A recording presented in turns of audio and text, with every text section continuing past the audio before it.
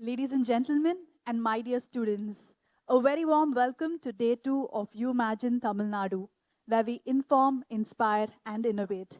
We begin with a keynote on the topic Future of Urban Air Mobility in India. And for this, we have a speaker, Dr. Chakravarti, here with us. So, Dr. Satya Chakravarti, who's a distinguished professor in aerospace engineering at IIT Madras and the visionary founder of ePlane.ai, is a notable figure in the fields of academia and aviation technology. With a profound background in aerospace engineering, he has played a pivotal role in shaping the minds of future engineers at IIT Madras. As the founder of ePlane.ai, he is a trailblazer in aviation technology, revolutionizing aircraft trading through innovative digital solutions. Driven by a passion for advancing the aviation industry, his entrepreneurial spirit and technical expertise converge to make ePlane.ai a disruptive force in the realm of aircraft transactions. His dual roles as an academician and entrepreneur reflect a commitment to pushing the boundaries of aerospace technology and nurturing the next generation of aerospace professionals. Please join me in giving him a massive round of applause and welcoming him.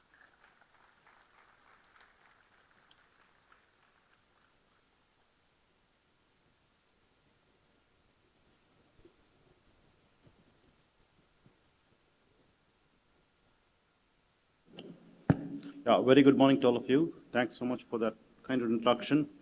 Glad to be here at Umagine. Let's start without further ado. I think we got delayed trying to connect the presentation here to the screen. So I'm here to talk about urban air mobility in India. Let's just see how this works.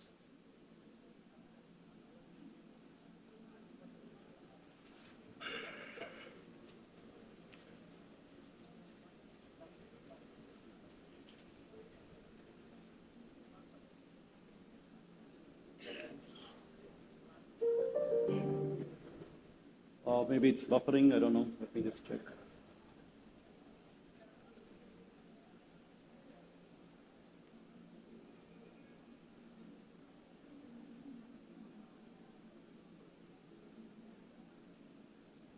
We've been having problems with the audio visuals since morning.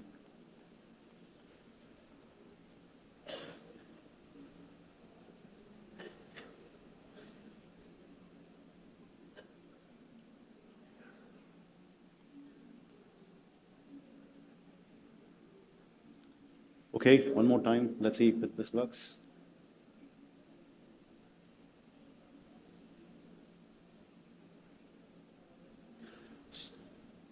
So what we're talking about is exactly this. We take off from a building rooftop and go across the city and then land in another rooftop so that people can actually go from place to place without having to go down on the ground.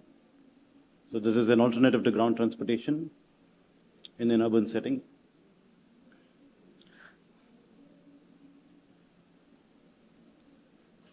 So the world over, we have had quite a few such implementations that are being talked about fairly around the world. You can see about at least about 3 of them in the US, maybe more than half a dozen actually there.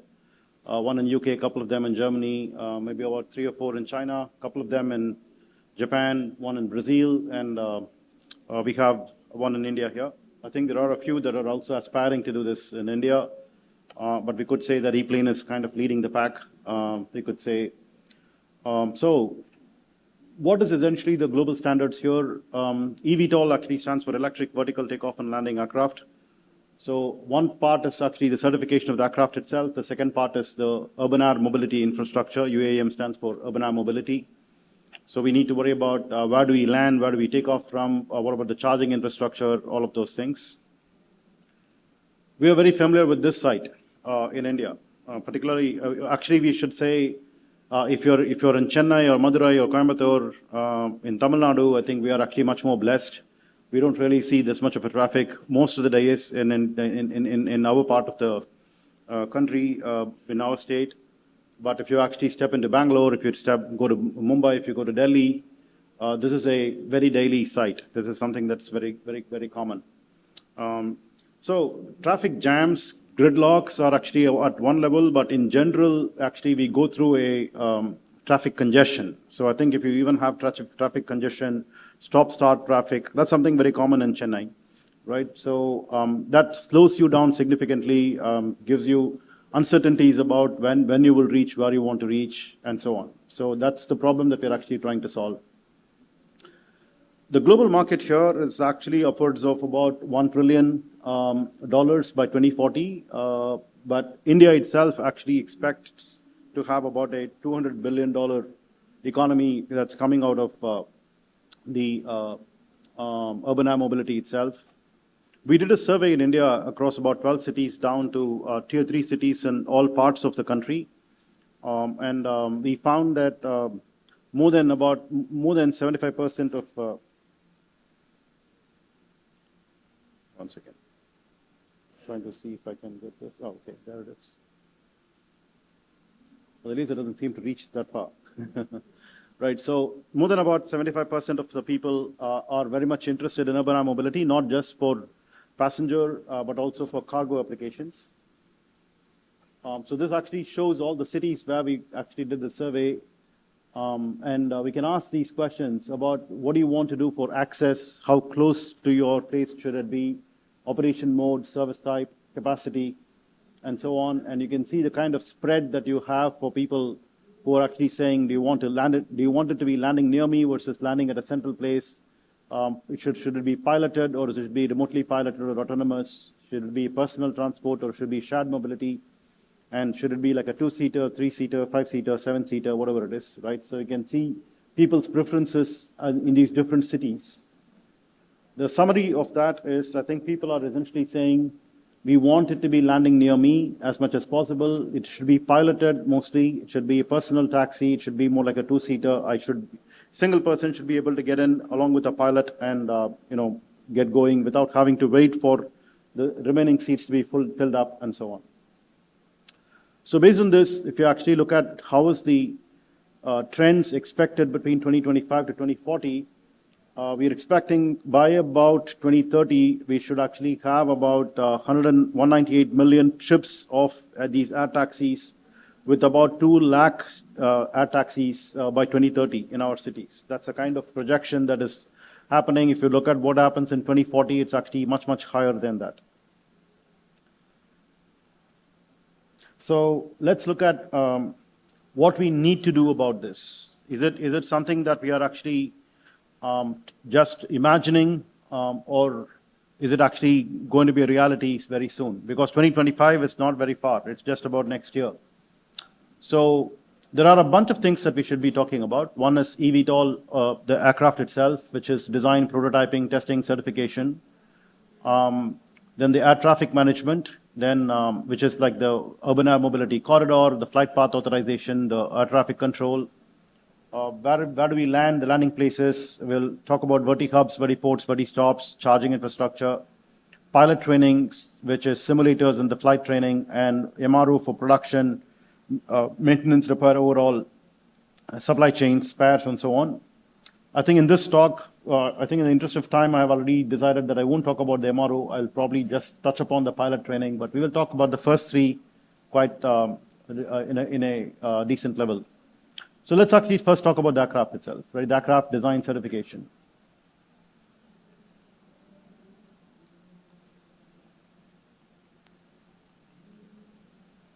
I think we are getting stuck again. Can you go to the next slide?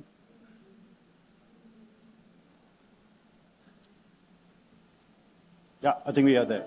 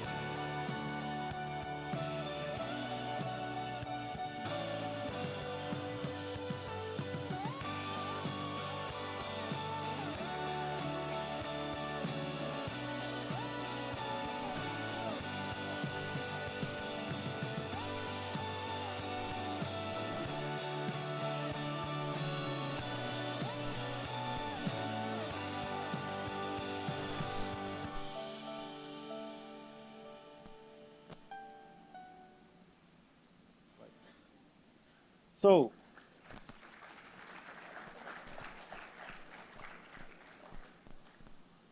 so that actually shows more or less the whole picture of what we are planning to do, but let's just go through.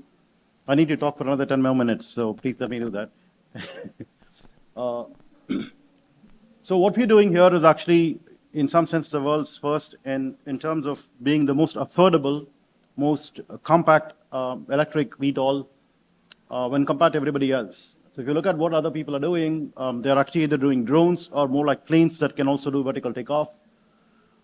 These are something that will actually do short distances in a single charge, and they have a very long time for charging. Those will actually do very large distances at a time. So we are the ones who will actually operate like a taxi, how we can actually do multiple short trips in a single charge. That's what we are talking about. So just to give you a sense, we are looking at around 1.5 times the Uber charge for about a 8 times reduction, 8 to 10 times reduction in travel time. So that's the kind of unit price that we are looking at. So that's something very affordable for a lot of people. What about the climate impact? Because we actually can do each trip in about 10 minutes, we do have a very large throughput of passengers or cargo when compared to others. Therefore, we can essentially impact the emissions due to the road on passenger and freight when compared to even aviation. That's not what we are targeting. We are actually targeting how to minimize road emissions on passenger and freight. And we can see that when compared to others on a per kilogram kg basis, on an annual basis, we actually can show that we have the least amount of carbon dioxide emissions. Let's see. Yeah. So I think this talk talks about what does it take to actually certify the aircraft. You need to actually have a straight path to certification, not having tilt rotors, should be human piloted, multiple rotor redundancies for safer takeoff and landing, partnerships with certified suppliers, and so on. And E-Plane has actually got the design organization approval, the only private company to do so for a full aircraft in India. So let's actually talk about the airspace management, the UAM corridor, flight path authorization, ATCs, etc. What we expect is that the urban air mobility will actually be a new corridor that's in between the drones that's already been notified internationally at about 400 feet, and the general and the commercial aviation that's about above 5,000 feet. So there is going to be a corridor in between for urban air mobility.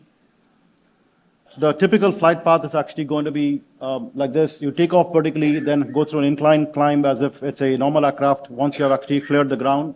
And then you go through a level cruise flight, and then you start doing an inclined descent, and then you have a vertical descent where you want to land. We did talk about these non-intersecting flight paths. So whenever we are actually targeting a particular flight, we know where we are going to land. So unlike where you actually go on the road and then you have these take diversion, nothing like that happens in the air. You know where you're going to land before you take off.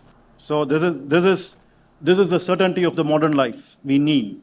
So we actually have a flight path that is pre-authorized for you that doesn't intersect with any other flight path, so that you will not have any collisions in the first place. That's the idea over there. This is a very wordy slide, but let me just walk you through the headlines. We don't expect like a huge problem with this automation of these air traffic in the initial times, when you're actually looking at something like about 5 to 10 eVTOLs and about 10 to 20 landing sites in a city. We can actually use existing helicopter operations, which means that you actually manually talk to the ATC and then get the flight path clearance and so on. The next step would actually be automated flight path generation algorithmically. And these are kind of static flight paths. That means that between any two pairs of destinations, you will have only one flight path all the time.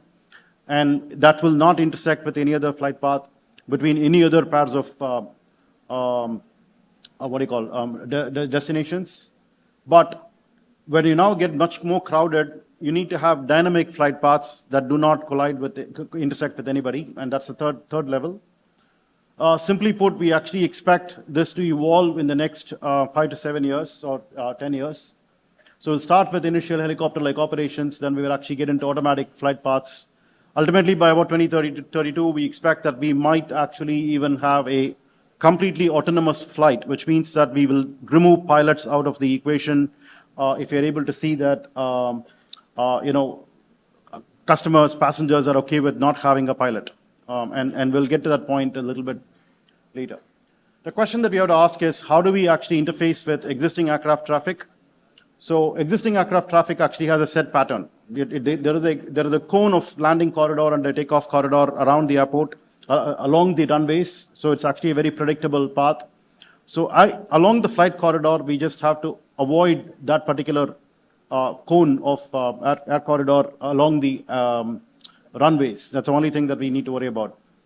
Similarly, we will also actually have to worry about drones. So drones could actually crisscross UAMs. So wherever we take off and land, we want to actually have a red zone for the drones that will have to fly around these cones of vertical takeoff and landing corridor. So we have to actually get drones to obey the UAM takeoff and landing corridors and the UAM eVTOLs to obey the takeoff and landing corridors of a larger aircraft. So that's the kind of authority that we will have. Let's also talk a little bit about the landing spaces, verti hubs, verti ports, verti stops, charging infrastructure. The regulations require that we need to actually have about 1.5 times the maximum dimensions of the aircraft. And for us, that will actually lead to something like about I think a 2,000 square feet for what we do.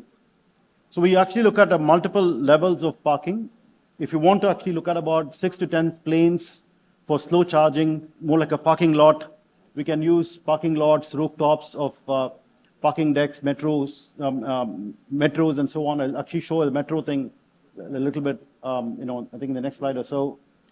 If you want to actually have about 2 to 3 planes and fast charging options, it could be existing helipads, rooftops of smaller buildings, front of malls, and so on. If you want to just have one plane that parks, lands and takes off with a rapid charging possibility, we can have very, very short footprint, very small footprint, public verti ports, verti stops. And similarly, we can also actually have rooftops of existing apartments and buildings, office buildings, and so on. That's possible. This basically shows how a interchange between a takeoff and a landing would happen, I guess.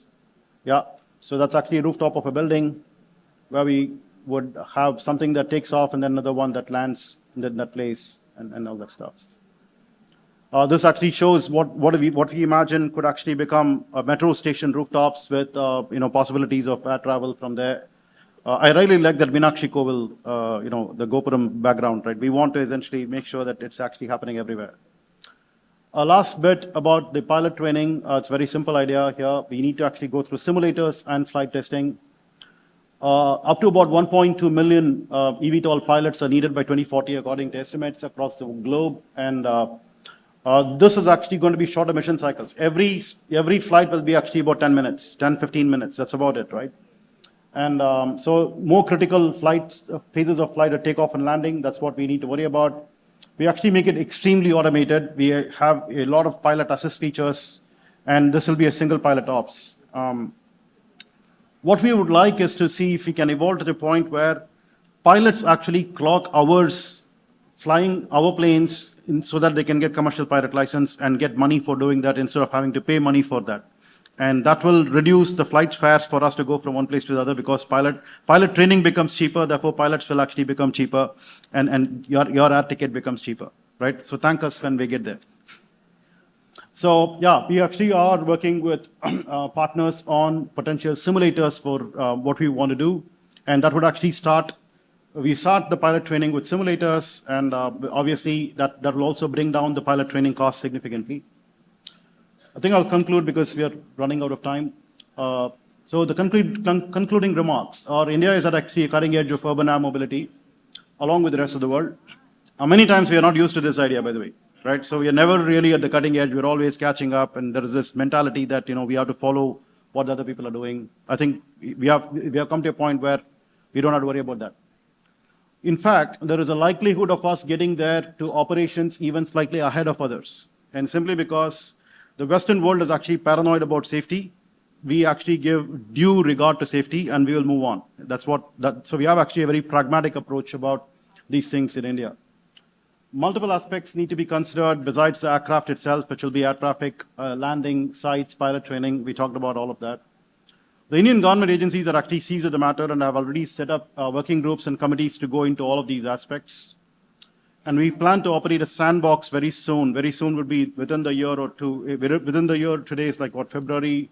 Yeah, I think within the year. Within the year, we can expect to actually have a sandbox very soon to demonstrate the viability of UAM in India. I think I'll thank you with this.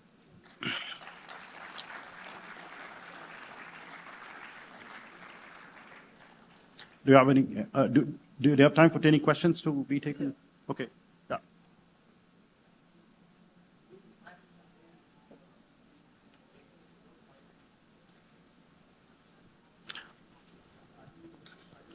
Planning to have autonomous EV tolls, right?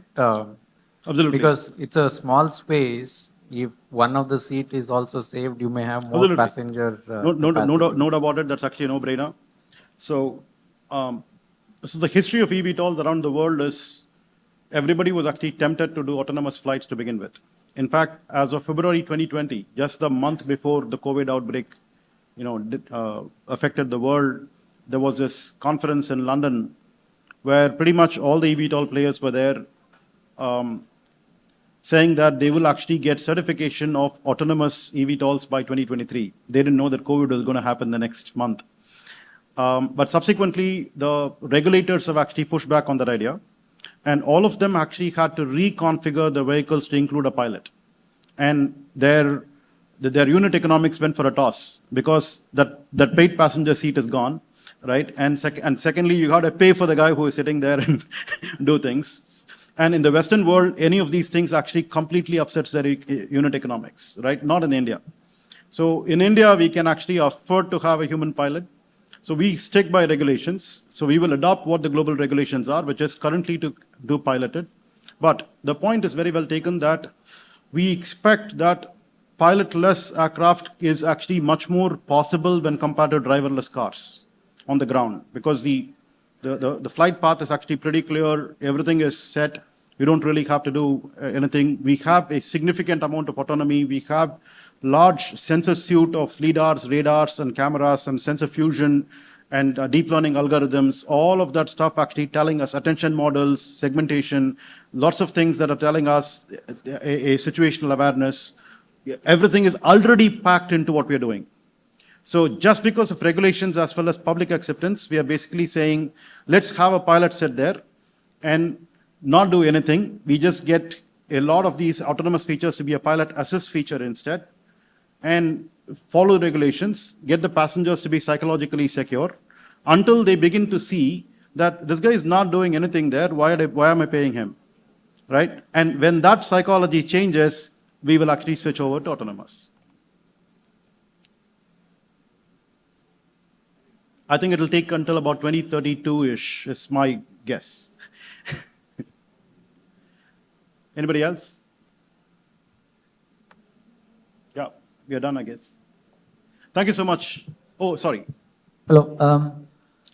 Sir, when multiple such e-air taxis converge onto a single point of interest, say for example a hospital, so there is a possibility that many folks would want to visit a hospital at the same time due to various emergencies. So in such cases, lots of such opportunities. So like, how example, such movie theaters when the movie? So in such scenarios, how is collision prevention planned?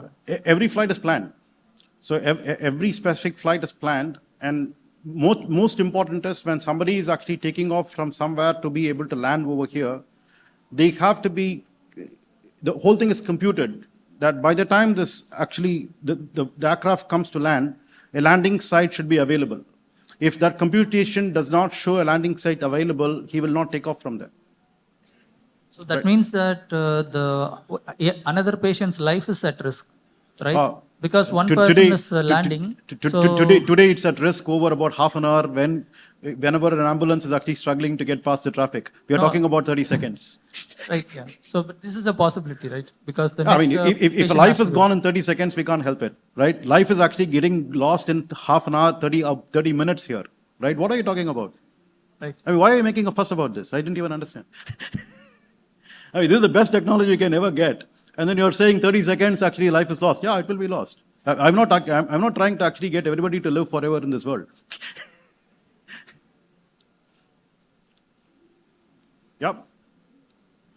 We are talking about avoiding collisions. That's the only thing we are talking about. We are not talking about anything else. Yeah.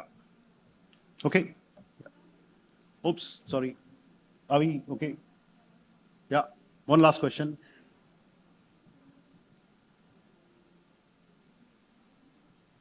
Good morning, sir. First Thanks. of all, it was a great idea.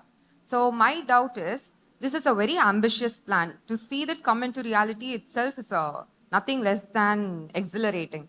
So my doubt is that, how are you gonna make it relevant to the people? Because if you are giving such a big chunk right now, so how will you make people adapt to this and make it sound reliable and relevant to the people in this generation? Okay, give me your contact. When we are flying, I'll call you. If you're wanting to walk into the aircraft, we are done. Sure, sir. That sounds good. Thank you. Yeah. Thank you so much for the informative session, sir. We would request you to please stay back.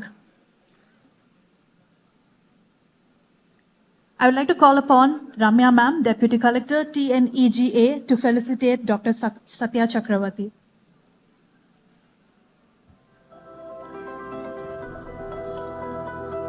Can we all give a huge round of applause, please?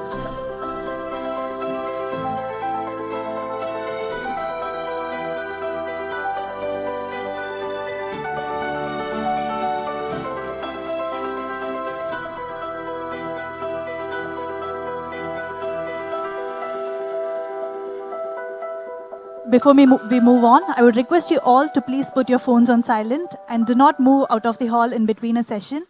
And we have some insightful sessions coming up, so please stay tuned. On that note, we have our next panel set discussion on the topic AI for risk and fraud detection in finance. And for this, we have a first panelist, Chandramoulishwaran, who is the managing director of PayPal, is a seasoned leader driving innovation in digital payments. His strategic vision contributes to PayPal's global prominence. Can we all put our hands together and welcome Chandramoulishwaran on the stage, please?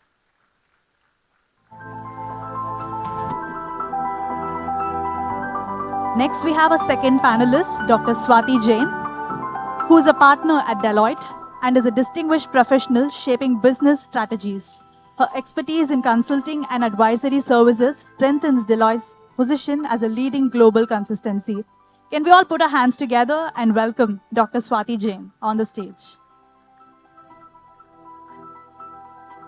A final panelist for the session is Ramasamy PV, Global CIO and Head of Cybersecurity at Virtusa. He's a dynamic leader at the intersection of technology and cybersecurity. His role underscores Virtusa's commitment to cutting-edge IT solutions and robust security practices. Can we all put our hands together and welcome Ramasamy PV? Now, I would like to call upon a moderator for the session, Satish Purohit, who is the co-founder and chief evangelist at CogniQuest AI. He brings entrepreneurial insight as a moderator, fostering insightful discussion within the tech community. His expertise contributes to shaping the landscape of artificial intelligence. Can we all give a massive round of applause and welcome Satish Purohit to start the session?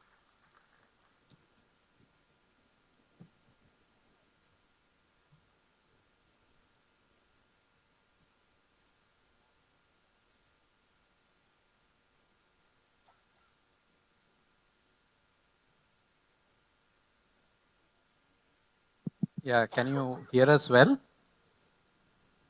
Yeah, hi, good morning. Good to see a good bunch of energetic audience here. So, how many of you have had either fraud risk, fraud event in your circles, either yourself or your friends. Yeah. Wow. So how many? I didn't see the hands. Okay. That's about 10 to 15 people. How many of you have heard of stories about fraud events in the financial services? Have you had any incidents where your friends or relatives or friends, right? Yeah. So good. So the whole topic is about that today. How are financial services companies bracing up to address such events? So I'm Satish Gram Purohit. As they said, I have been in the industry for 28 years. Worked with Infosys for 26 years, and now I run my own AI/ML services company. I'll request my fellow panelists also to introduce themselves. Hi everyone, this is Swati Jain. I overall have more than 2 decades of experience in analytics, consulting, and research, and have worked with companies like Cognizant, EXL, and currently I'm a partner at Deloitte. I belong to the north part of India, to Rajasthan, live in Gurgaon, and am so pleased to visit the state of Tamil Nadu and be here at Chennai. Pleasure to meet all of you.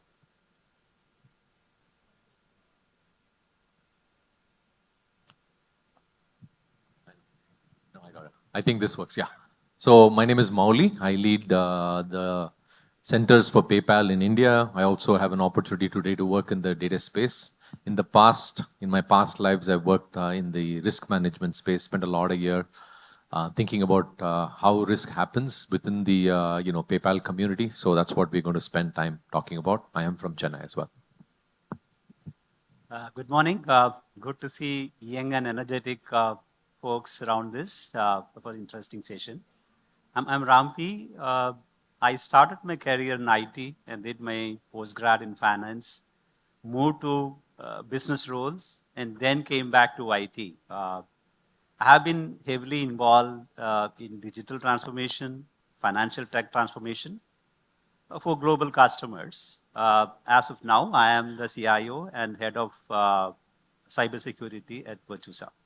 I have earlier worked for ages, I would say, with HP for many years, at AIG, Siemens, and HCL. And this is my, the stay I'm coming back to Chennai to be with you all. That's great. Thank you, Swati, Mauli, and Ram. So, folks, I was expecting a lot more hands to go up when I asked about the incidents. I think newspapers, and I know physical newspapers, most of you would not be touching these days, but at least the digital news and WhatsApp messages you would have come across, right? So there is a lot of messaging going around the fingerprint fraud, right? Have you heard of fingerprint fraud by any chance? Any of you? No? Okay. So it so happens that Aadhaar is enabled with the biometric fingerprints, right? And now the ATMs are enabled to kind of issue cash with Aadhaar. And the way it works is you can go and put your fingerprint, and then it will know that this fingerprint means this Aadhaar, and then it will ask certain questions in the sense password, etc. And then you can withdraw money, right?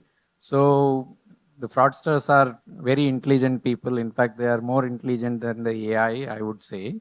And they have figured out a way of getting the fingerprints from, say, your records. If you have taken a house, you would have done a sale deed, etc. Right? So they take the fingerprint and then use that and withdraw money. So this is one incident of a fraud. So we are talking about the kind of frauds that are happening in the financial services space and how we can, as a community, as well as the leaders in the industry, how are they addressing that? Okay, so I gave a brief context about one common man's issue, but there are bigger challenges that the companies are dealing with. Maybe Swati, I'll ask you a question around this. So from your perspective, what is the overall scope of fraud and risk management in the industry? And is there anything specific to financial services industry?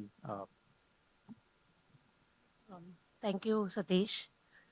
So I will give a broad overview as we begin this session about risk and fraud. And so if we see risks in financial services industry, they are of multiple types. There's credit risk, that the risk that any person is given a loan and he'll not default there. And there's market risk, risk pertaining to fluctuations in interest rate, exchange rates, etc. Then there's operational risk in the normal day-to-day operations of the companies. If there's like more losses or higher expenses, and there are avenues where revenue that can come to the company is leaking. So all these are examples of risks.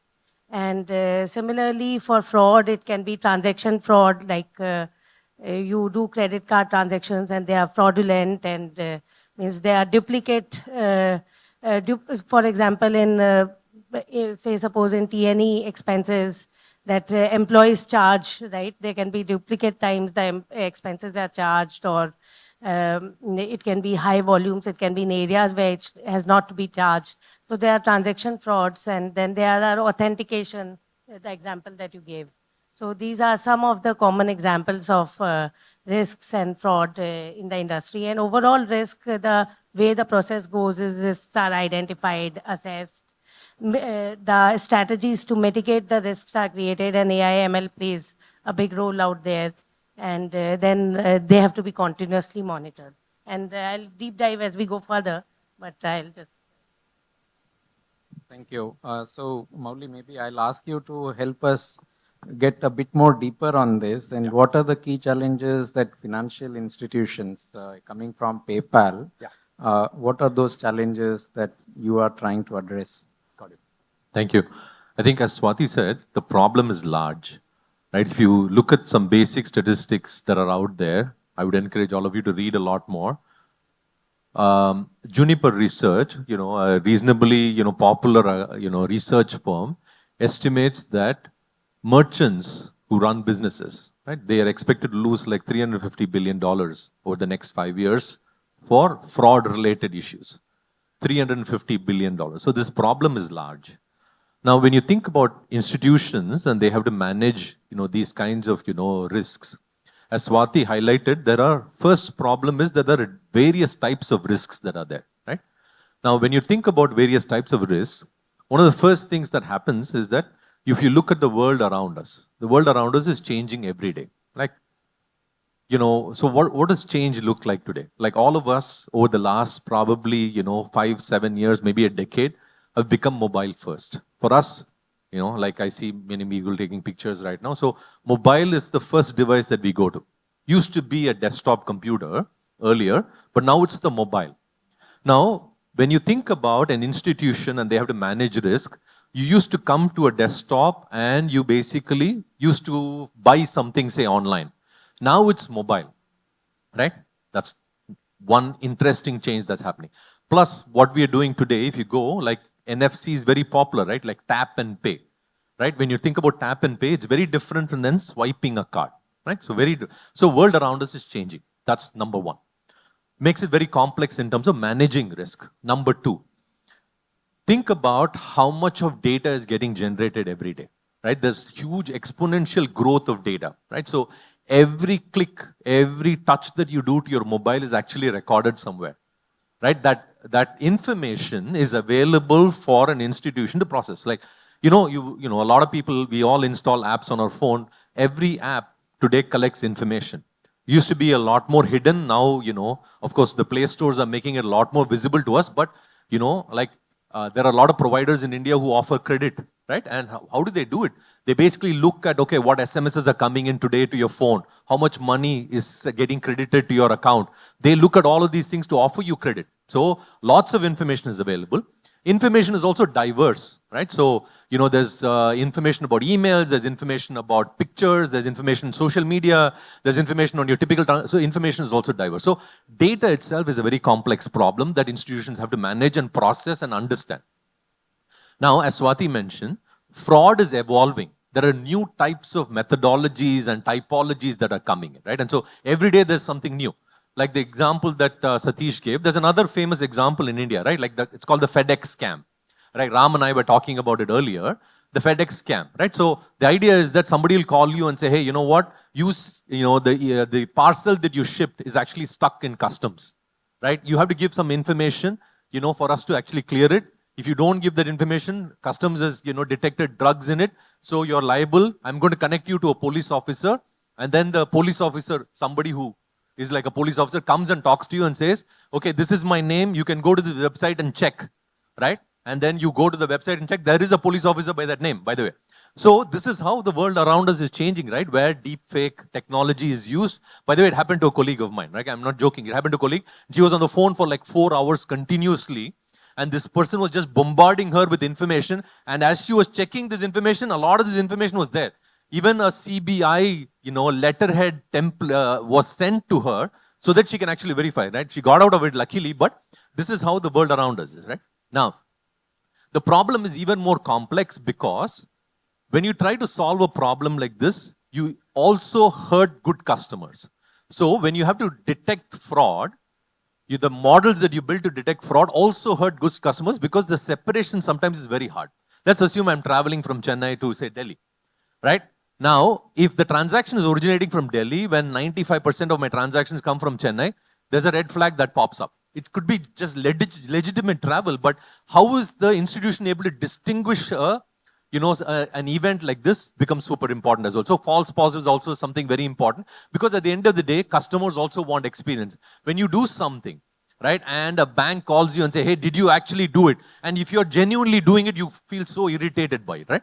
When you have to give information about, yourself, who you are and all this stuff, you feel so frustrated. But think about it from an institution's perspective on how they can go and manage without actually knowing who you are. That's what makes it so complex.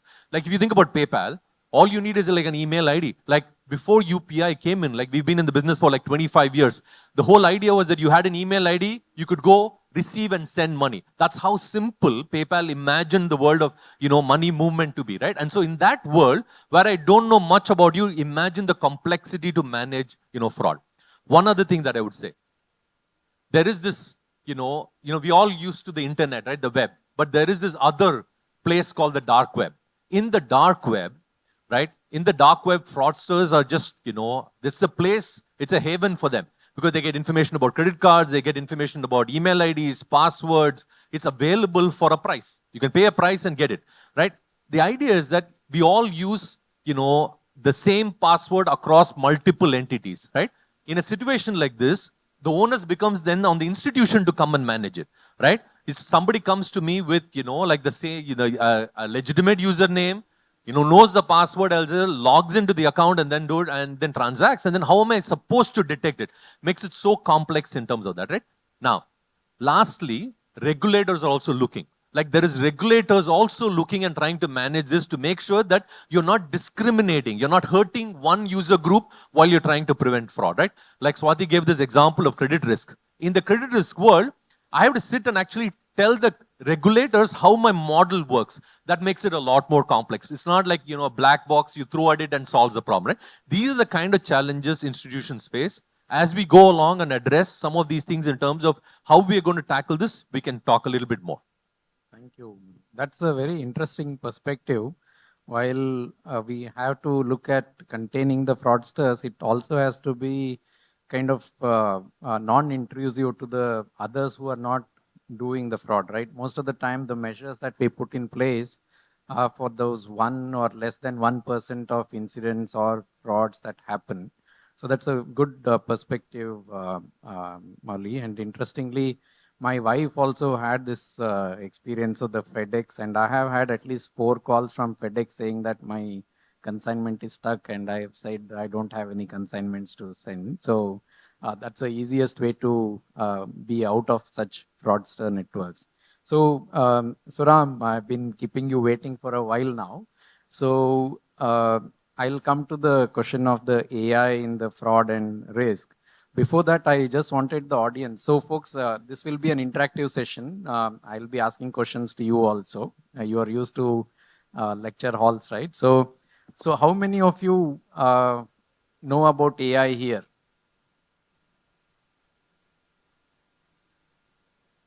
I expect everyone to be raising the hands. If you are lazy, at least tell me that you are lazy. Otherwise, I expect everyone to know about AI because AI has become the next Wi-Fi, right? Everyone will be using AI in some ways or the other. So what is AI in your views, folks? Can anybody tell me what is AI? No? You have only heard about AI, right? So you don't know what is AI. Yeah? Is that the case? Okay, that is good. So Ram, coming to you, the fraud and risk has been there for years. It's not that it has not been there. It's not a new thing. So now the the whole ecosystem has changed with AI coming in. How is it changing with AI coming in? What are the new things that you're seeing in the fraud and risk management? Can you share? Yeah. So, you all heard, Satish and Molly talking about the risks. I hope I'm audible. So, uh, how many of you or your parents put money in the bank?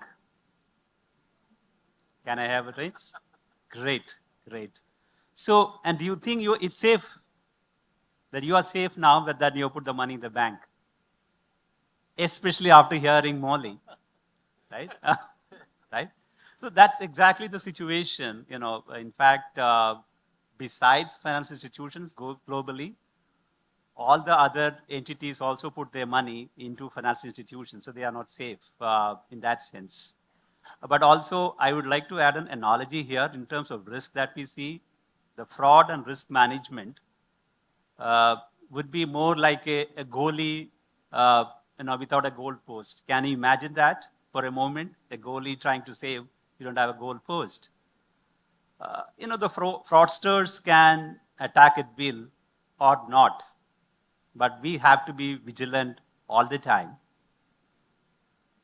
They have all the means and they can continue to attack and fail a million times. But one goal in, we have lost it and it's devastating.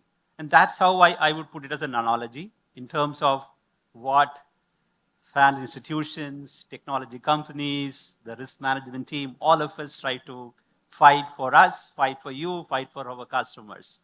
So that's roughly what I would share in terms of the experience that I have seen.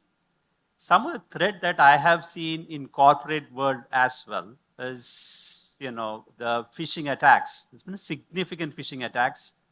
While Mr. Molly talked about the famous FedEx scam, which I think most of you have read in WhatsApp, the biggest scam that we have seen in corporate is a WhatsApp message coming from the CEO of the company to reach out and then passing on and asking for money, right? Initially, it will be a cool message and then coming back to, hey, can you send the money? There is an urgency, etc., etc. And most of the time, it is the finance entities.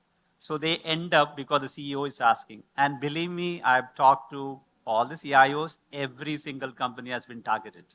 So that's one of the biggest risks that we see in terms of the risk that we see.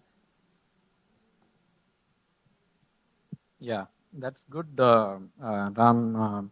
See, you brought out a good point that it's not just the individuals, see, it's the enterprises also which are at risk and they also have to take care of securing it. And I really love the analogy of the goal and the goalie that you brought out because everyone will be trying to do a fraud incident and one hit is all that matters, right? And that's what happens in most of these cases.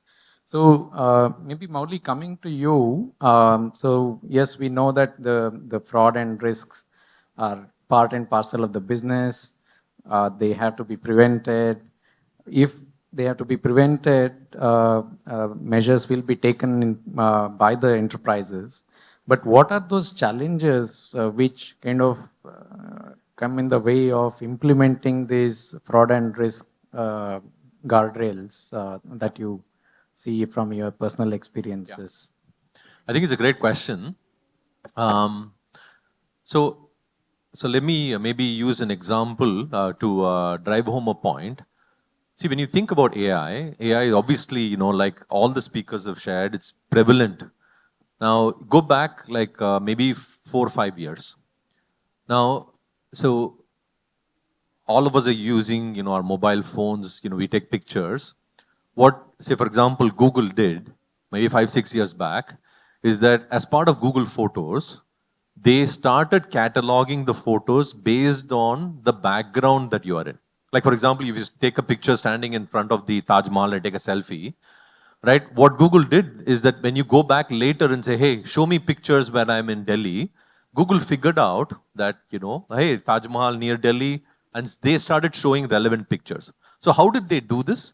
They did this because of the algorithm they used behind the scenes. Like deep learning became very popular because they were able to process the image behind you and figure out the location where you are. This becomes super important. Now, you could be standing in your house with a portrait of the Taj Mahal and actually taking a selfie. And then Google will say this actually is a picture that you took in Delhi, right? Yeah, right. See, so AI works to a great extent, but sometimes, that it is not able to obviously process the background in, that the relevance that you have, the technology cannot have because, it doesn't have all of the parameters that you have, right? So this is a basic example. And this is how we should think when you think about tackling fraud.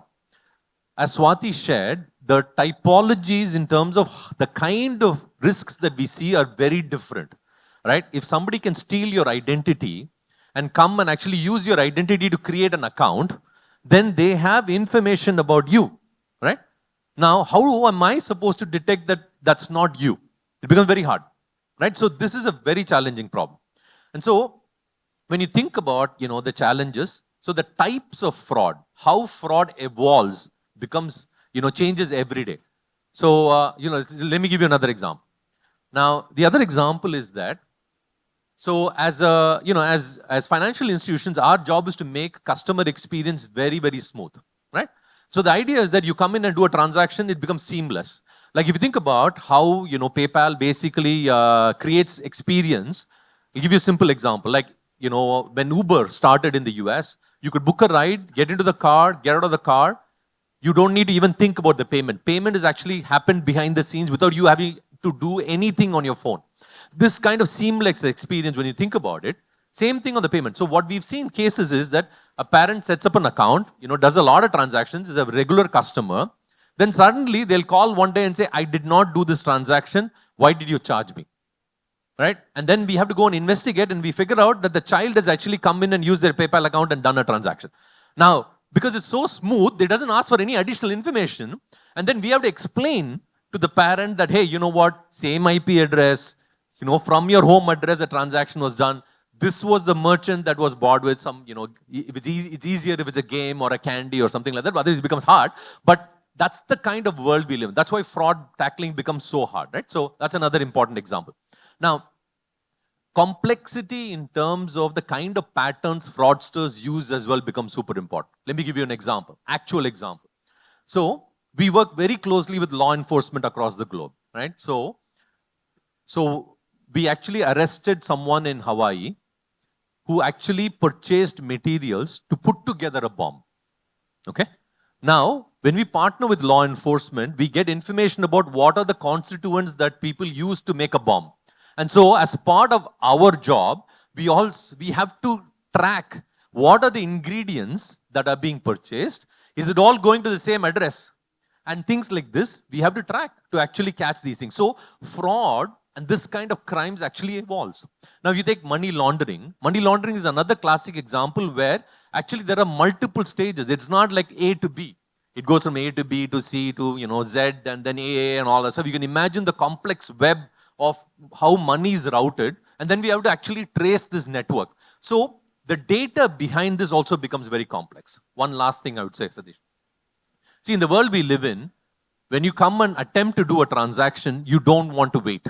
So in milliseconds, in nanoseconds, we have to make a decision whether this is a legitimate transaction or not.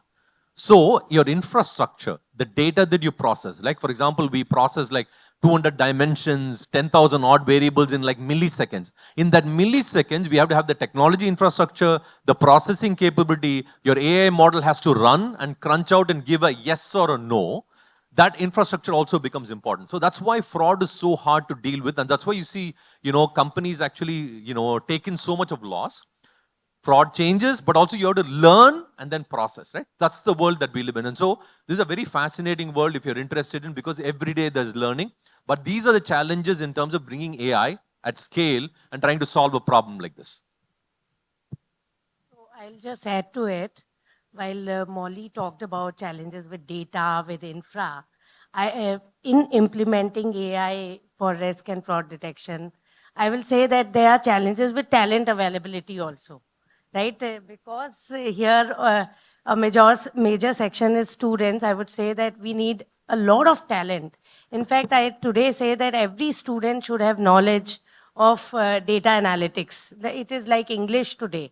Like everybody should English or your language today, right? Like everybody should know that. Should everybody have basics of data analytics into place, a little bit knowledge about not only about statistics, programming languages, now cloud architecture, cloud areas also, you should have knowledge. So that is very important, because if we don't have the talent and all of these challenges are even taken care of that Molly mentioned, but then who will implement AI and ML? So I just motivate all the people here. That's a good point you brought out, Swati. So folks, whoever is in the job market now, you know who to go and talk to after the session. Yeah, so there are enough and more opportunities for people who have good data science skills to get into the job market. So definitely knowing data science, AI, ML is going to be like knowing English as a language in the days to come.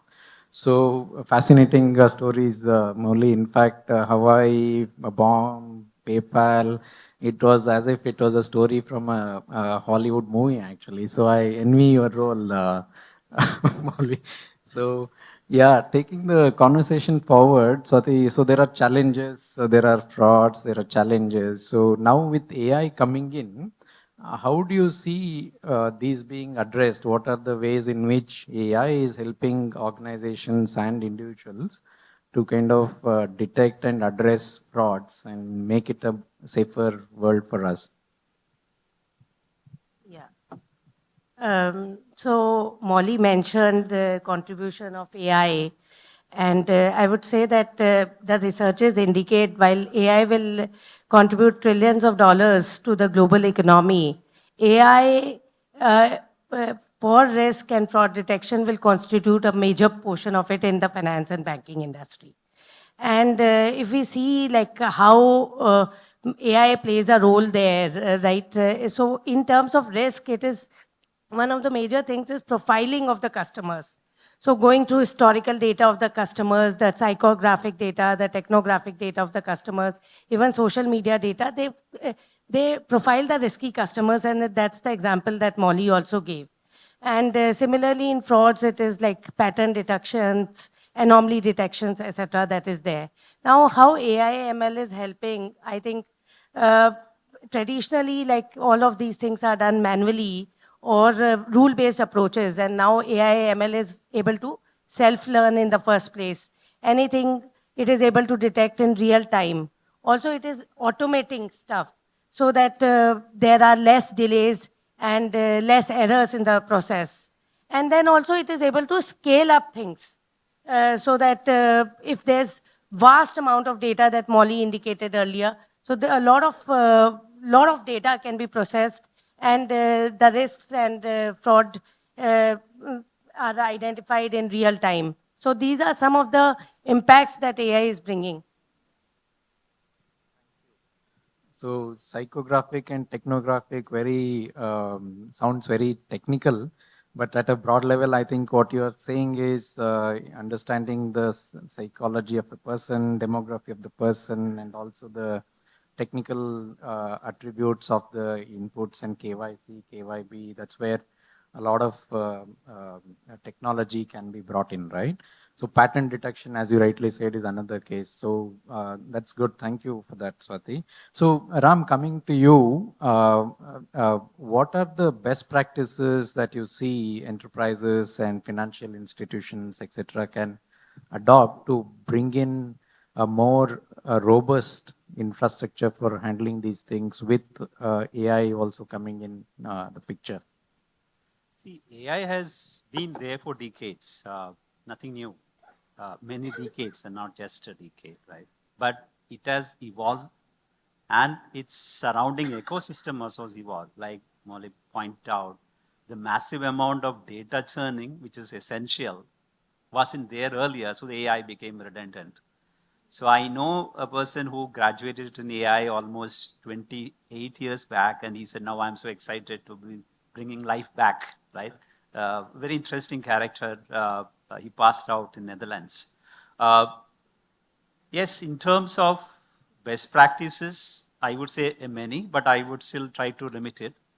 First thing, of course, if you want to implement the fraud and detection management solution in an organization, you need buy-in from the top. Believe me, if you don't get that buy-in, there will be a lot of resistance when you try to implement across organizations. So that first thing is a good business case and a buy-in. And the second, I would say clearly call out the scope, because if you look at it, risk is endless, fraud is endless, but can the scope be endless? It can't be. So you need to define the scope, complete, and then keep improving once you launch the solution.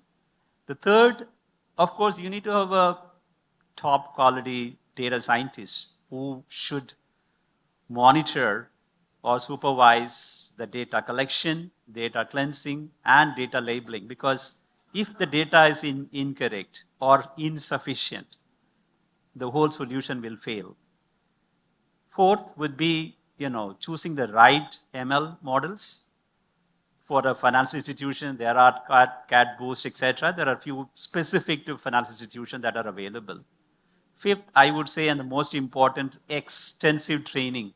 This takes a lot of time because one, it needs to capture historical data, it needs to have clean data, it needs to have behavioral data, all, and then several rounds of training need to happen to these models to make sure that it can differentiate between a legitimate and fraudulent transaction. Now, these are on the technology side of it, but coming to more operational side, I would say a dedicated fraud management team is essential, who need to keep monitoring these tools, outcomes, etc., to quickly react when an alert comes in. The second is the risk appetite of the organization. The management need to know how much do I want to take a risk, because there is always a risk reward. I take a risk, but I don't want to lose the revenue. So you will end up losing the revenue if you don't take the risk. So that's a call, need to be cleared out, and the policy to be updated. The third and most important, organizational awareness. Despite all the tools in the world, the best of AI, what we call, it can't help when it comes to BEC, which is business email being poached. You have vendor email compromised, business process compromised. No tools can really help. So there is an extensive need for, and a regular need for, a training to the employees of the company to make any tool a success and to guard against all the kind of attacks and frauds. Great. So, Molly, coming to you, can you tell us more about the things that Ram talked about, how you are applying them in PayPal? Got it. Yeah. Yeah. No, I think it's a great question. So I want, there are a lot of students in the room, so I want to give you some examples in terms of, the complexity that both Ram and Swati mentioned that we have to deal with. So let's take an example.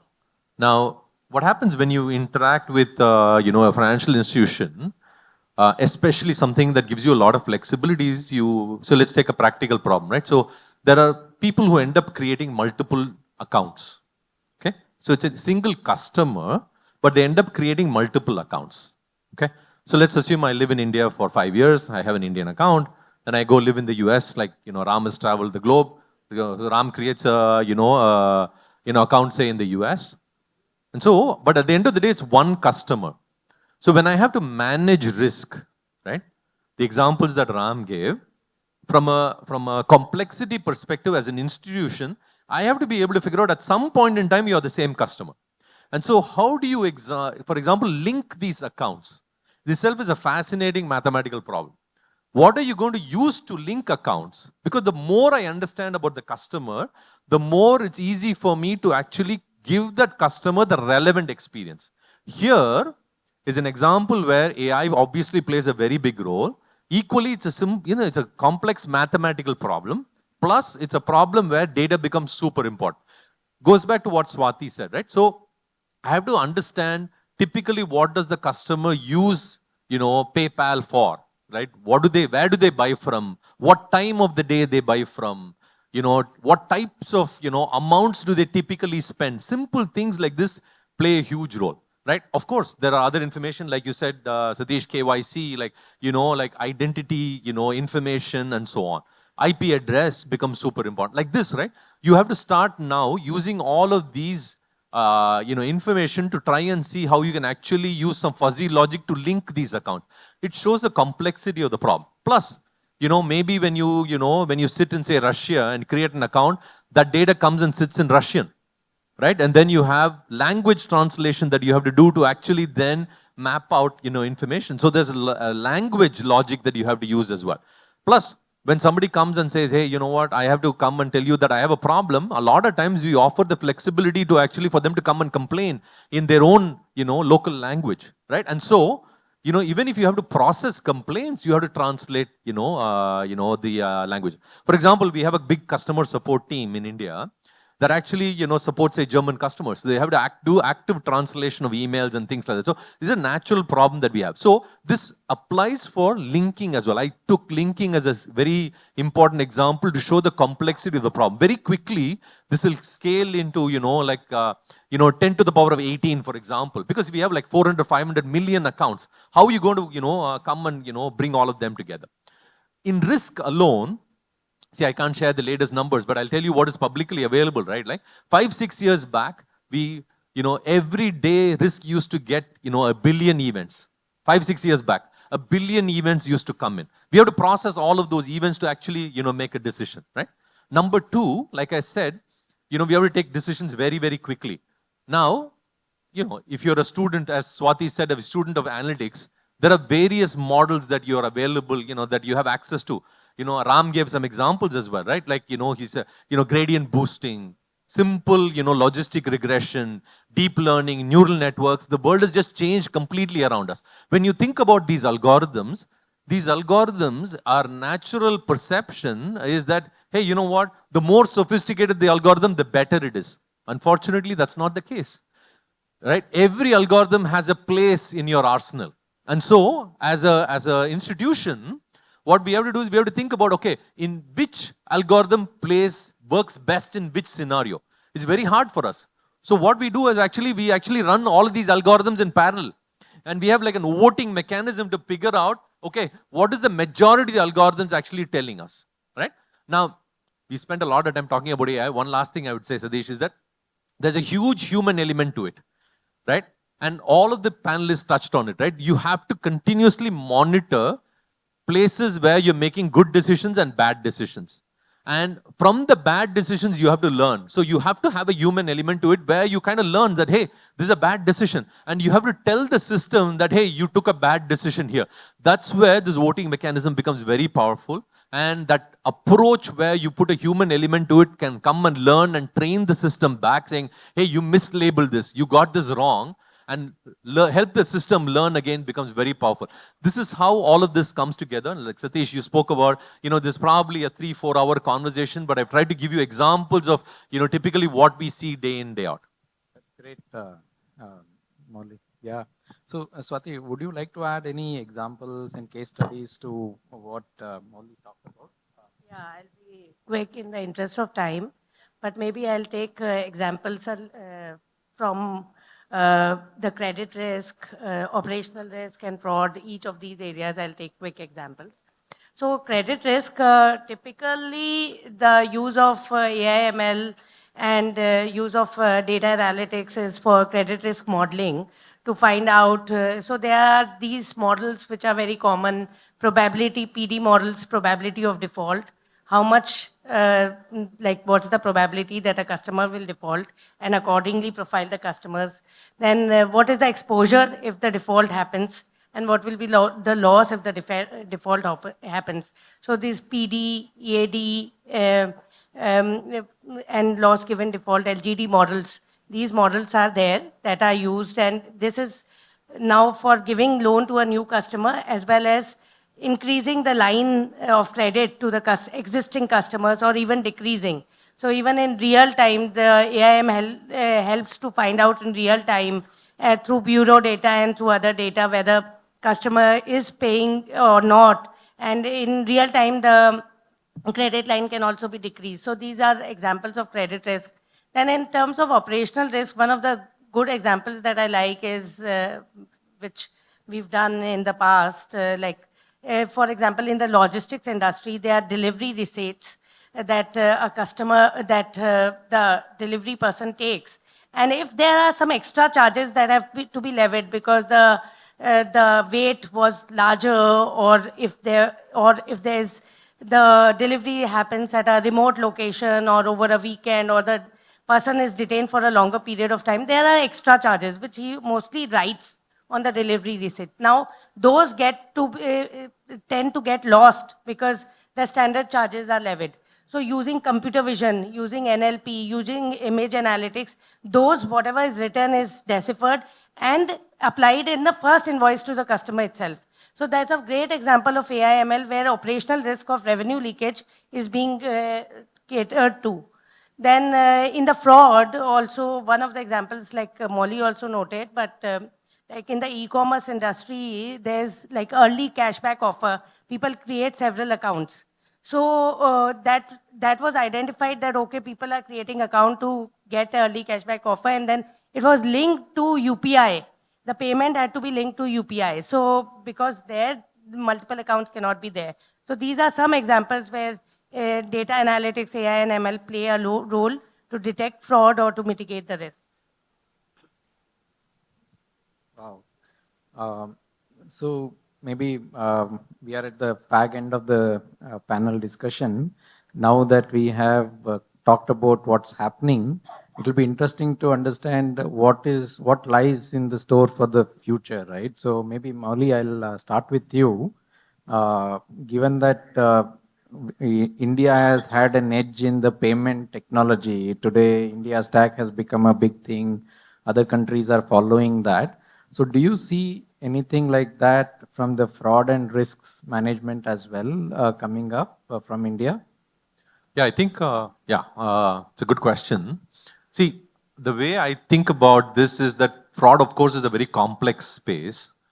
And detecting fraud makes it, that much more harder because fraud is complex. Where India has an advantage is that we have an ecosystem today that's very digitally savvy, right? And so we are early adopters, not only of the payments side, but also early, innovators and adopters of new fraud patterns that are coming out, right? And so there's, so much of jugaad that's happening on the ground that, new fraud patterns are coming from India, like the FedEx scam. Right, and so every day there's some new, typology that's emerging, and so we are a breeding ground for, new fraud. But at the same time, given the ton of young people in the room, there's so much of entrepreneurial culture that is there in India, and so much of people who have exposure to, technology. They go, obviously, in educational institutions, learn about a lot of these things, but I see a lot of youngsters actually spend a lot of time outside learning on their own as well, in terms of what's happening, right? And so these kind of events as well give a great access for people to understand what's happening.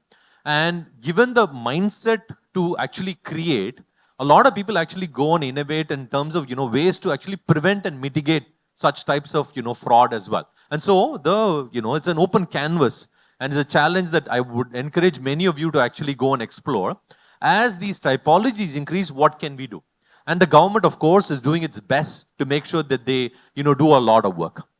Now, the third piece that I want to touch here, Satish, is education, right? Like when you asked a question on how many people know about this Aadhaar scam, very few hands went up. Maybe they're lazy, but we want this room to actually, all of you to actually raise your hands. And so education becomes super important to innovate, right? To actually solve a problem that's that you need cutting edge technology to solve, you have to get exposed to. A lack of exposure is probably one of the biggest disadvantages that we have. And forums like these actually give you that, exposure.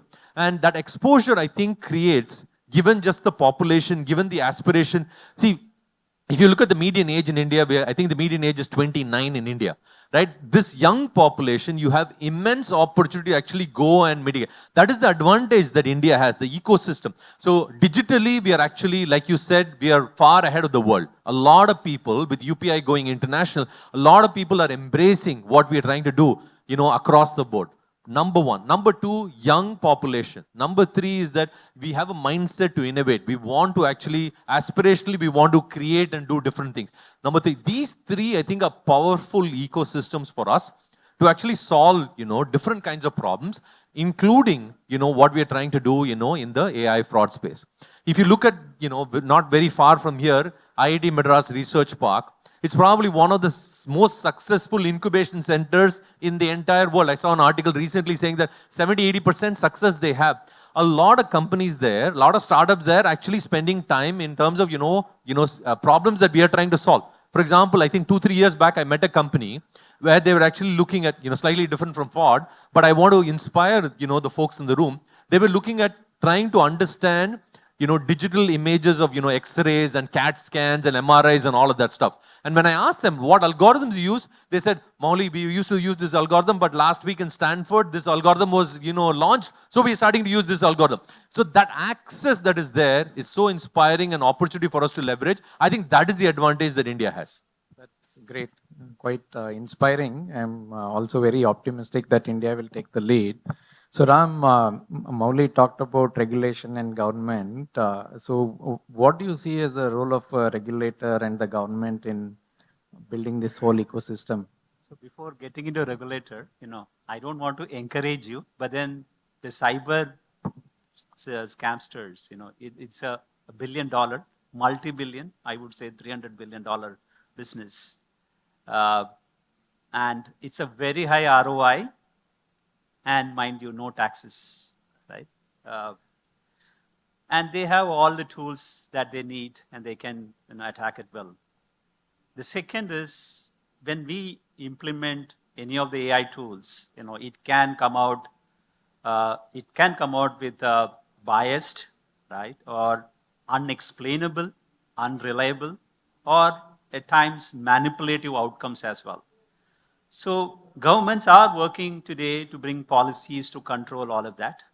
And, but EU has already come out with a IT Act or an AI Act to ensure that these systems are fair, reliable, unbiased, and environment friendly. So basically, there is a lot of rules coming in place. India is at the threshold. There's a lot of documents are being churned out.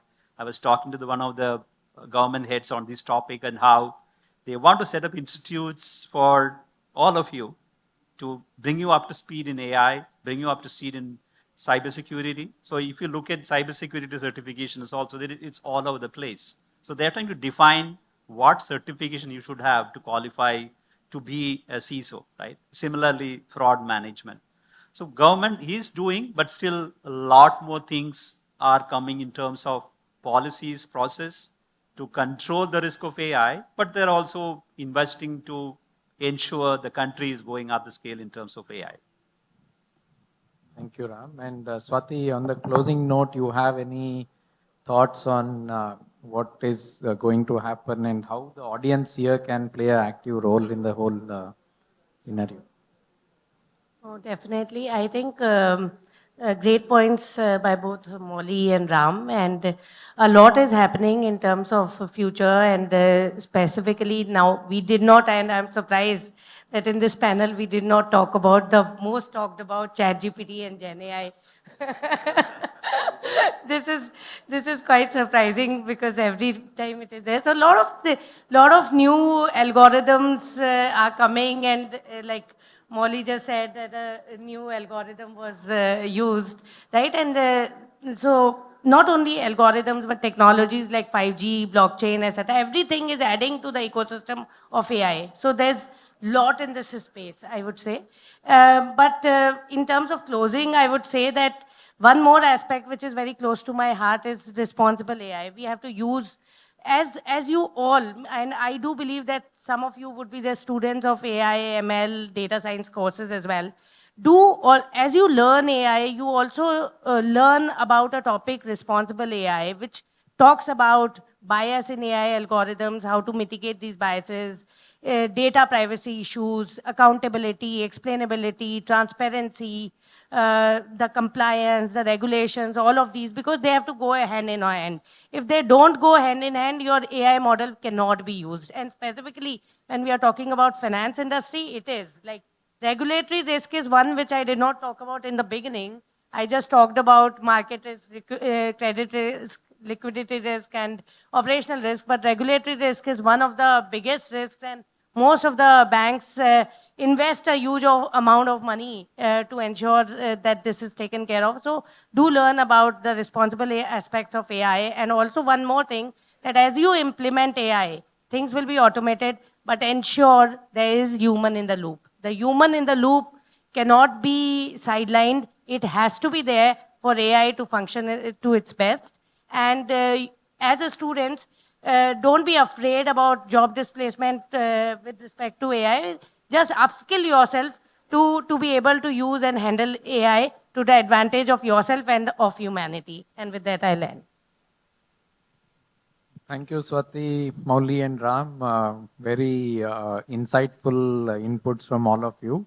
So, folks, if any of you have any questions, we can take a question or two, and then we can close.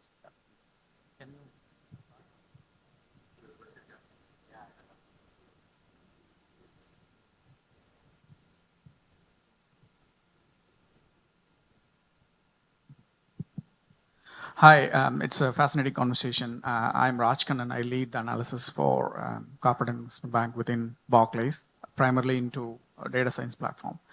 I have one question to Dr. Swati Chain and also to Mr. Chandramouli.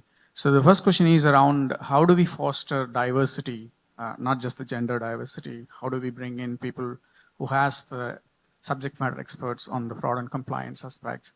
One question to Mr. Chandramouli is, how do we ensure the incoming data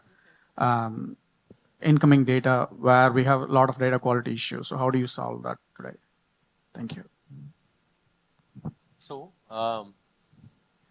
okay, so let me start with the second one, probably, so I think, see, you have to think about what you're optimizing for, okay?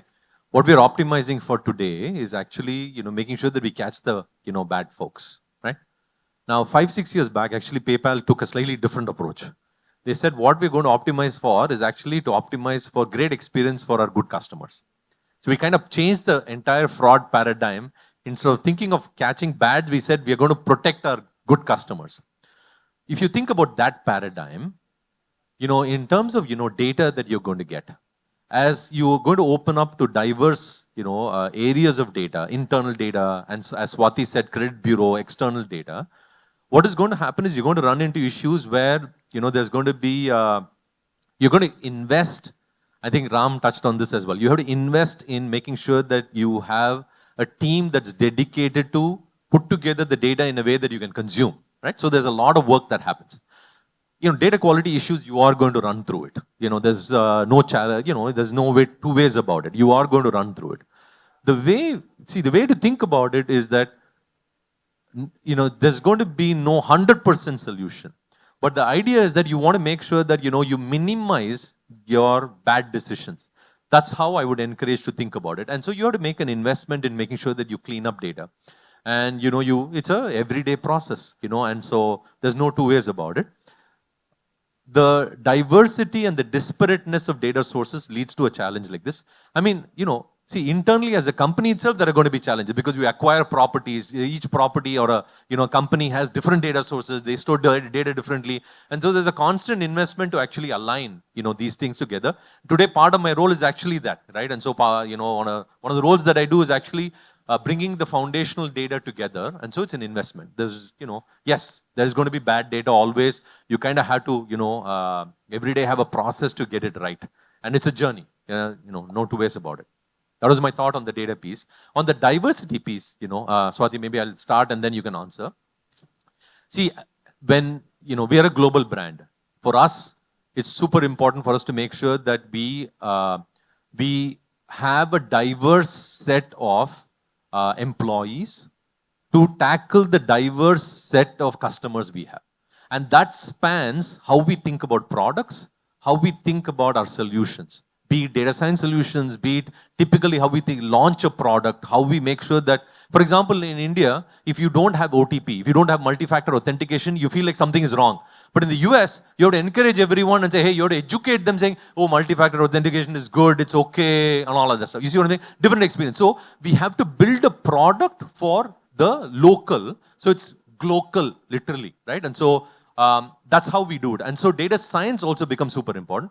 We also have to make sure that data satisfies the diversity as well. Because again, we don't want that bias to come in. And data bias is very common.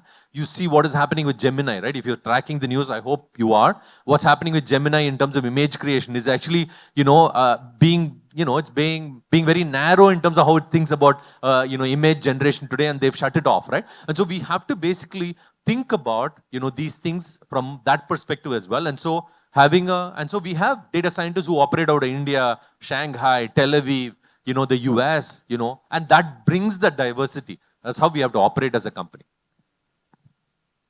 I think Molly has covered it all. I was also, about diversity, my take is, one is diversity of the data, for sure, and then the diversity of the people who are making the models themselves. Because models have so many variables, which variables are important, how do we look at the variables and all. It is, and people, even in my own team, if I see, men and women think differently. People in Asia and America think differently. So if all those different perspectives are taken into account in the variables creation, which is the base for any model building, then definitely this is the model and the output is going to be more robust.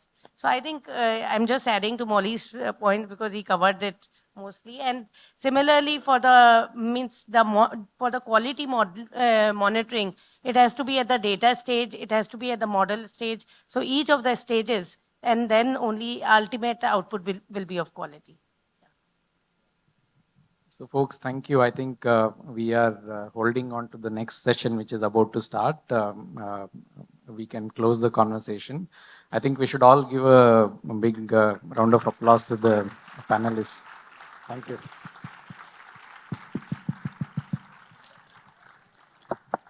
Thank you so much for the thought-provoking session, sir.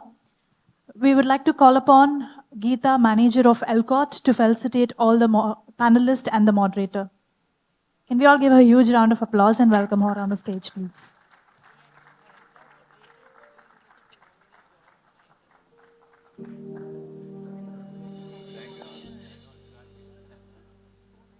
First, we are honoring Satish Gram Purohit, the moderator of today's session. We request all the students to please stay back.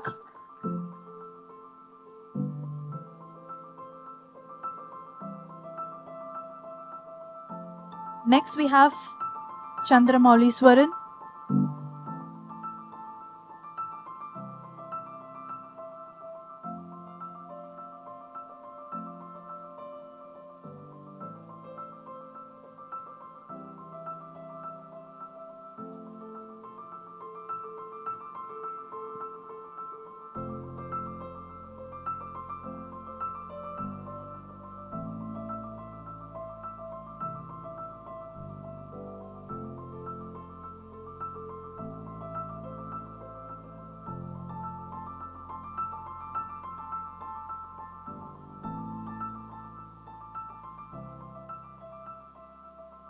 Next, we have Ramasamy PV.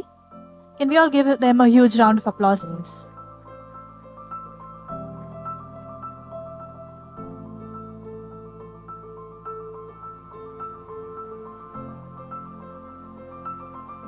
Last but not the least for today's session, we have Dr. Swati Jain.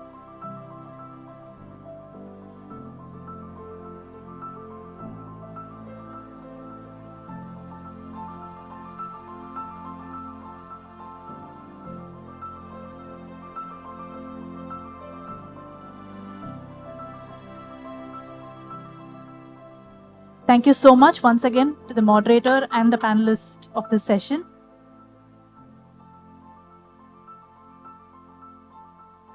We'd kindly request all the students to please be seated and not leave the hall.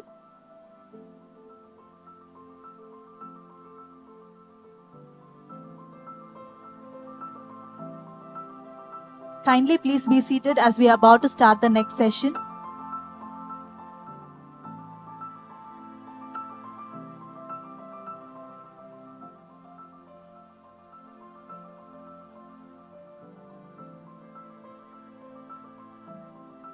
So we have our next session on masterclass, which will be on the topic leading in a tech-driven world, strategies for digital leadership success.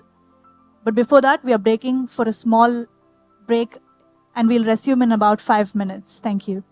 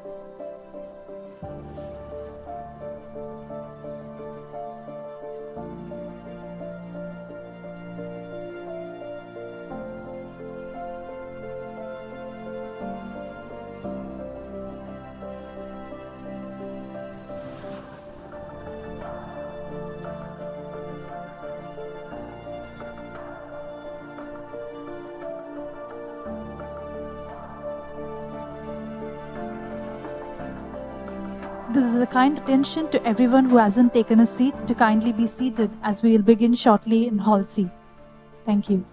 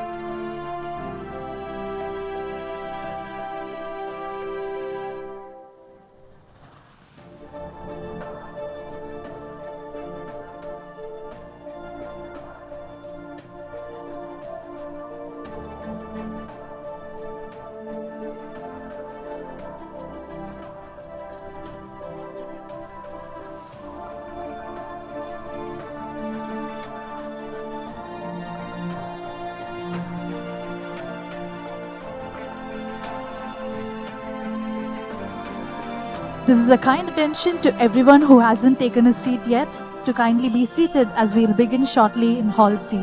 Thank you.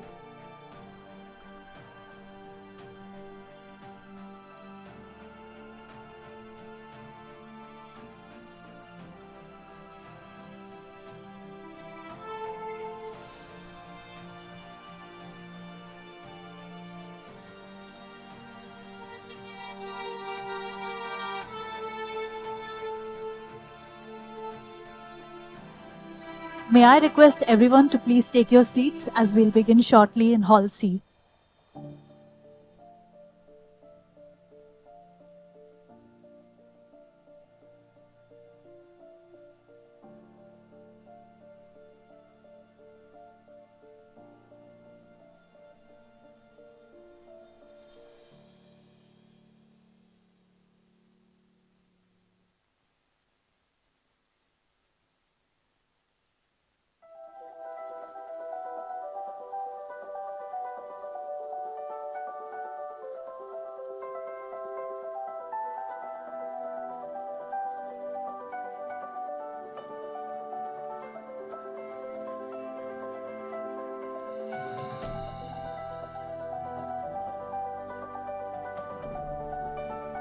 Once again, welcome you all.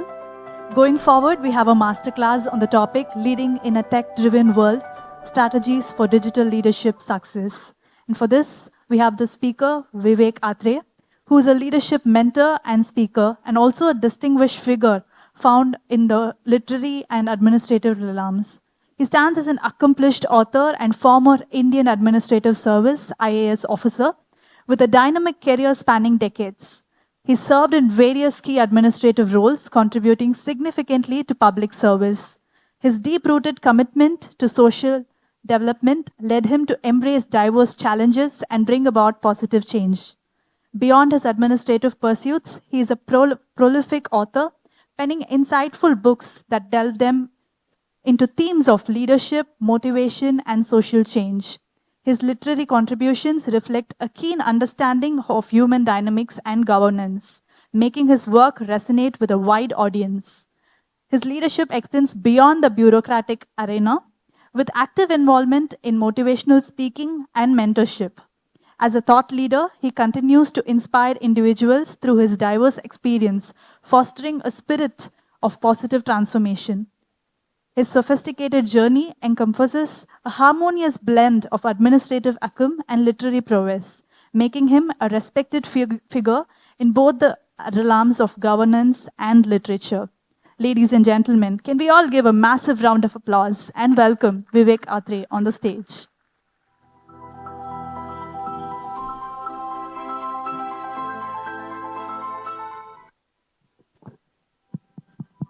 Can you hear me? Last row, please raise your hands. Last row? Okay.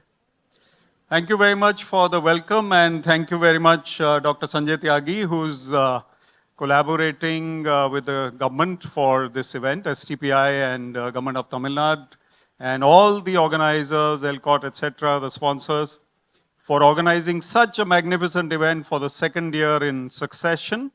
And last year I was here as a panelist. Today I'm here for a master class. So don't worry, students, this is not a class of a lecture type of boring type. You don't have to take any notes, only mental notes, okay? Only mental notes are required.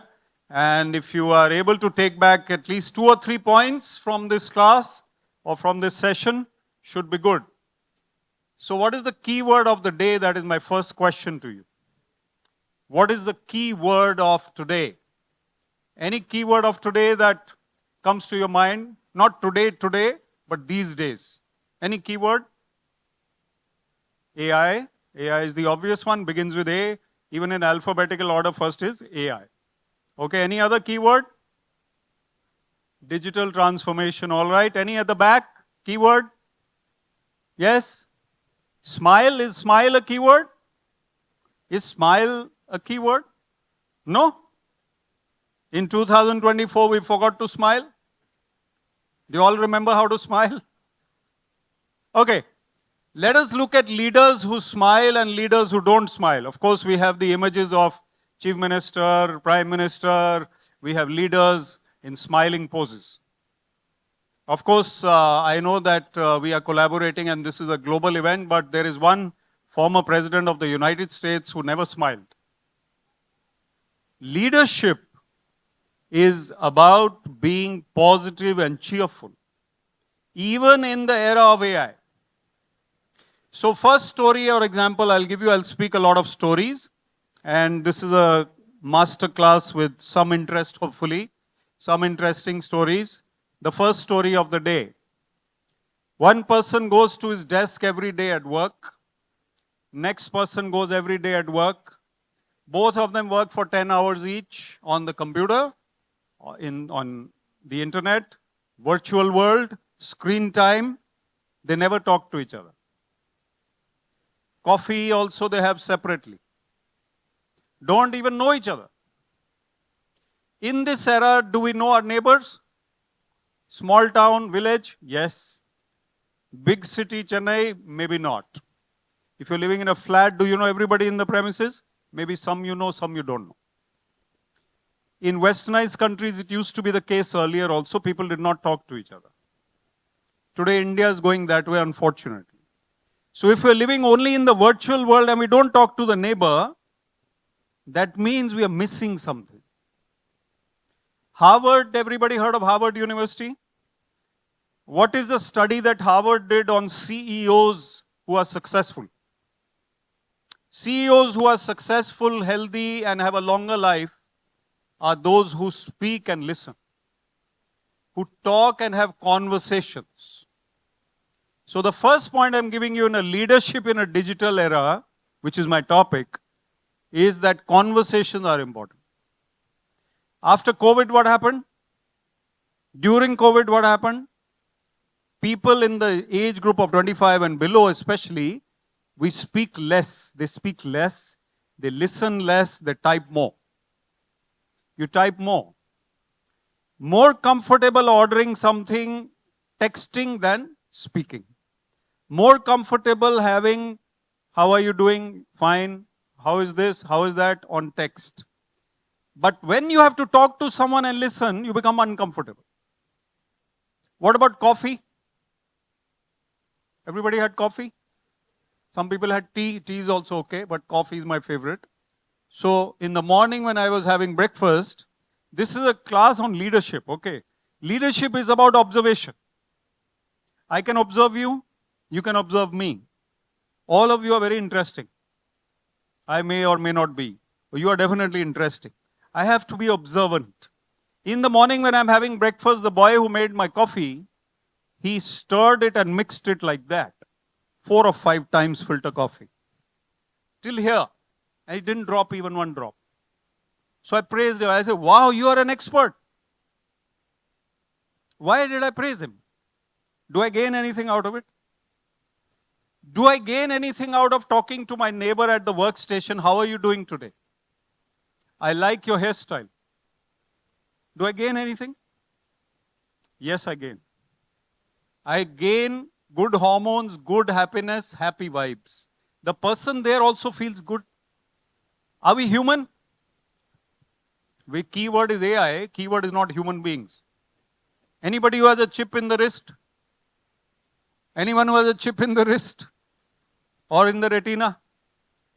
Maybe after 10 years? Are we scared?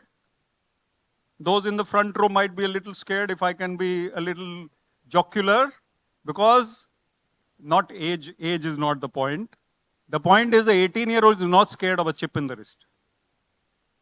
But will we become automatons after that, or will we still be human? Until the majority of my body and mind is still not artificial, I am human. So I need to talk and listen to people. Okay, next story. The story is about Pedrewski. Pedrewski is a Polish piano player. Was 100 years ago. Everybody knows piano? I mean, knows about piano. How many of you play music, by the way? Raise your hands. Any instrument? Great, super. How many of you sing? Raise your hand. Singers? Front row, very good. Excellent. Last row, any singing? Art? Art, fine art? Yes? Sports, raise your hand, sports. Okay, now I'm getting better. You are getting better rather. Creativity is coming. If you are creative, then your leadership improves.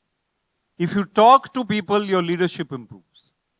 Technology is not a constraint. So Pedrevsky, the piano player, he was to play the piano on the stage. 500 people were waiting in the hall. The curtain was closed, and one young lady comes with a 6-year-old child and sits down quietly because children below 12 are not allowed. Here also children below 12 are not allowed. Anybody below 12? Not allowed, because they might be running around, not wanting to listen to the master class, want to have ice cream. You also want to have ice cream. Now, the point is that Pedrevsky is about to come. Children below 12 are not allowed, but she wants to listen to Pedrevsky. So she cannot leave the child at home. Husband has gone to Chennai, and therefore husband is not available. That's a joke. He has gone somewhere. Now, she brings the child inside without permission. And the curtain is about to open, but she finds a friend sitting 2 rows ahead. You met some friends over here? When you meet friend, what do? You want to talk. So she says to the child, you keep sitting here. I come and go and meet my friend and come back. She goes to meet the friend. And when she goes to meet the friend, the child runs away. When you were 5 or 6, were you naughty? Are you still naughty? No. 5 or 6, you were more naughty. The child runs. He doesn't care. When he runs, he finds a sign saying no entry. Where that CII is written, below that was written no entry. He runs inside that door where it says no entry. When you are 5, you are fearless. Are you fearless now? No. The child comes onto the stage when he sees no entry, goes inside. Now the mother comes back and the child starts playing the piano on the stage. Fearless. He starts playing the piano. And everybody listening, the curtain is still closed. Who is this? And he doesn't know how to play the piano. But children can be very naughty. Ting, ting, tang, tang, whatever, dong, dong, playing. Now 3 things happen at the same time. Last row, all okay? 3 things happen at the same time. Pedrevsky comes on the stage, the curtain opens, and the mother comes back to her seat and finds the child is gone. Turns around and sees the child is playing the piano on the stage. Now her heart is, I will be arrested now. First I was to be thrown out because I brought the child. Now I will be arrested and put in jail because my child has spoiled the concert of Mr. Pedrevsky, the great piano player. Now Pedrevsky comes, he finds the child playing the piano. What is the option that Mr. Pedrevsky has? What is his reaction and response? He has 2 options. First option is a normal human reaction. Lose your cool. Be upset. Be ruffled. Be angry. Be disturbed. Say something. Where are the ushers? What is this child doing here? Take him away. I am Pedrevsky. I have to play. Where are the organizers? Call them. Not you Umagine organizers. I am only joking. Is Pedrevsky saying, bring the ushers and take the child away. Angry. But he doesn't exercise the first option. Second option. Pedrevsky prefers the second option. He says, bring one more chair. The child is sitting on his chair, playing the piano. He says, bring one more chair. He brings that chair, the ushers bring the chair, and Pedrevsky starts playing with the child. And the child doesn't stop. Children become like that sometimes. They are very passionate, just doesn't stop. He doesn't care who is Pedrevsky, who is watching, 500 people watching, doesn't matter. And Pedrevsky improvises, innovates, creates a different concert because of the child. In symphony, harmony with the child. We say Jugalbandi, 2 different kinds of music. And that becomes an amalgamation of music which is unheard of. And Pedrevsky's concert with the child goes on for 90 minutes. This class is only 25 minutes, okay. 90 minutes. And in that 90 minutes, people are enthralled. They are thrilled. The mother, at the end of the concert, the mother becomes a celebrity. The child becomes a celebrity. And Pedrevsky becomes more famous. Now, what are the qualities that Pedrevsky displayed? Now, your answers are required. What qualities did Pedrevsky display in this story? Yes? Any qualities? Empathy for the child. Anything else? Creativity, because he had to create a different tune. Any other quality? Opportunity, which was a kind of difficult opportunity, he adapted himself. Any other? He was not perturbed, he was calm. Calmness. Calmness. It's very easy to be angry. Leaders who are angry are feared. Leaders who are calm are respected. Respect is greater than authority, my friends. Respect is greater than authority, even in the digital AI era. Respect has to be earned by goodwill. Goodwill has to be earned. What else did he display? One more quality, Pedrevsky. One more. Innovation, creativity. You already said creativity. Teamwork with the child. Okay, very good. Teamwork. Okay, what quality did the child display? I already told you. One quality of the child that we should have. Fearlessness. Even in the Bhagavad Gita and the scriptures of all religions, the first quality is faith. Faith in the Almighty, and fear is zero. If faith is complete, fear is zero. Are leaders fearless or they have fear? Leaders have fear. Do people have fear? Do you have fear? Worry? Anxiety? Overthinking? Who all is overthinking? Raise your hands. Who all is into overthinking these days? Only one. I mean, all of you are overthinking. 100% overthinking. Instagram is making you overthink. You want to be on Instagram like Hrithik Roshan or somebody. In the digital era, what is the necessary requisite for a leader? Out of all these qualities that we discussed, even more than fearlessness at this point of time, is calmness. How much work can you accomplish when you are calm? And how much work can you accomplish when your mind is restless? What do you say when you are disturbed in the mind, and what do you say when you are calm? When you are disturbed, you might say something which you may regret. You fired somebody or scolded somebody or said something harshly at home or in the office, which later on you regret. When my mind is calm, I take the right decision. When my mind is disturbed, I take the wrong decision.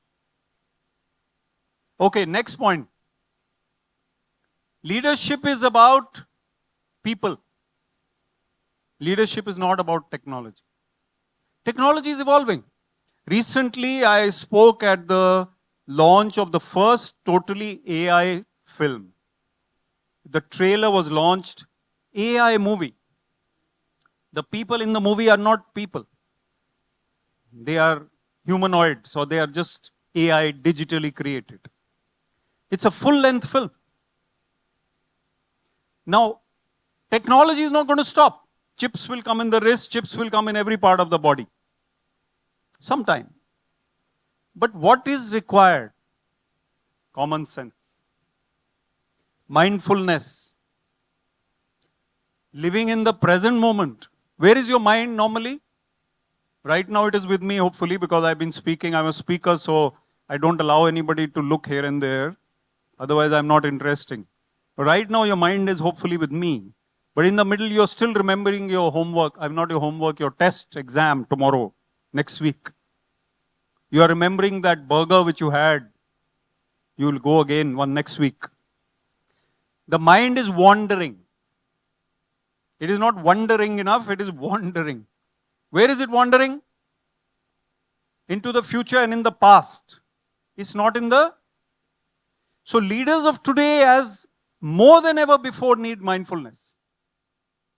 Because AI and technology will make them keep thinking, keep thinking. This, I can do this now, I can do that, I can make this technology, I can innovate, I can transform. The caption over there says, informing minds, inspiring futures. Perhaps it says here also somewhere. Anyway, there it says, informing minds, inspiring futures. What about the present? The present moment is a present. The present moment is a gift. It is a present. We can do everything in the present moment only. There is a song in Hindi which used to be there in olden times. Only front row knows it. Aane wala pal, jaane wala hai. Which means the moment which is about to come is about to go. The moment which is about to come is about to go. So we have to experience the moments before they go. So mindfulness and appreciation of others are qualities that we need to possess as leaders. Okay, I already said that you can't scare people into working for you well. If you are a leader who terrorizes others, they will work, but they will not work wholeheartedly. They will work only out of fear until they leave the job and go somewhere else. But what about love and respect? Okay, love we can leave. The people don't really, I mean, supposing Kapil Dev was the captain, Virat Kohli, Indian captain, let's say Hardik Pandya, and supposing the youngster in the team is really fond of Hardik Pandya, wants to be like him, he will work, play better. So the leader is one who inspires the team and wants them to be like him. Who is the role model today? Any role models that you can name? Very difficult. Very difficult. Very few. So the leader of the team has to be the role model. Let's say your parents are your role models. Everybody admires their parents, love your parents. You want to be like your father and your mother. Let us say they are the role models. If I as a leader can be like that brother, sister, or father, or mother, even sometimes a startup entrepreneur is younger than the team. Maybe 22 years old and the team members are 30, 32, 33. Even then, you can be like a friend who is very close, understands people, inspires them. So it is very important for us to give that love, respect, and then only we get it in return. Do you compliment other people? Or you only want to receive compliments? If you compliment others, only then they will compliment you. So if you want someone to say, oh, you're very beautiful, you say to someone, you're very beautiful. Tomorrow, oh, I have to return this compliment. Appreciating people is a great quality. Not falsely. Not falsely. Everybody has something to appreciate. Somebody making good coffee, appreciate. It's very easy to criticize, no? There are some people who retire and then they want to write complaints. Before retirement also. Today, let me write the complaint of the JE of the electrical department. Very bad fellow. I wrote one complaint last month. Now again, let me write one complaint. What about that Patwari, that block officer, that teacher? Complaint book.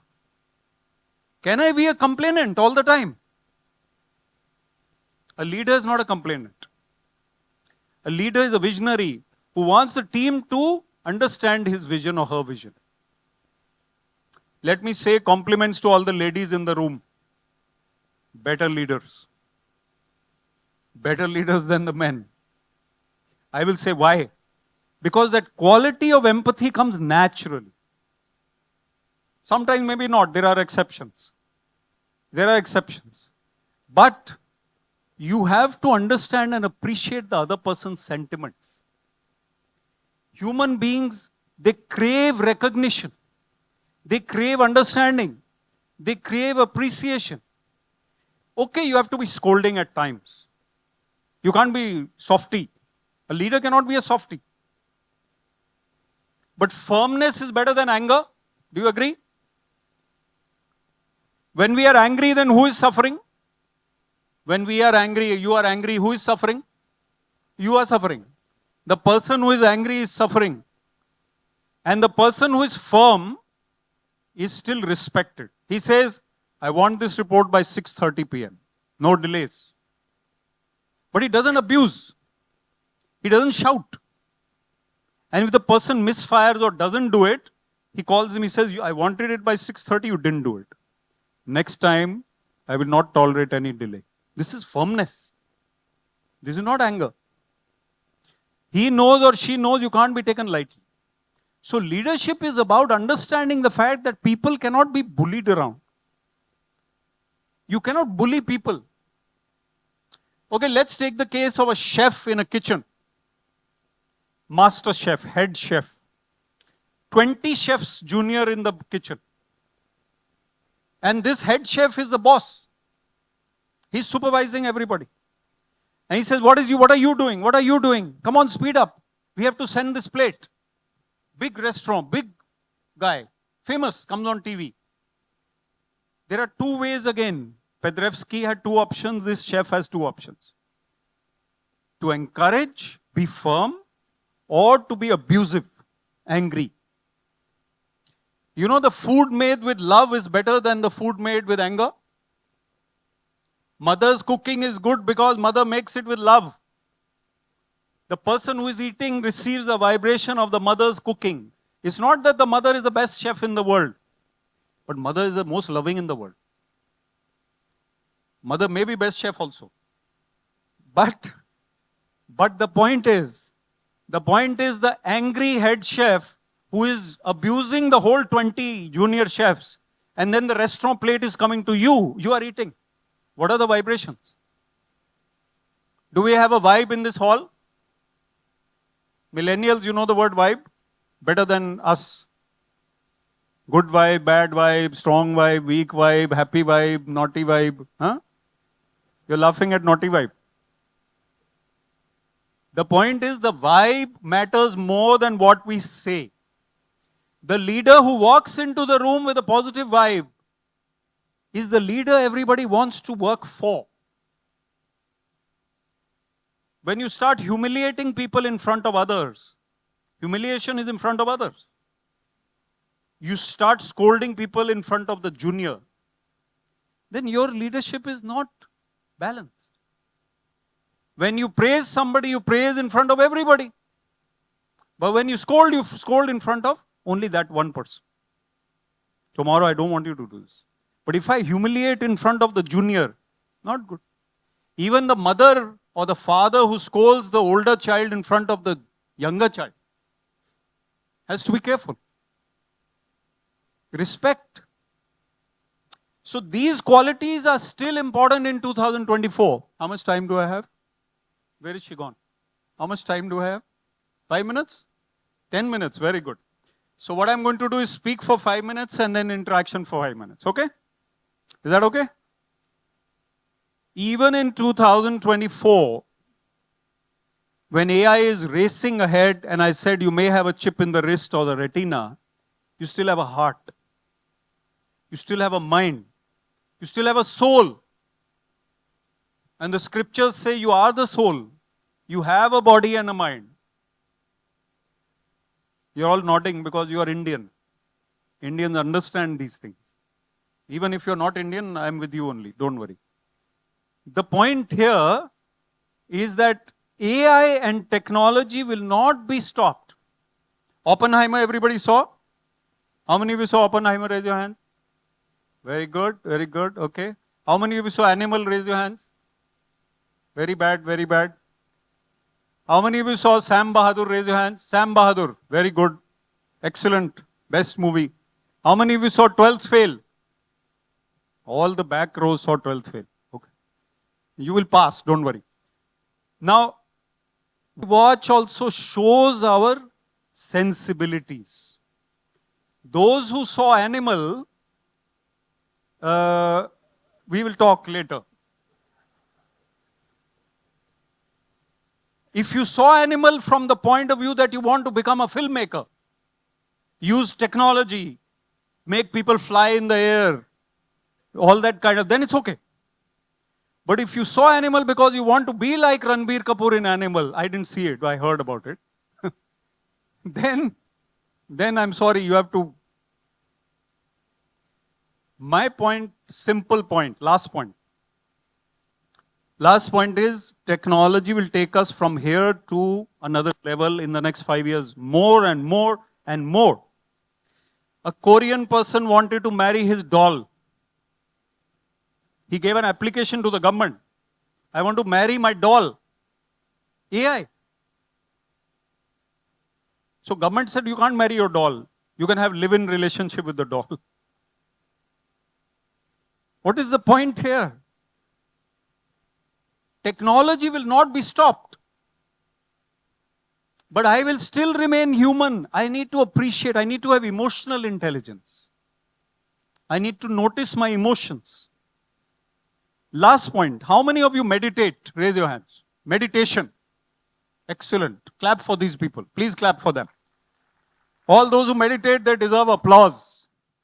Because in 2024, meditation is required more than ever. The Harvard study also said those CEOs who meditate are more successful. And one Ferris, I think his book is called The Something Loop by Tom Ferris. He says 80% of successful CEOs are meditating. Meditation makes your mind calmer, you understand, you feel more peaceful. You are able to take better decisions. You are able to get best results out of your team. Technology doesn't need that. That will go on. Oppenheimer created the bomb because he was a scientist. The president of America had to see whether to use it or not. The leader has to see that. Using the bomb was his choice. Creating the bomb was unstoppable. As a leader, I need to use technology sensibly. Now, Blinkit brings your eggs and bread here in Chennai. Blinkit is there. I live in Chandigarh, Delhi. It takes me 9 minutes, and 9 minutes the guy is there. Tomorrow he will take 1 minute. He will fly. Whatever it is. That is unstoppable. We need to remain grounded. We need to smell the roses, my friends. Roses you smelled. We need to spend time in nature. We need to go for outdoor walks. When do the best ideas come to the most creative people? In the computer room? No, in the shower. In the walk.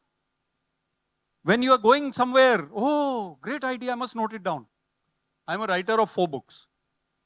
One of my books is called Finding Success Within. That's why I'm talking about that. Finding Success Within. My best ideas for that book came when I was somewhere else. Working somewhere, talking somewhere, giving a speech. After that, note down. So I was in the IAS. I don't know whether you read my bio. Indian Administrative Service. I resigned. And I became a motivational speaker. A TEDx speaker, 10 TEDx talks. And 8 million views. After today, 9 million views will be there after you share with your friends, right?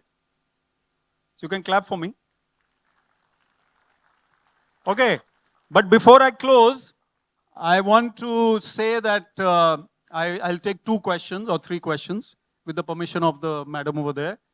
And the other thing is that today we should be connected.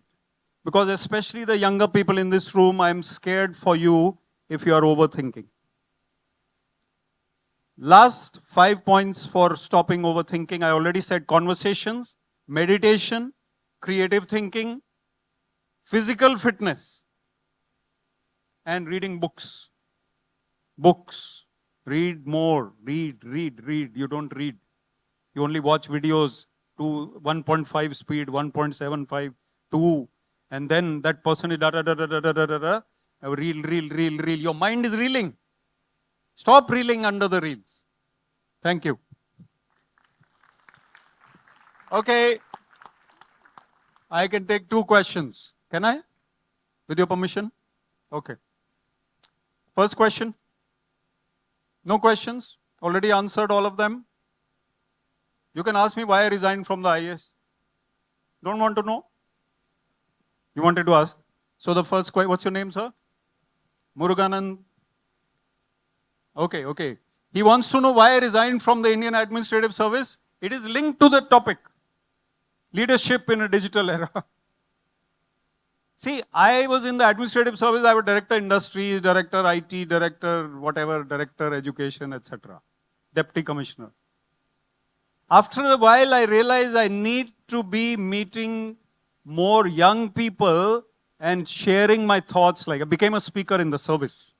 I had some TEDx talks in service.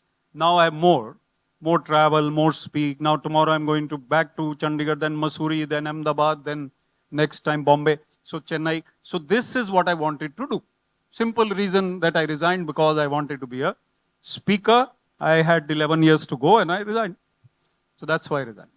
Any other question? Yeah. Your name? Tariq. My hearing is still good, huh? I can hear without that mic. Yeah, go ahead. So since you have worked as an IAS and have been more connected with the people all over, and you would have traveled all over India, I guess. So like in terms of infrastructure, it is like so far-fetched when it comes to marginalized communities living up in hill stations or in rural areas. Like getting the latest technology to them is very hard.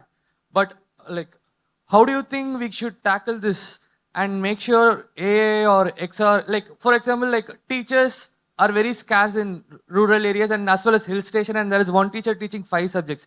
Like, how do you think XR or MR should bring in teachers from Chennai and make sure they teach virtually in these areas? And how do you think they should tackle that? Considering... No, stop. Yeah. Too long. Yeah. Lastly, yeah. Considering government is yet to implement 4G in BSNL. Stop. See, my brain has a capacity to understand your question. Okay, I got it. I'll come to you. Sit down, Tariq, sit down. See, the thing is, you have a bigger opinion of me than Umagine has. Because they told me to speak on digital leadership. You want me to speak on India and all that. I will answer. But my topic is leadership in the digital era. What you said about education, I totally agree. The teacher in the classroom is not inspired because the status of the teachers in society is not what it used to be. In many countries, the teachers are respected on a pedestal. Here, somehow, even in government, I've been director of school education, the schoolmaster's salary and the clerical salary is the same. And there's no motivation to teach. Only the individual matters. So my first feeling is that we should work on the capacity building of the teachers.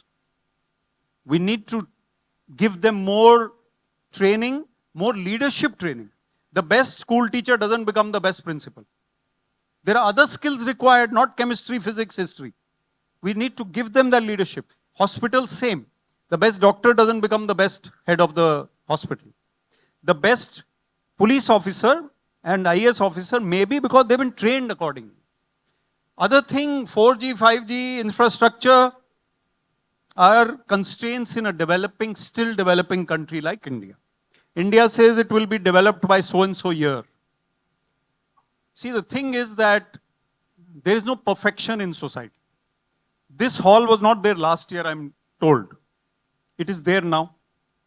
Next year, there may be another facility. So gradually, India will also take forward that. What we need to do is work on the people part, not so much on the infrastructure part. If people are depressed, they are getting into low thinking, overthinking. I went to IIT Madras last year, 4 suicides. Madras, Chennai. IIT Madras this year, last 6 months, much better. Me and about 10 other people have been visiting IIT Madras, talking to the students. How overcome this depression. So it's better. But this is what we need to work on. Yeah, last question over there. I'll last take a quick one. Yeah. First of all, the session is amazing. What's your name? Sir. This is Shiv Shankar here. And you're a musician? I do. I'm a drummer. See, I told you.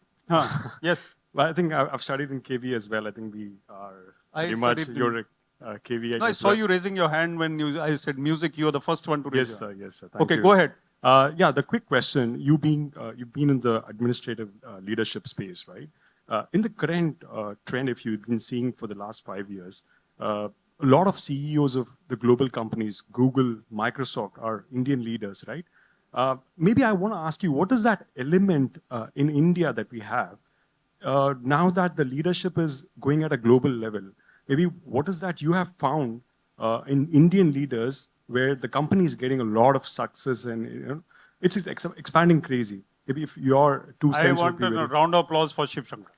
It's a beautiful question. It's a very good question. It's close to my heart. Thank you, sir.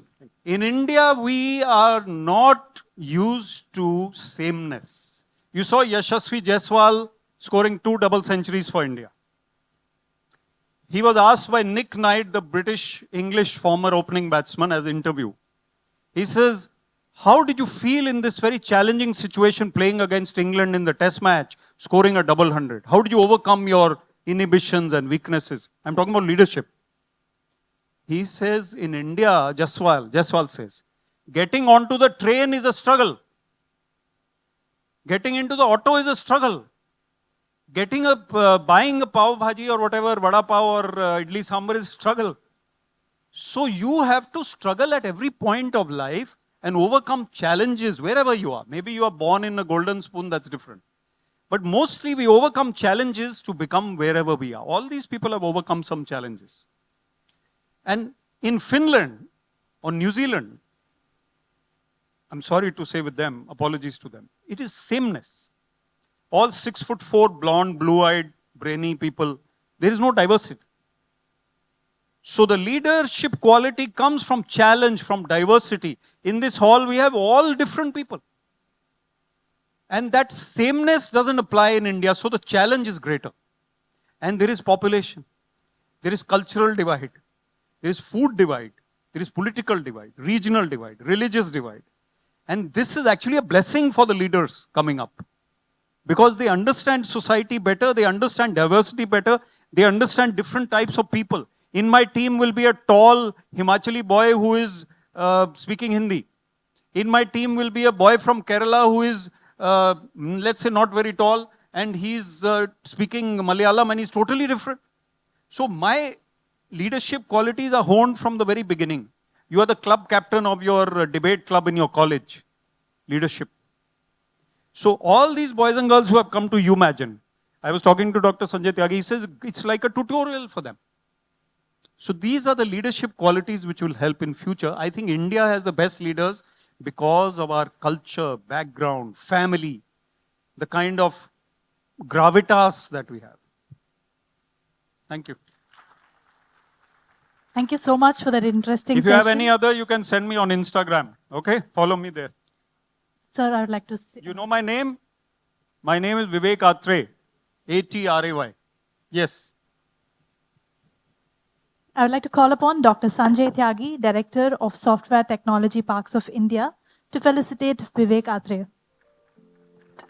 It's my pleasure because we are friends from many years ago and he is a wonderful leader himself. Thank you.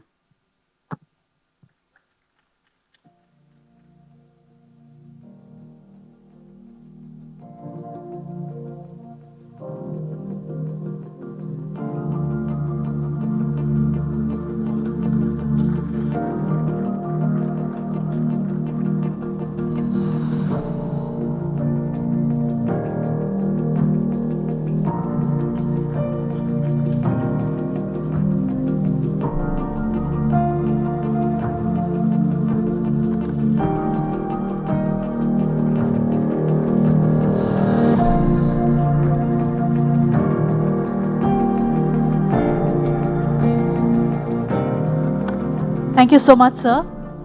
That was definitely an interesting session, and I'm sure we all had a great key takeaways from the session. Thank you. I'd request all of you to please be seated because we have the next panel's discussion, which is on cultivating an innovative landscape, strategies for extended reality ecosystem growth in Tamil Nadu.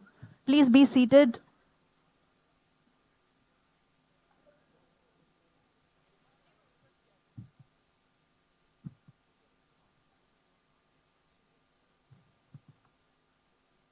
We request all the students, ladies and gentlemen, to be please seated for the next session.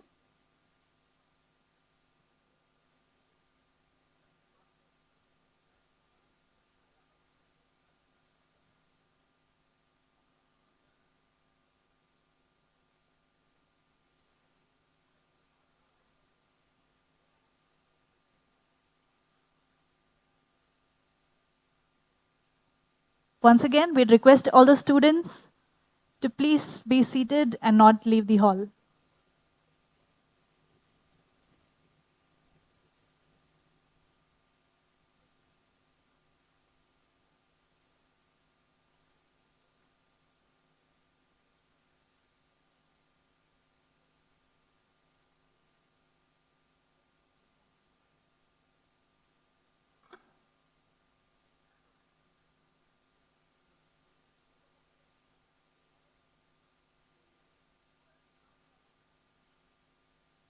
May I once again please request all the students to please be seated and not leave the hall. Thank you.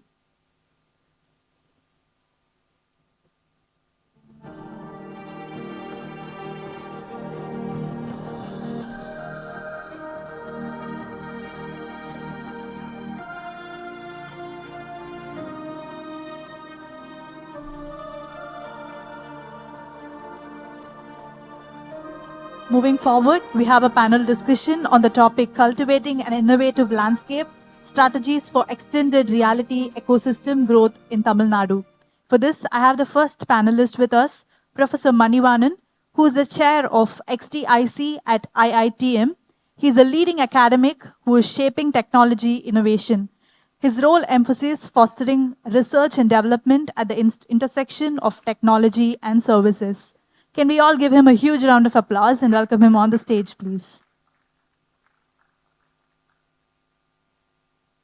We have a second panelist for this session, Anif Mohammed Marakara Khail, who is a co-founder and CEO of the Asian Technical Institute for Gaming and is a visionary entrepreneur driving excellence in gaming education.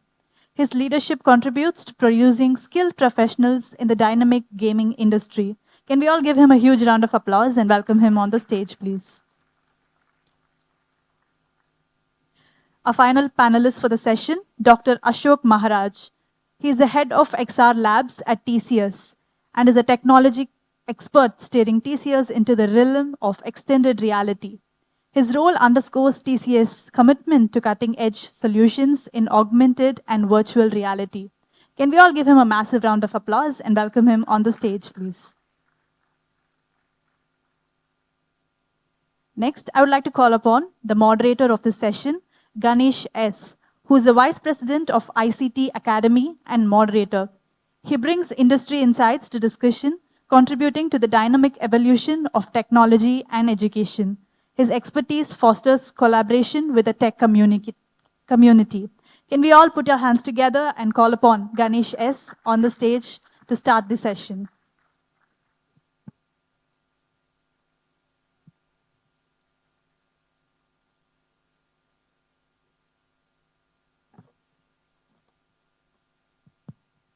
Good afternoon to you all. We'll start the session on the contest. I think there is a video which I wanted to play.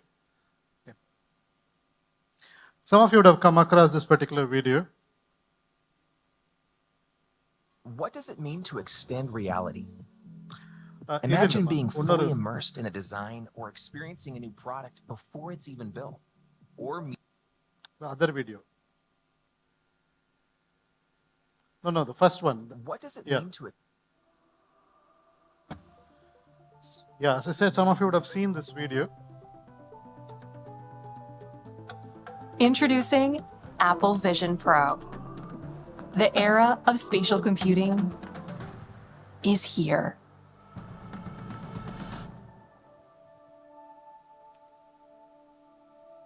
When you put on Apple Vision Pro, you see your world and everything in it. Your favorite apps live right in front of you, but now they're in your space. This is Vision OS, Apple's first ever spatial operating system. It's familiar, yet groundbreaking. You navigate with your eyes.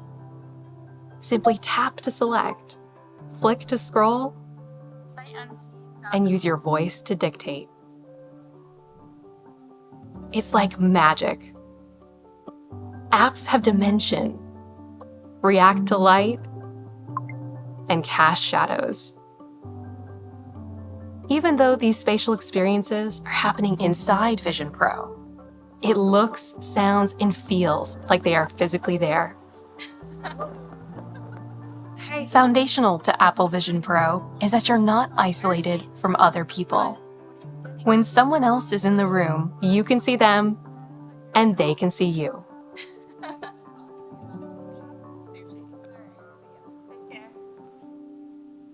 Because you're not limited by a display, apps live in your space.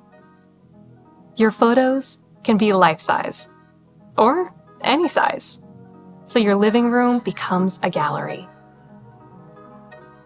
And panoramas wrap around you as if you're right where you took them.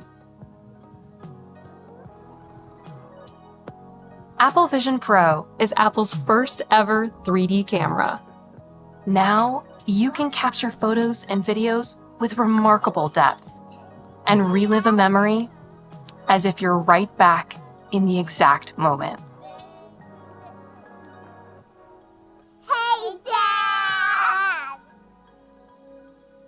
Experiences on Vision Pro can also expand in 3 dimensions, filling the entirety of your space. Like in the Mindfulness app. So this is not a promo where you video can create for a moment Apple, of but calm. just wanted to give you an overview of how technology is transferred. ஒரு மாயை மாதிரி இருக்கு இல்லையா? Okay, probably we would have not even thought about this few years back. This is how the technology is transforming. Okay, we've been keep hearing this terminology, AI, and the earlier speaker Vivek was talking about more of emotional intelligence than artificial intelligence that is required to be. How many of you are aware of AI? How many of you are scared of AI? Will it take my jobs away? Okay, very few. Okay, so presentation pillar. Okay, so the topic that we have taken up here today was largely to talk about the strategies that are required for the extended reality, building an extended reality ecosystem for Tamil Nadu. I would like to give a quick overview that in terms of technology, especially what we talk about, visual effects, all of this, almost the birthplace of it is Chennai. We were the leaders in the space about 25 years back. There was a major company called Pentamedia, which is ruling the space, and their application and software was bought over, and today we know that platform Maya is an invention from there. So that's where we have been spanning our technological evolution in this part. Now we have a wonderful panelist with us who talk about, who are being immersive in the space, one from the industry who's been using the platform, using the solutions, using the technology extensively from TCS.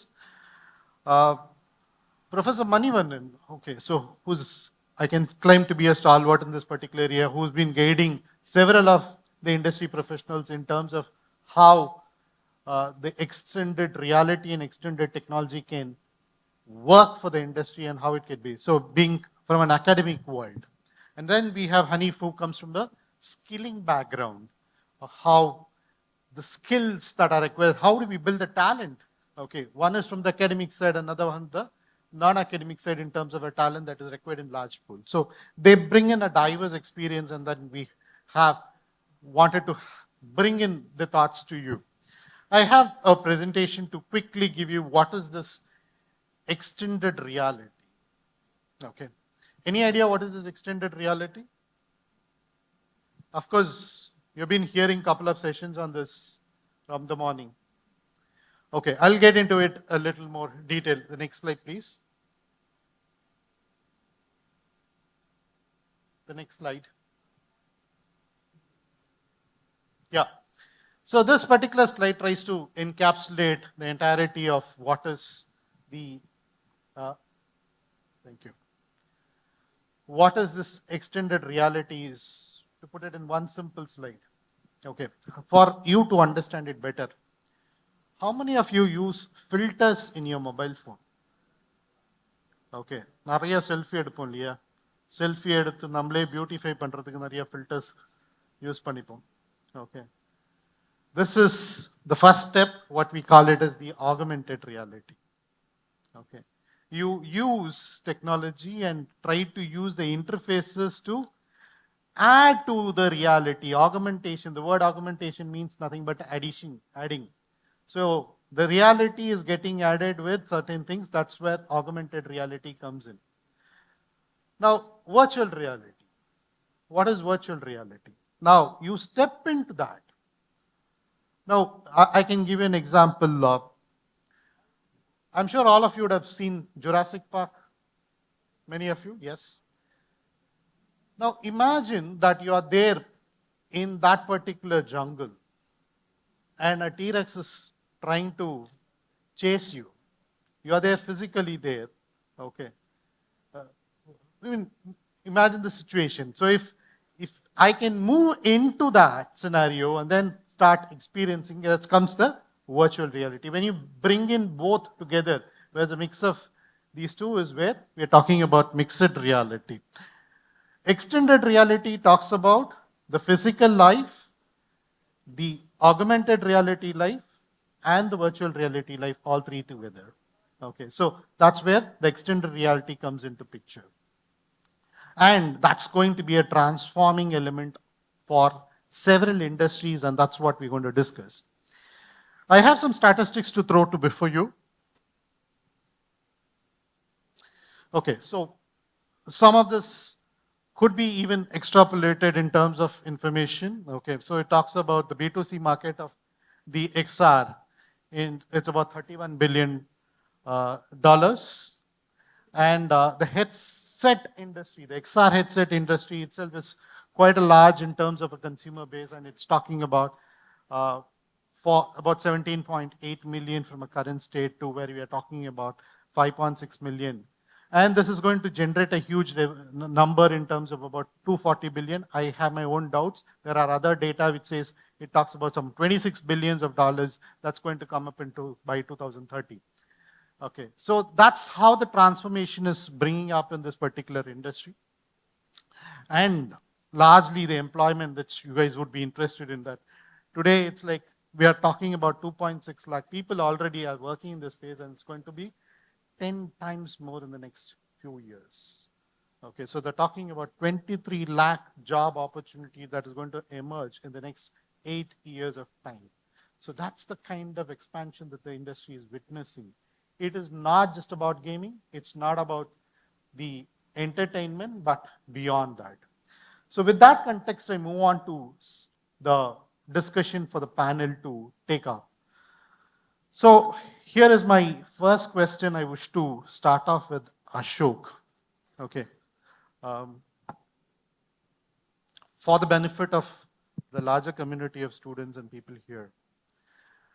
Because students always today thought XR and extended technologies are much to do with gaming, much to do with entertainment and things.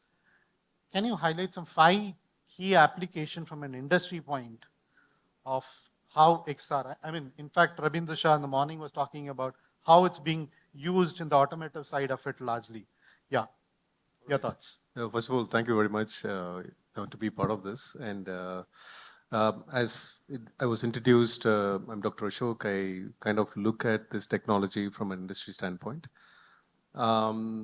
Even before I start, I'd like you all to reimagine what content could mean as virtual, augmented, and mixed realities, or finally becoming a reality in the form of metaverse or spatial computing or whatever you want to call it as. The advent of these technologies is a great opportunity for us to rethink how we can look at information. So what is being predicted is that we are slowly going to leave the glowing rectangular screens in the form of mobile phones and others, and we're going to kind of step into a computational space where the world is going to be a desktop. So the starting of this session, we saw the Vision Pro, and there are many more glasses out in the market. So the prediction is that we are slowly going to leave the iPads of the world and the mobile phones, and we are going to operate it through just with our glasses. So that's the prediction. How long it is going to take, I leave it to you all. And coming to the use cases, so these are some of the use cases I'm seeing from an industry standpoint, because a lot of customers are reaching out to us, the TCS side, on 5 different avenues or areas. So I'll kind of shortlist. One of the fundamental areas where I see a huge impact is in the field of training and education. This morning, Ravindra sir, kind of exploded the views of how it is being used in the automotive industry. But some of the important areas are in the field of training. There is a lot of reports that talks about how effective these trainings are when you do it in an XR medium, be it augmented or mixed reality or virtual reality. There is a report by PwC which clearly states that the retention of knowledge is 275% or something like that. So if you're learning it from a traditional medium like your videos or audios or PDF documents, the retention of knowledge is around 40 to 30%. Okay? But when it comes to virtual reality, if you're engaging in a process to understand how a machinery works, the retention of knowledge is very, very high. So first of all, it's in the field of training and education. I'm seeing a lot of traction. And secondly, in the field of healthcare, Professor Manivannan will talk a lot on how important this technology is for training nurses, training doctors, and so on. But in the healthcare domain, we are seeing a lot of traction. And thirdly, in the field of industry and manufacturing, okay? I'm sure most of you in here would have heard about HoloLens, what it can do, about Magic Leap and other technologies.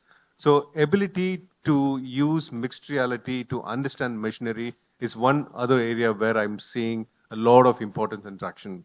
And finally, in the field of tourism, right?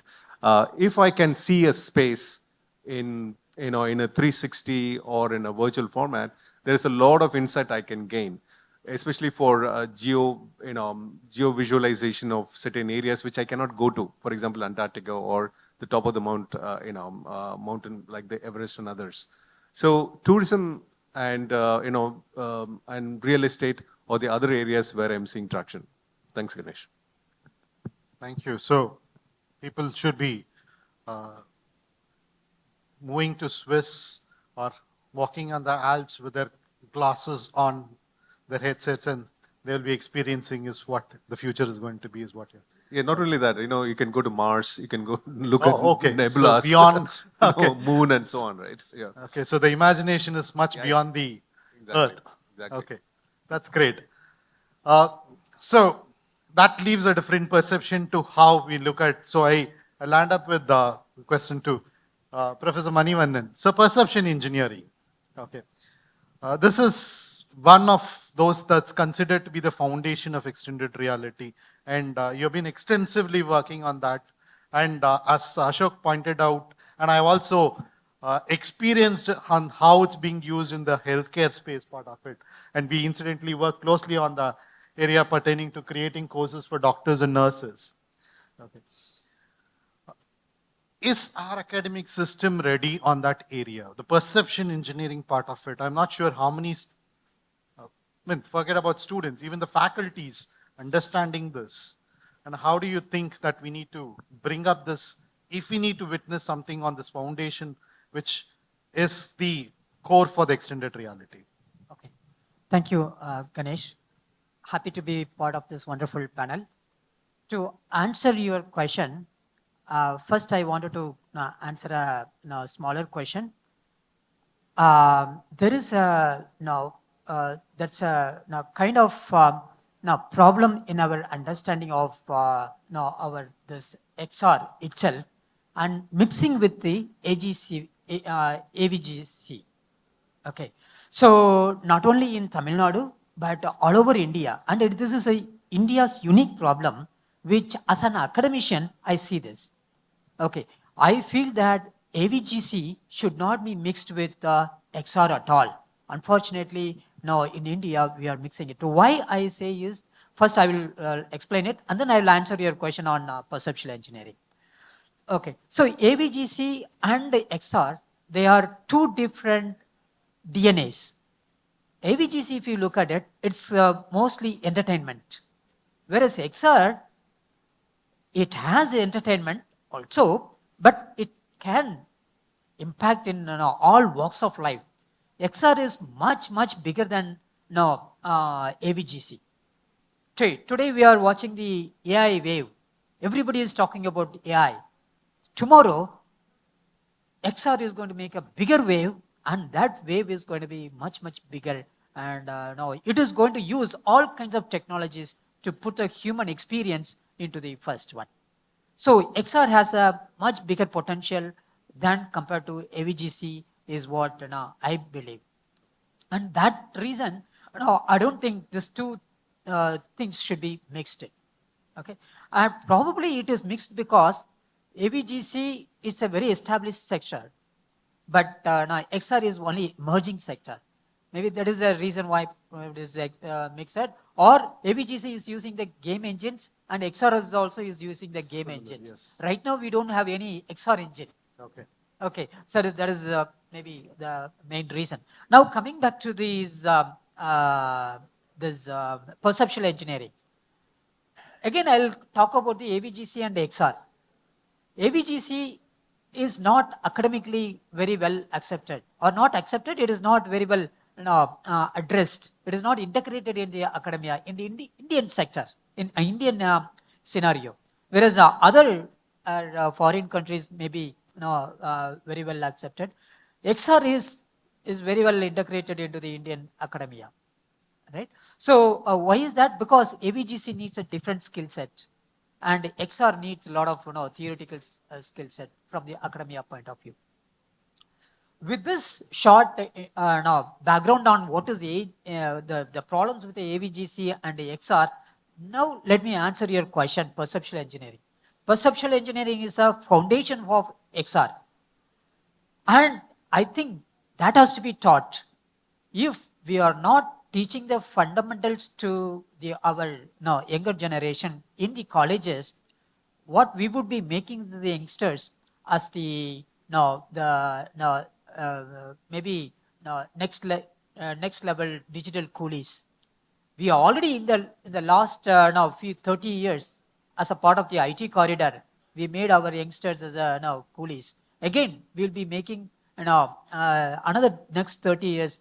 Our Indian children, our youngsters, as coolies. That is because the foundation, without the foundation, they will be using only the tools, the XR tools or the AGCV tools. All these Maya and Unreal Engine, Unity or Blender, these are all only the tools. When are we going to teach our students, our youngsters, to make new tools? To make a new tools, we need to introduce them these foundations. This foundation is nothing but this perceptual engineering. Great. Okay. So this takes me to the discussion yesterday I was having with Ashish, the person who coined this terminology AVGC, Ashish Kulkarni, where later they added the XR part of it and you're bringing up that element. Yeah, as probably because of the engines, that's why it's been brought in. Now that leads to the next question to Hanif. Hanif, as Professor Manivannan was mentioning about the skill sets, we've been ruling out the foundation element much. So you have been in the training industry, and I also come from a similar background. I saw most institutions teaching tools. Okay, it's like we wanted to teach somebody about writing. It's not how to use a pen. We have to teach them how to write. Okay, the concept of writing, the skills around the writing. But I see most of the institutions focus more on the tools and not the skills much that's required. Okay, so which is what the foundation of this is what we talk about. How do you think that needs to be addressed, or is it getting addressed today? Okay, let me go back to when we started gaming 18 years back. There was no awareness at all.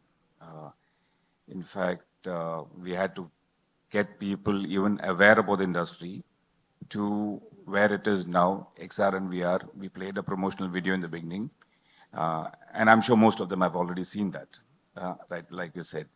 Wherein back in the time, if we had to convince a student to get into gaming, we'd not only talk about the industry, name the few studios which were developing the games, plus you have to convince the student, convince to the students' parents, uncle, auntie, neighbor's dog, everybody had to be convinced. That from then to now where it is, we are in a different situation. We are even talking about not only about pedagogy, even the hecagogy of how it has to be taught with AI. Now that's also possible. Before we could not think of.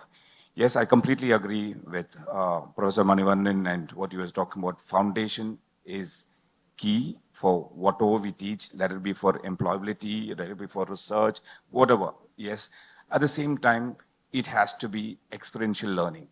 You need this student to be employed tomorrow. That is what the industry requires. For that, we need to get, there are multiple ways of doing it. We gamify the content that what we want to teach. There are tools right now, which tools in the fact, there are many platforms which get you not only experiential, but also the hecagogy that I'm talking about, where the learner is the key, right? Learner is the key, like there are people learning in different ways. So through AI now, you can even get individualized learning, like at the pace that they want to do. But the primary importance is how the person is learning. And also what we do is there are many institutes who are getting into different formats, multiple formats where 4-year program, 2 years is complete learning, right? And 2 years is complete internship. There are internship for 2 years. There is all what we've been talking right from in any skilling platform, any skilling conference or whatever, getting them to more work and get them more life skills. These all things comes through apprenticeships, experiential learning, or mentorships, live classes. Multiple other ways are there to get them more skilled or more industry ready. Like you said, yes, the tools may change. In the last 14, 15 years, what we've been teaching gaming, from what are the tools that we teach. Every version, it is very different, right? So you're not going to completely dependent on the tools. Foundation is important, but you need more industry involvement. Get the live classes. Like I've come across what do you call, new way of teaching, that you learn, if you do a 4-year program, you learn and then you apply after 4 years, right? But there are some institutes who are talking about you learn in the morning, you apply in the afternoon with these internship models that are. So multiple other ways are, and you need to make this very accessible, for you ask me. Accessible, but talent is all over India, if you ask me. Especially in art, you get plenty of students from Northeast. Like we have been experimenting with, not experimenting, we've been offering these programs in Kalashilingam University, for that matter. We had 120 students doing a game programming with them, and we saw some phenomenal talents out there. And the next semester, when we went and we conducted a workshop to see the interest level, we had about 1,200 students coming up to take up, and in that 400 students wanted to take up the program immediately. So I'm saying, yes, foundation is important, experiential learning is important. At the same time, you need to make this accessible as well for different parts of Tamil Nadu or the country as well. Yeah. But as you said, the experiential part of it in terms of a 2 years internship, the academic system today doesn't much support to that. It's hardly, except for the private universities or autonomous institutions, all of them are aligned to a concept of about 3 months or 30-day internship kind of models. The private universities are coming forward. They're jointly developing programs. They are acceptance of these 2-year internship models. At the same time, even state universities are also started offering these programs. But again, it's not as flexible as what the private universities are offering. Yeah, sir. So I would like to add a point to what Hanif is saying. It is absolutely important. Experiential learning is important. But at the academia level, what is actually happening is the theory classes are being replaced by skill-based classes. Okay, so at the expense of theories, the skill is put in priority, which I think it is a dangerous move, strategy. The theory has to be there. Additionally, experiential learning also has to be there, not at the experience of theory actually. Okay, so I move on to the industry perspective part of it in terms of, because the consumption of all the talent is predominantly the industry. And it said that every fourth Indian that you see would be an employee from TCS. And in fact, you can see the fourth person sitting is also from TCS. Okay, so as a consumer of the talent, okay, from an angle perspective of a skilling side of it, because the industry always has been cribbing about the quality of talent not available for them. Okay. On one hand, the skilling part of it in terms of practical exposure is missing, is what largely the industry believes. So what's your thoughts on this? Yeah, and what should we do about it? Sure. As there are many college students here, let me put it out this way. If you are extremely good in, any of the gaming engines, okay, we need you. Okay, one of the qualifications that I put forward is, I want people who can play a lot of games. Not only play the games, but if you can design games, if you have a sense of color, if you have a sense of sound, if you have a sense of, that you want to bring in some olfactory or, any of the spectrum of possibilities into some of these games, I really need you guys. There's a dearth of people now who can actually visualize things in a three-dimensional fashion. So having said that, if you're good with 3D modeling, if you're good with C# coding, if you're good with any of the gaming engines like Unity or Unreal or any of the tools out there in the market. So what's happening is most of the students whom we hire, often these CVs are highly inflated, right? They will try to put everything under the market, like, I know this, I know that, and so on. But I kind of test people based on, an immediate, task that I give them. For example, can you just do a 3D model in a Blender and show it to me? So more and more, access is being given to individuals who can actually show the skill set. That's where Hanif and all comes into play here, right? And also, not only that, I need to put these people right in front of a customer, right? That's where Professor Mani and all comes in play. So a good mix of theory and praxis, goes a long way in this profession. Yeah, hope Ganesh have answered your question. So one good thing is that what you've answered today is especially for the students, they would love to go back to their houses. Amma na iko session attend panna avanga game விளையாட சொன்னாங்க. Okay, so mobile phone கொடுங்க. Okay, I wanted to play games, and probably parents sitting here also will realize this element. So TCS hires you if you play games. Okay. So that's the message that, so now moving on to the policy perspective. Okay, now when we talk about the government's role in terms, there is two things as far as the policy perspective part of it. One is the cost arbitrage, another one is the talent arbitrage. These are two things that the policies largely tries to address. And when we talk about talent arbitrage, we talk about the skilling ecosystem and the academic ecosystem that is to be driving that. On the other side of it, in terms of the cost arbitrage, which you're talking about the incentives that the government could give entrepreneurship, or the innovation part of it, or the R&D side of it, or the infrastructure side of it.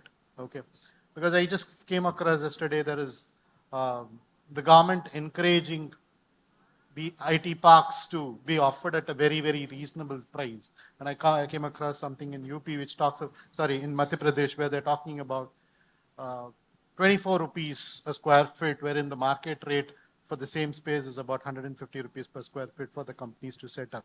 Okay, so that's on the cost arbitrage wherein the government can bring in infrastructure. So as an industry perspective, what do you think the government should work on? Because I'm sure because this would also help for the panel to work on how the policies can be reframed and worked on. Sure, I'll speak mainly from the industry standpoint, right? I just want to throw across this thought that any technology, when it is fully mature, becomes invisible. For example, the GPS on your mobile phones, right?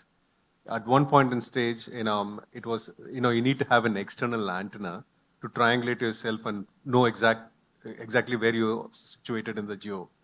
But now you don't even realize that all of your phones and watches have this technology inbuilt. So when a technology matures, it kind of metaphorically it becomes invisible. If we look at the XR technologies, I wouldn't say that. The technology is so clunky, so it's not only clunky, it's bulky. There is no standardization, there is no interoperability. So most of the time, what happens is when you buy this device, in 3 months' time, you're going to replace it with another device. In my own lab, I can actually have a museum of these glasses. I'm sure Professor Mani also has this museum of having, bought this Oculus device, which was around $2,000. Now you have this Quest 2, now Quest 3, which is around $500. So at some point in time, what will happen is, all of these devices will be given out for free, right? Nobody would have thought in 1979 when Sony launched its Walkman, it was around $345 in 1979, a Walkman. Now, if you're flying, they give you these headsets for free and music is free, to come to think of. So slowly, all these devices, the government should play a role in kind of making these devices affordable for the larger masses. I'm yet to see, institutions having this more like a public library of sorts, right? Where I can go and experience these devices. Because as I mentioned, these devices are pretty expensive for an audience like yours. And I'm sure in this audience, not many would have actually worn a VR device to begin with. So how can the government actually work with some of these software providers and hardware providers like Qualcomm's of the world, HTC's of the world, Metas of the world, and create these incubation zones where these devices can be made available for the broader public? If you're not doing it, then you're losing it on the masses, right? In order to kind of build your applications, mobile applications, you need to have a mobile phone in the first place. So we can't be expecting these people to be part of this XR journey without even having a smattering of understanding of what these devices are, right? So one thing the government can actually do is to partner with these industries and create zones of excellence where these devices can be given out for free. Another area where I would like to touch upon is, as these devices are coming into this market, there is this whole notion of privacy going for a toss, right? I'm sure you would have heard about news items about being gang raped in a VR environment, being bullied in the VR environment, and so on. So as we are passionate about this technology, we also need to have this passion to create these ethical boundaries and to have this sense of privacy being given to the individuals, whoever is donning these devices. Because most of the time, government often, they kind of piggyback on the others, when it comes to these privacy issues. I would really love for the government to take extra caution as the technologies are kind of emerging into the society. So the cost arbitrage, the government should support the ecosystem by making things available at a lesser cost for the student. Yeah. Okay. So you are adding. Yes. So one of the, my observation in the academia is that the XR curriculum is dictated by the industries. Can you imagine that our students are learning in the colleges how to use Unity and Unreal Engine? Okay, I feel it is a very dangerous trend. Okay, so without learning any of those fundamentals, so the government should have an idea about what should be taught to the students, right? They should bring industry also should be part of this curriculum development group, but not allow the industry to dictate the curriculum. There should be academic component should be there, and then skilling component should be there. but not industry alone take care of it and take it for granted. That is, I believe it's a very dangerous trend. And also, I think the second important role it can play is this, create these innovation centers. In India, particularly what is happening is in the XR space, we are all learning to use Unity and Unreal Engine and then tools. We are not learning to how to make a headset. We are not learning to make how to create a game engine. We are not learning to make a new tool for XR. And that is where I think India needs a lot of encouragement from the government. Okay, so it's you're trying to delve upon the concept of open source and the proprietary IP that is required on the both on the software side. Okay, and Ashok was pointing about the ethical elements pertaining to the security. So I'm sure you might have a slight difference of opinion from what Professor Mani says in terms of industry, because on the larger side of it, wherein we're talking about the academic world needs more of industry input because the curriculum, okay, IITs could be an exemption for sir. With a larger network of institutions, the industry connect is what is missing. And I think the skilling ecosystem tries to bring in that. How do you foresee this moving forward in terms of how the industry participation versus the academic foundation part of it, which he was talking about, should converge together? See, both are important. I'm not completely in conflict, with what Professor Manivandan is saying. Yes, foundationally they have to be strong. At the same time, there is a gap with the available resource and the industry requirement that also has to be met. Both have to play their own roles.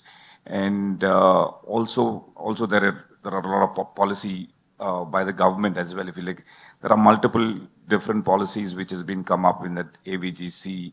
When I've been part of developing the AVGC policy of Karnataka version 1, version 2. There is a good center of excellence which has come about. That's another confluence of academia and the industry. Yesterday, Beren Ghosh was here. Yeah, Beren Ghosh was here. Yes, in fact, we all did this together. But only one thing is, again, you need to make them accessible to the colleges. Not only, IITs and ICs can have it by themselves, but there are a lot of state-run universities or state private universities, vocational institutions. And plus, there are the trainer programs. There are multiple other programs which was by the Karnataka government, and now every other government is also implementing their own policies. But this has to be followed up and made sure everything is required. If you ask me, most of the policy covers all this, but implementation or getting that into an end result is what is missing on the policy side of it. At the same time, the confluences has to happen. To answer your question, confluences has to happen, are happening as well. Like recently, there was in gaming space again, the similar can be done in XR space or any other space. Like we with Coventry University in the UK, a college from rather than applied science university from the Middle East, took part in AI, creating AI game levels with Bombay Play, which is a indie studio. So these kind of academia to academia, academia to industry, academia, industry, these kind of confluences has to happen, and this has been happening as well. And that can solve the problem and this has to be done in multiple levels and multiple folds, and then that could answer. And great. Yeah. Intellectually to go, a lot more questions can be put in, but we are running out of time. So I have one question where I just need a one-liner of an answer from all the three panelists. Okay. As we have students here, what areas the students should focus to get into this XR world? Okay. So what key skills that they need to focus on? I would put it this way, right? As Professor was saying, they need to have the fundamentals correct, right? So if you're interested in to become more like an XR person, I would really nudge you to get your fundamentals in coding correct. though we are using a lot of AI, there's in the last few years there has been a lot of convergence in terms of AI, blockchain, 5G, edge computing, and others.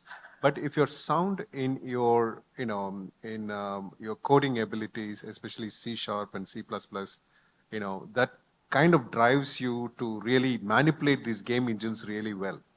So in the previous, session, I just talked about how playing games becomes, a job in itself, right? Because you're not just playing games for the fun of it, but you're understanding the dynamics of it, the interactions, elements, and others.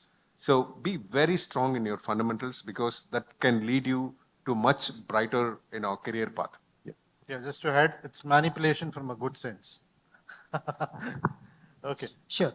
So XR is extended reality, but also is for experiential technologies we are talking about. The whole thing is designed for human being. So understanding the human being is much more important than looking at the technology or hardware or software and all these things. So how do we create a stunning experience to the human? That is where the students have to start looking at it. That's where the fundamentals comes into picture.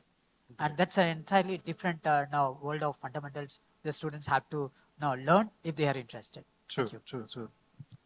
Hanif, quick. Just one word more than whatever they have said, stay curious. Stay curious. That's great.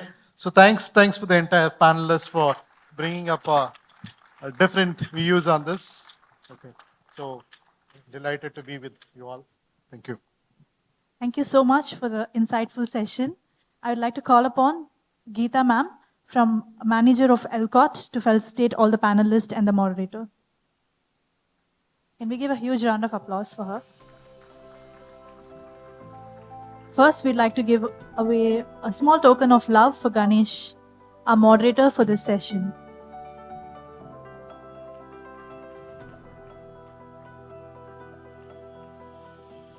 Next, we'd like to felicitate Manivanan.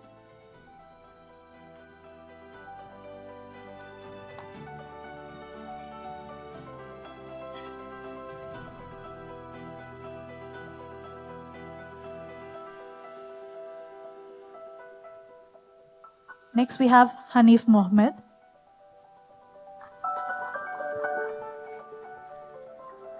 Can we all give a huge round of applause for all the panelists and the moderator? Last but not the least for the session, we have Dr. Ashok Maharaj.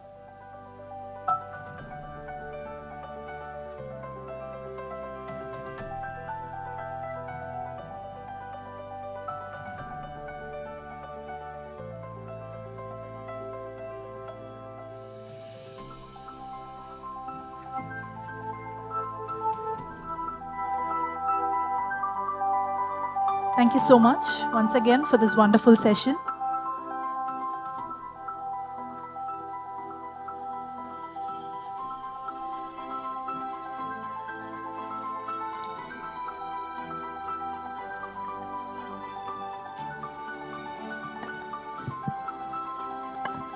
Now we'll break for lunch and we'll restart our session at 2 o'clock. Thank you.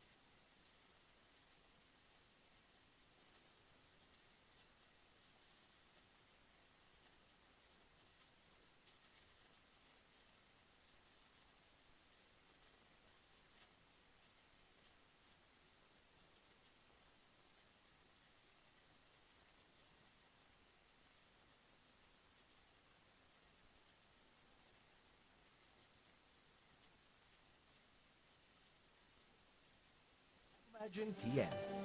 Experience IT at the talent hub for global tech. Welcome to Umagine, where 2 days are dedicated to captivating keynotes, engaging fireside chats, and enlightening panel discussions. Experience IT, where visionaries converge, technologies merge. Under the leadership of Thiru M.K. Stalin, Honorable Chief Minister of Tamil Nadu, and the able guidance of Thiru Dr. Palanivel Thiagarajan, Minister of Information Technology and Digital Services, Tamil Nadu. Come be a part of Tamil Nadu's tech success story.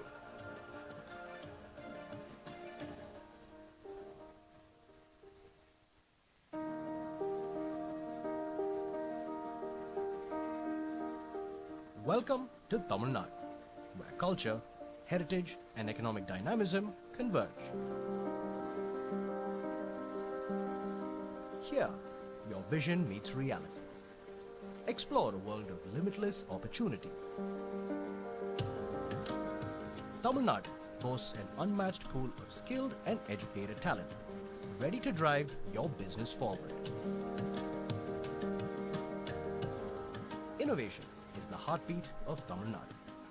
We nurture ideas that transform industries. Tamil Nadu is focusing on important areas like AI deep tech, cybersecurity, connected intelligence, sustainability, GICs, and AVGCXR. Now, discover this world where imagination knows no bounds with Umagine TN. Experience IT at the talent hub for global tech. Welcome to Umagine, where 2 days are dedicated to captivating keynotes, engaging fireside chats, and enlightening panel discussions. Experience IT, where visionaries converge, technologies merge. Under the leadership of Thiru M.K. Stalin, Honorable Chief Minister of Tamil Nadu, and the able guidance of Thiru Dr. Palanivel Thiagarajan, Minister of Information Technology and Digital Services, Tamil Nadu. Come be a part of Tamil Nadu's tech success story.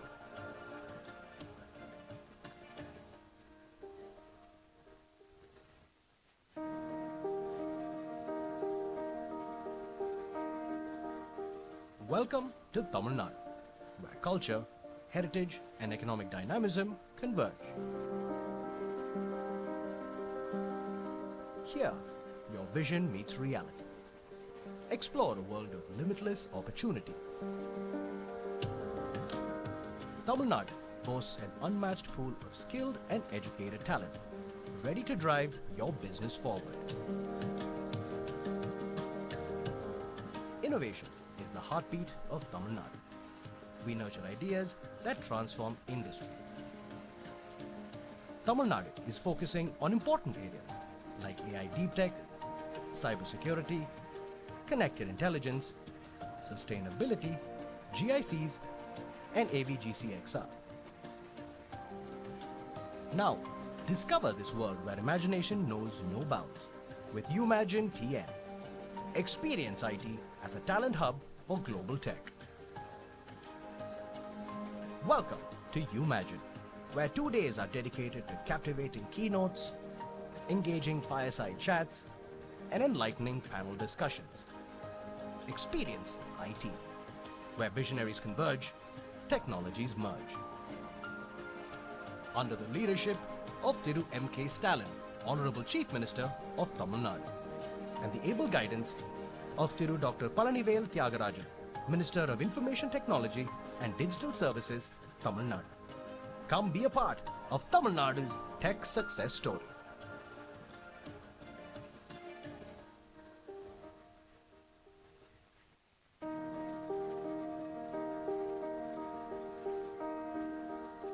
Welcome to Tamil Nadu, where culture, heritage, and economic dynamism converge. Here, your vision meets reality. Explore a world of limitless opportunities. Tamil Nadu boasts an unmatched pool of skilled and educated talent, ready to drive your business forward. Innovation is the heartbeat of Tamil Nadu. We nurture ideas that transform industries. Tamil Nadu is focusing on important areas like AI deep tech, cybersecurity, connected intelligence, sustainability, GICs, and AVGCXR. Now, discover this world where imagination knows no bounds with Umagine TN. Experience IT at the talent hub for global tech. Welcome to Umagine, where 2 days are dedicated to captivating keynotes, engaging fireside chats, and enlightening panel discussions. Experience IT, where visionaries converge, technologies merge. Under the leadership of Thiru M.K. Stalin, Honorable Chief Minister of Tamil Nadu, and the able guidance of Thiru Dr. Palanivel Thiagarajan, Minister of Information Technology and Digital Services, Tamil Nadu. Come be a part of Tamil Nadu's tech success story.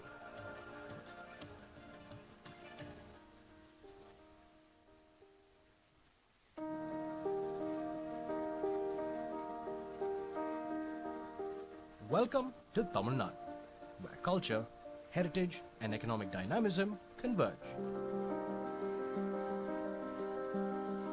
Here, your vision meets reality. Explore a world of limitless opportunities. Tamil Nadu boasts an unmatched pool of skilled and educated talent, ready to drive your business forward. Innovation is the heartbeat of Tamil Nadu. We nurture ideas that transform industries. Tamil Nadu is focusing on important areas like AI deep tech, cybersecurity, connected intelligence, sustainability, GICs, and AVGCXR. Now, discover this world where imagination knows no bounds with Umagine TN. Experience IT at the talent hub for global tech. Welcome to Umagine, where 2 days are dedicated to captivating keynotes, engaging fireside chats, and enlightening panel discussions. Experience IT, where visionaries converge, technologies merge. Under the leadership of Thiru M.K. Stalin, Honorable Chief Minister of Tamil Nadu, and the able guidance of Thiru Dr. Palanivel Thiagarajan, Minister of Information Technology and Digital Services, Tamil Nadu. Come be a part of Tamil Nadu's tech success story.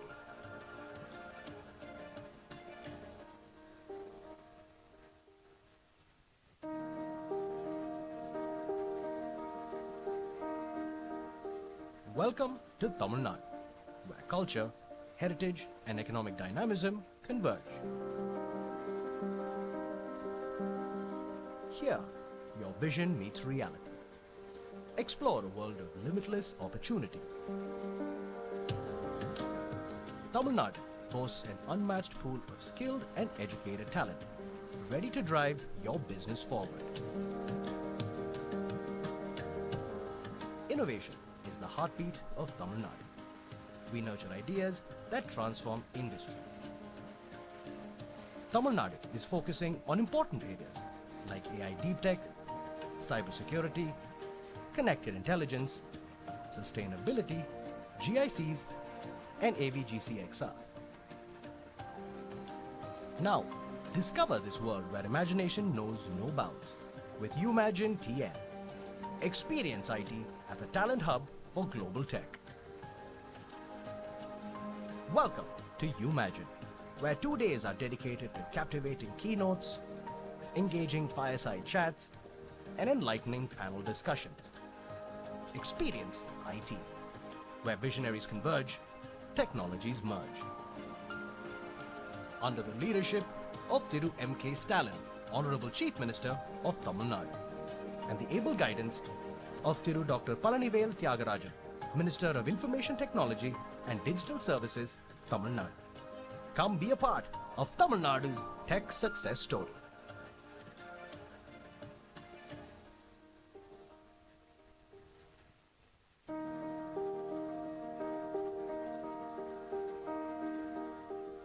Welcome to Tamil Nadu, where culture, heritage, and economic dynamism converge. Here, your vision meets reality. Explore a world of limitless opportunities. Tamil Nadu boasts an unmatched pool of skilled and educated talent, ready to drive your business forward. Innovation is the heartbeat of Tamil Nadu. We nurture ideas that transform industries. Tamil Nadu is focusing on important areas like AI deep tech, cybersecurity, connected intelligence, sustainability, GICs, and AVGCXR. Now, discover this world where imagination knows no bounds with Umagine TN. Experience IT at the talent hub for global tech. Welcome to Umagine, where 2 days are dedicated to captivating keynotes, engaging fireside chats, and enlightening panel discussions. Experience IT, where visionaries converge, technologies merge. Under the leadership of Thiru M.K. Stalin, Honorable Chief Minister of Tamil Nadu, and the able guidance of Thiru Dr. Palanivel Thiagarajan, Minister of Information Technology and Digital Services, Tamil Nadu. Come be a part of Tamil Nadu's tech success story.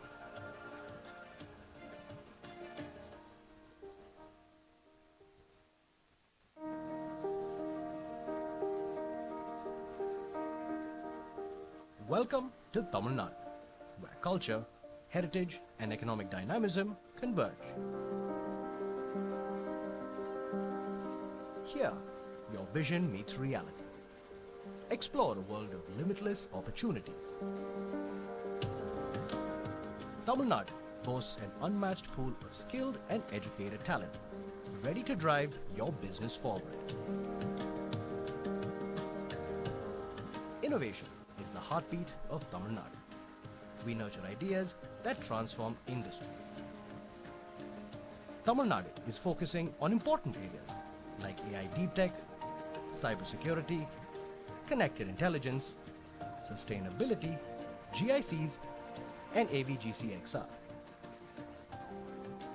Now, discover this world where imagination knows no bounds with Umagine TN. Experience IT at the talent hub for global tech. Welcome to Umagine, where 2 days are dedicated to captivating keynotes, engaging fireside chats, and enlightening panel discussions. Experience IT, where visionaries converge, technologies merge. Under the leadership of Thiru M.K. Stalin, Honorable Chief Minister of Tamil Nadu, and the able guidance of Thiru Dr. Palanivel Thiagarajan, Minister of Information Technology and Digital Services, Tamil Nadu. Come be a part of Tamil Nadu's tech success story.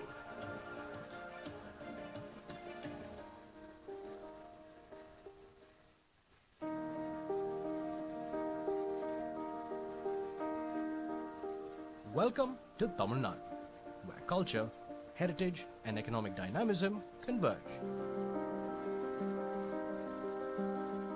Here, your vision meets reality. Explore a world of limitless opportunities. Tamil Nadu boasts an unmatched pool of skilled and educated talent, ready to drive your business forward. Innovation is the heartbeat of Tamil Nadu. We nurture ideas that transform industries. Tamil Nadu is focusing on important areas like AI deep tech, cybersecurity, connected intelligence, sustainability, GICs, and AVGCXR. Now, discover this world where imagination knows no bounds with Umagine TN. Experience IT at the talent hub for global tech. Welcome to Umagine, where 2 days are dedicated to captivating keynotes, engaging fireside chats, and enlightening panel discussions. Experience IT, where visionaries converge, technologies merge. under the leadership of Thiru M.K. Stalin, Honorable Chief Minister of Tamil Nadu, and the able guidance of Thiru Dr. Palanivel Thiagarajan, Minister of Information Technology and Digital Services, Tamil Nadu. Come be a part of Tamil Nadu's tech success story.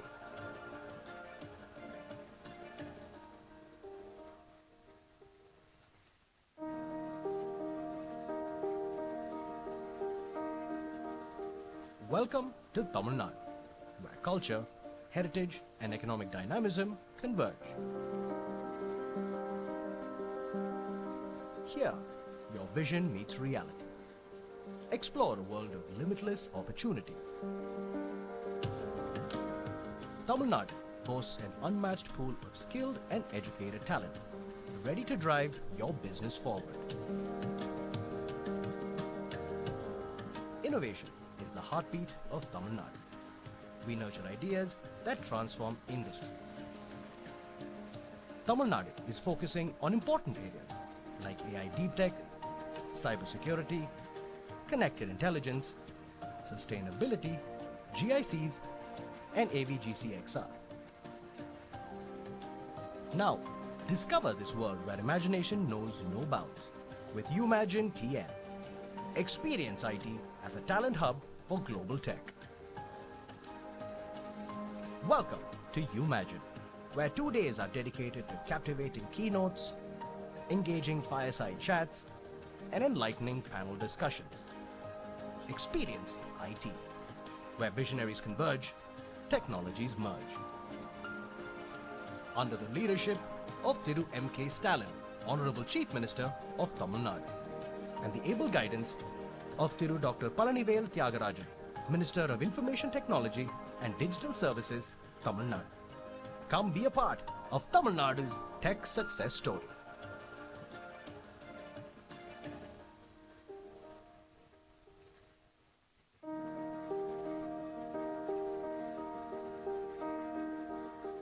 Welcome to Tamil Nadu, where culture, heritage and economic dynamism converge. Here, your vision meets reality. Explore a world of limitless opportunities. Tamil Nadu boasts an unmatched pool of skilled and educated talent, ready to drive your business forward. Innovation is the heartbeat of Tamil Nadu. We nurture ideas that transform industries. Tamil Nadu is focusing on important areas like AI deep tech, cybersecurity, connected intelligence, sustainability, GICs, and AVGCXR. Now, discover this world where imagination knows no bounds with Umagine TN. Experience IT as a talent hub for global tech. Welcome to Umagine, where 2 days are dedicated to captivating keynotes, engaging fireside chats, and enlightening panel discussions.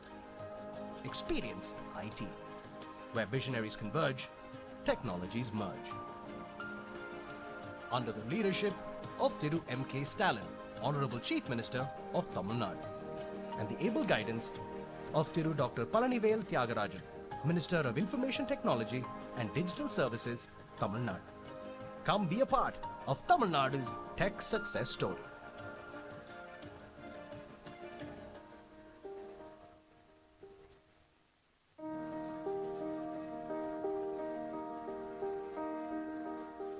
Welcome to Tamil Nadu, where culture, heritage and economic dynamism converge. Here, your vision meets reality. Explore a world of limitless opportunities. Tamil Nadu boasts an unmatched pool of skilled and educated talent, ready to drive your business forward. Innovation is the heartbeat of Tamil Nadu. We nurture ideas that transform industries. Tamil Nadu is focusing on important areas like AI deep tech, cybersecurity, connected intelligence, sustainability, GICs, and AVGCXR. Now, discover this world where imagination knows no bounds with Umagine TN. Experience IT at the talent hub for global tech. Welcome to Umagine, where 2 days are dedicated to captivating keynotes, engaging fireside chats, and enlightening panel discussions. Experience IT, where visionaries converge, technologies merge. Under the leadership of Thiru M.K. Stalin, Honorable Chief Minister of Tamil Nadu, and the able guidance of Thiru Dr. Palanivel Thiagarajan, Minister of Information Technology and Digital Services, Tamil Nadu. Come be a part of Tamil Nadu's tech success story.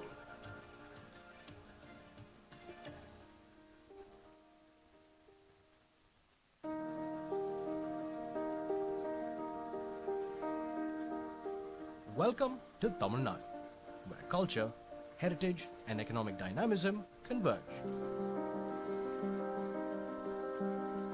Here, your vision meets reality.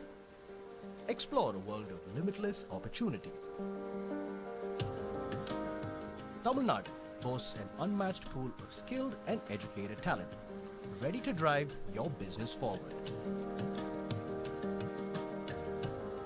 Innovation is the heartbeat of Tamil Nadu. We nurture ideas that transform industries.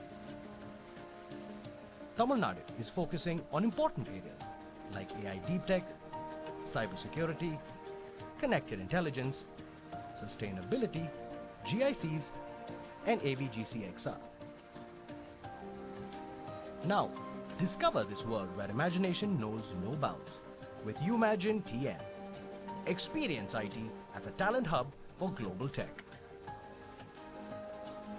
Welcome to Umagine, where 2 days are dedicated to captivating keynotes, engaging fireside chats, and enlightening panel discussions.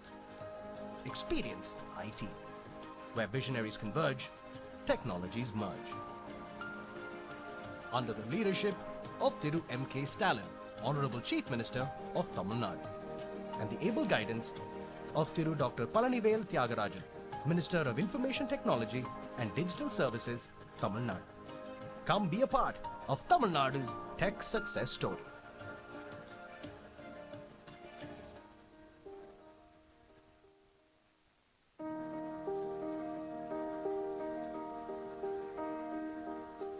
Welcome to Tamil Nadu, where culture, heritage, and economic dynamism converge. Here, your vision meets reality. Explore a world of limitless opportunities. Tamil Nadu boasts an unmatched pool of skilled and educated talent, ready to drive your business forward. Innovation is the heartbeat of Tamil Nadu. We nurture ideas that transform industries. Tamil Nadu is focusing on important areas like AI deep tech, cybersecurity, connected intelligence, sustainability, GICs, and AVGCXR. Now, discover this world where imagination knows no bounds with Umagine TN. Experience IT at the talent hub for global tech. Welcome to Umagine, where 2 days are dedicated to captivating keynotes, engaging fireside chats, and enlightening panel discussions. Experience IT, where visionaries converge, technologies merge. Under the leadership of Thiru M.K. Stalin, Honorable Chief Minister of Tamil Nadu, and the able guidance of Thiru Dr. Palanivel Thiagarajan, Minister of Information Technology and Digital Services, Tamil Nadu. Come be a part of Tamil Nadu's tech success story.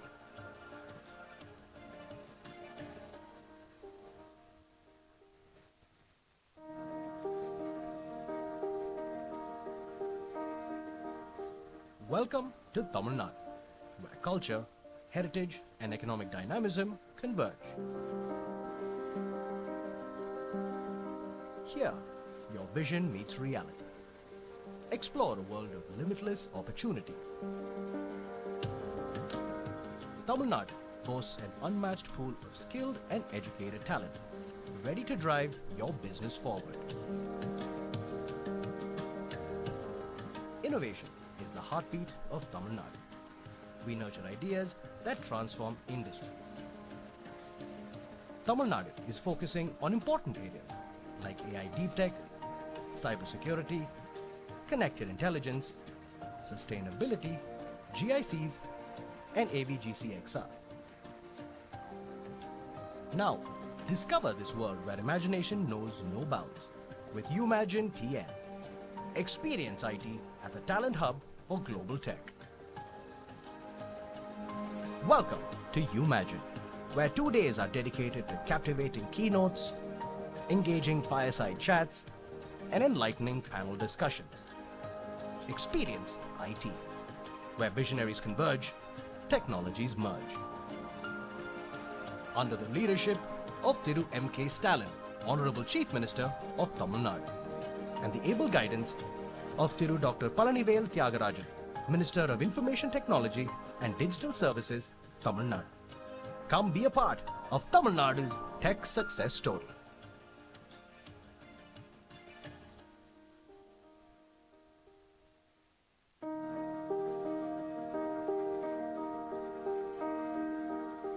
Welcome to Tamil Nadu, where culture, heritage, and economic dynamism converge.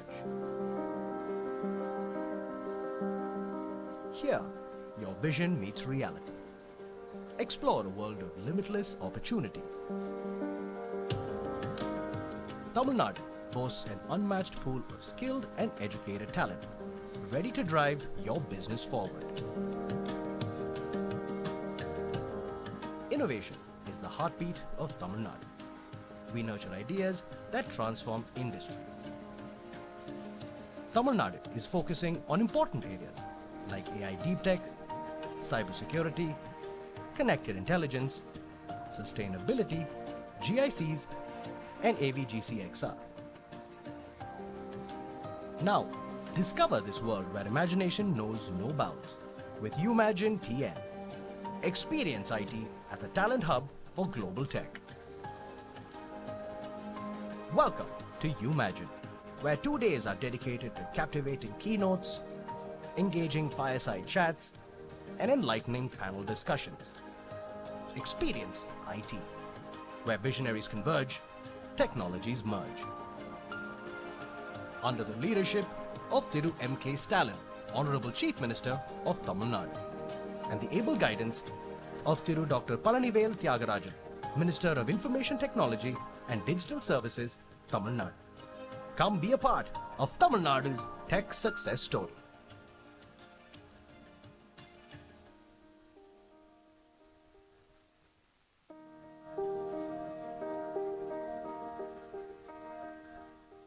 Welcome to Tamil Nadu, where culture, heritage, and economic dynamism converge. Here, your vision meets reality.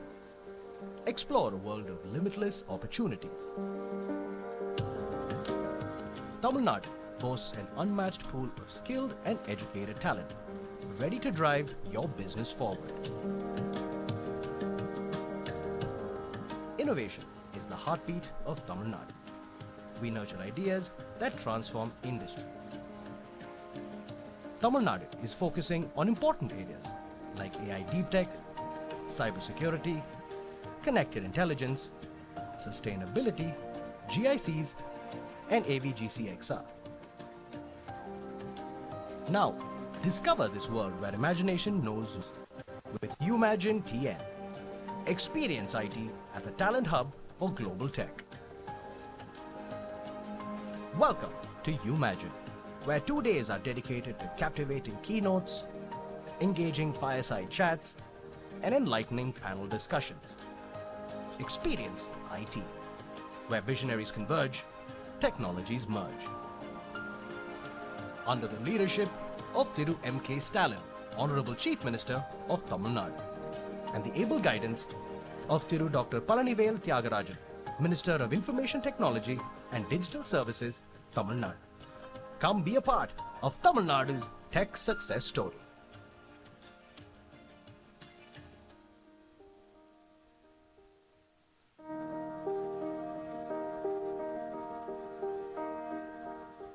Welcome to Tamil Nadu, where culture, heritage, and economic dynamism converge. Here, your vision meets reality. Explore a world of limitless opportunities. Tamil Nadu boasts an unmatched pool of skilled and educated talent, ready to drive your business. Yes, he's a trailblazer in driving transformative solutions. His leadership ensures TCS remains at the forefront of innovation, pioneering advancements in technology and business strategies. Can we all give a huge round of applause as we welcome him? Next, we have Vanitha Venugopal, CEO of IT&T. She's a dynamic entrepreneur shaping the logistic landscape. Her strategic vision contributes to IT&T's success in providing innovative and efficient supply chain solutions. Can we all give a huge round of applause and welcome her? Our last panelist for the session, we have Ram Meenakshi Sundaram, CTO at Vertisa. He's a technology expert steering the company's initiatives.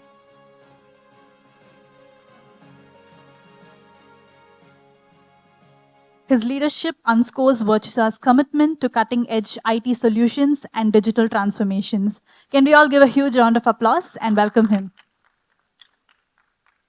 I'd like to welcome the moderator of the session, Pradeep Kumar, Vice President at Broadridge. He brings industry insights to discussions, contributing to dynamic conversations within the tech community. His expertise fosters collaboration and knowledge exchange. Can we give a huge round of applause for Pradeep Kumar and ask him to begin the show?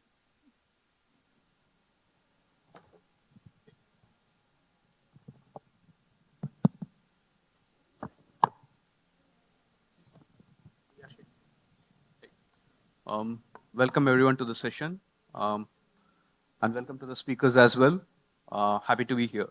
Right. We thought, during the discussion, we will flip the panel a little bit, and then, start by asking questions to the audience first, right? Usually, the audience would ask questions to the panelists at the end. We thought we will change a little bit and then ask the questions. Is that fine with all of you folks?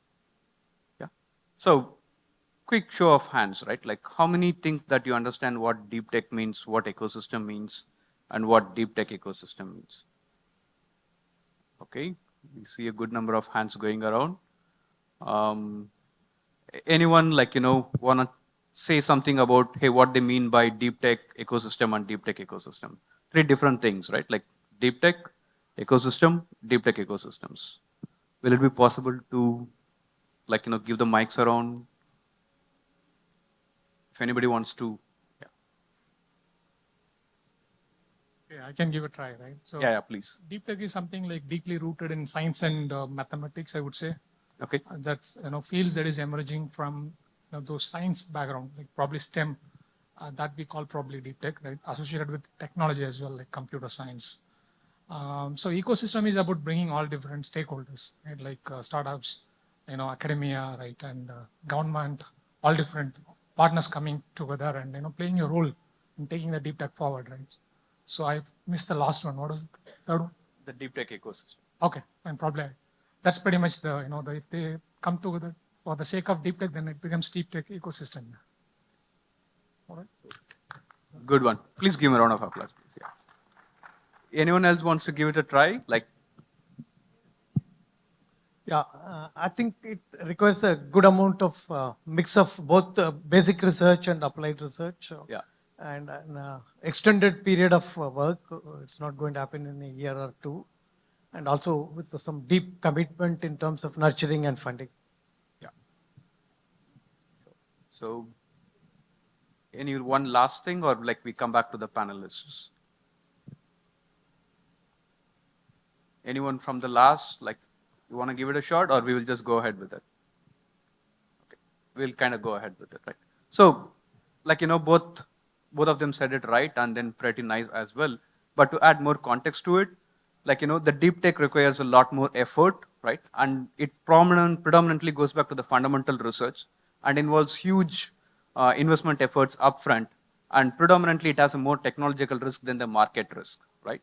And ecosystem also means many players coming together, and eventually all of them have to contribute, interact with one another, and then the ecosystem should offer a meaningful, unique value proposition. That value proposition comes because of the ecosystem, right? So if the ecosystem goes off, the value proposition goes off. It is not the value proposition that comes from individual players, but the total sum that is being contributed by them, right? So that is the deep tech ecosystem. Now we will go around with the panel to hear them about why, what, how, and what are the best practices, how each and every one of them are contributing, and things like that, right? So we'll just hear your thoughts on why should we why should we worry about a deep tech ecosystem, right? Like we'll start with the why, we will go around it, then we will go to the what, how, and things like that. Sure. I still like to answer the first question he asked the audience. What is deep tech? What is ecosystem? In simple words, I always like to give an example. I'm sure everyone has heard of the LLM models. Raise your hands who knows the LLM models, right? The research that led to the creation of the LLM models is considered as deep tech.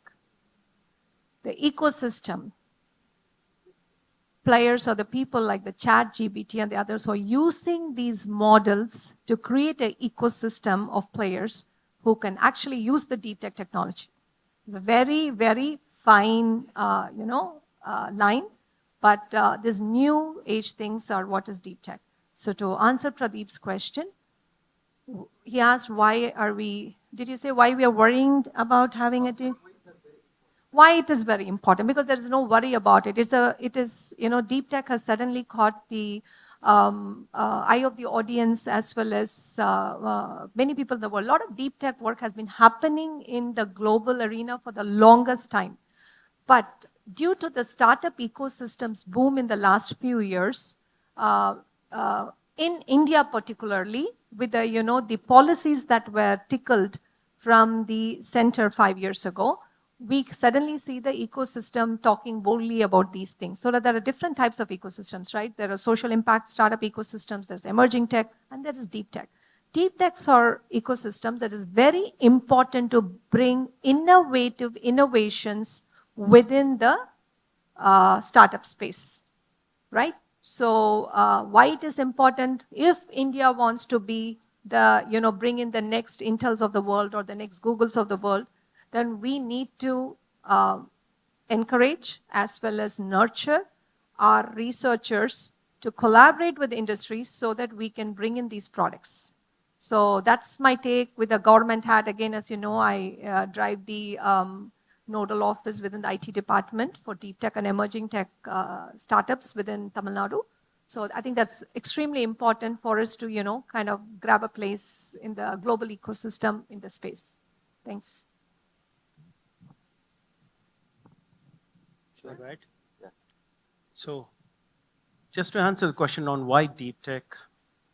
So I believe everyone is aware of the fact that today many emerging technologies are really coming up into the mainstream adoption. Some of the technologies like blockchain, Web 3.0, what you tried to talk about, metaverse, generative AI, what you are trying to see, what Manita was mentioning about large language models coming from that, LLM is all about, and edge computing, they all come under the deep tech technology frameworks. But you need to understand when these things are in isolation, they cannot solve any problem. But the convergence of these particular technologies can unfold many things and address some of the very interesting problems and challenges faced by the business communities. So understanding that particular white spaces and applying these particular technologies is becoming even more critical. Today, every business, you take any kind of an industry, a manufacturing industry, or you take a banking and finances services, or life sciences and healthcare, all these industries have specific problems. And deep tech, when convergence of these particular technologies can really unlock that particular problems. I'll tell you one of the interesting challenge which is posed by one of the customers. They provide the high pressure laminates. And this laminates inventory is placed, and they told, how do I count this particular laminates? Because every time a manual counting is involved, it becomes a challenge for me. So the combination of robotics, combination of computer vision, high pressure laminates, and utilizing that particular thing and using drone technologies when these laminates are placed on the different tiles sections, they were able to solve and address these problems. This company was leveraging some of the deep tech solutions. Likewise, there are many startup companies which are evolving or need to understand these white spaces, apply these particular technologies to address some of the common challenges, and they can really flourish. In fact, yesterday, in few of the keynotes, we clearly observed there are many unsolved mysteries and challenges do exist, but this can be really solved through the deep tech. Hence, deep tech is really required for us to evangelize and create that kind of platform ecosystem to support. So you need to have the ecosystem to support from the researchers, from the academicians, from the industry, from government policy making, and also from the platform to collaborate together. When all these things come together, deep tech will flourish and evolve. Those are my initial thoughts. I think well covered by Bala and Vanita. I'd just probably add on a little bit more perspective. I think Vanita touched upon it, but how to make our country self-sufficient in these technologies. Today, we're very dependent on Western world for anything new that happens, right? So can we make ourselves self-sufficient, as well as look at solutions with these technologies that's relevant to our country, maybe in agricultural area.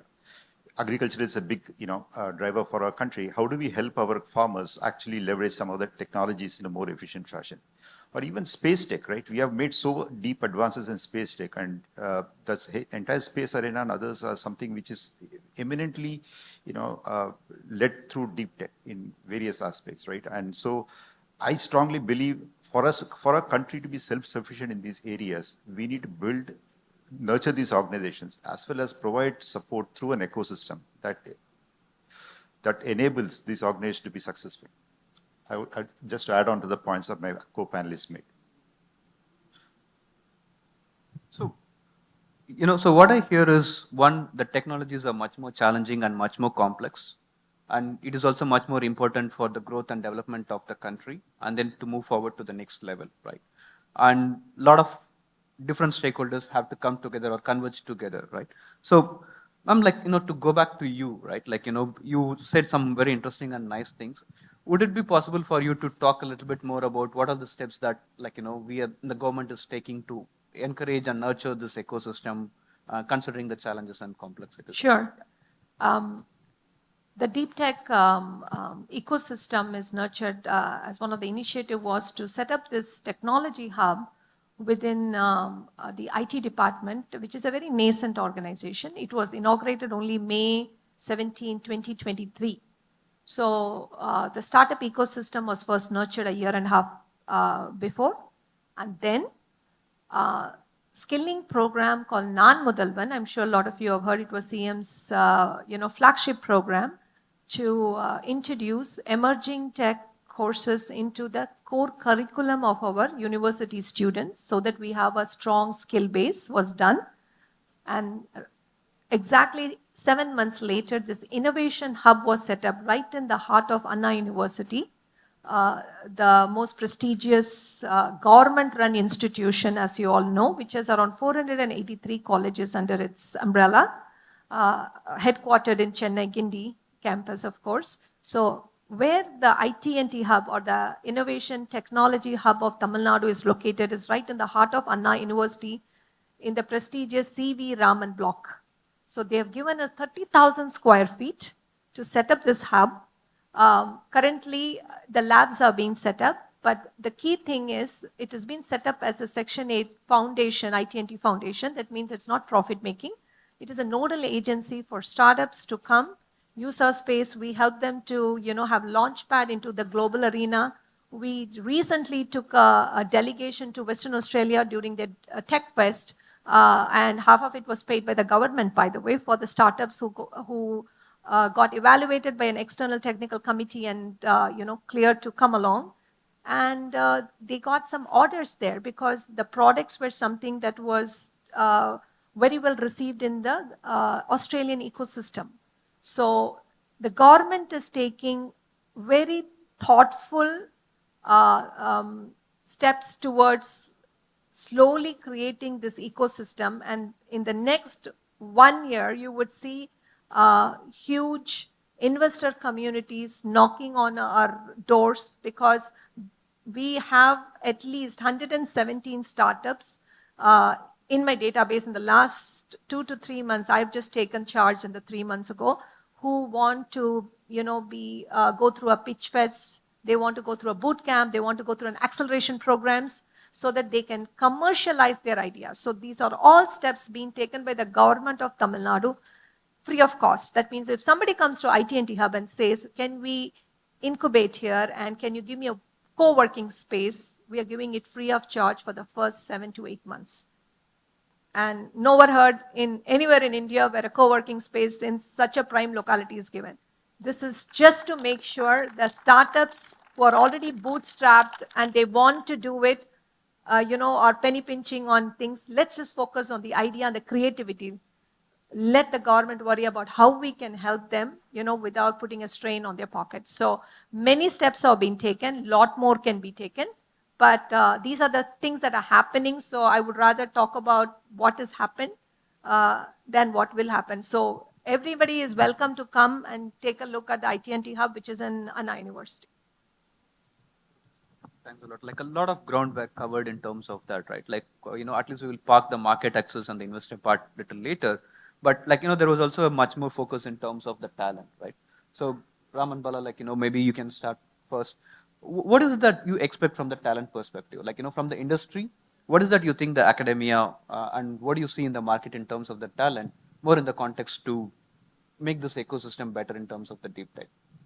I believe I'll try to cover from the two sides of the coin. One is from the academia, second is from the industry permit. So if you're looking from the academia standpoint, today academia more focuses on the placement opportunities for the students, which is bread and butter of because they see that if candidates are placed in the particular companies, they are good. But now there is a small change in thought process. They are not only looking for the placements, they are trying to convert the students as a future entrepreneurs, risk-taking people, and fearless mindset is getting incubated into their minds. So they'll be having an opportunity to make the startup pitches in their academia. Many universities like Anna University, VIT, or the prime universities which are there in Chennai are looking into that particular dimensions. The intent is incubating such kind of an ideas and trying to partner with the industry ecosystem can play a very, very important role. Today, startups are coming forward. Students and some of the mid-age people are also going and doing the startups. But the problem today, what we see on the ground is where I can validate my startup idea. Do I have an environment to validate? Yes, probably what Vanita was saying, that the platform which is created for the collaborative innovation can bring the industry and academia together to do that. So setting up some of the academia hubs within the specific universities could be the nodal hubs. Like you can have a fintech hub, manufacturing hub, or healthcare hub. And bringing the different disciplines coming together to solve the challenges in that particular hub related to that industry can create a lot of good ideas translated into the projects or the products also. And industry coming forward, like it could be the micro, small, medium enterprises or large scale enterprises, coming forward, giving them an opportunity to validate their idea will always help them to nurture that particular idea to make it much more big. And if these two things can be supported through the government or give that kind of a platform ecosystem to bring this industry people, startup idea people, can make a big difference to the overall community and grow. That's how the deep tech in a particular industry grows.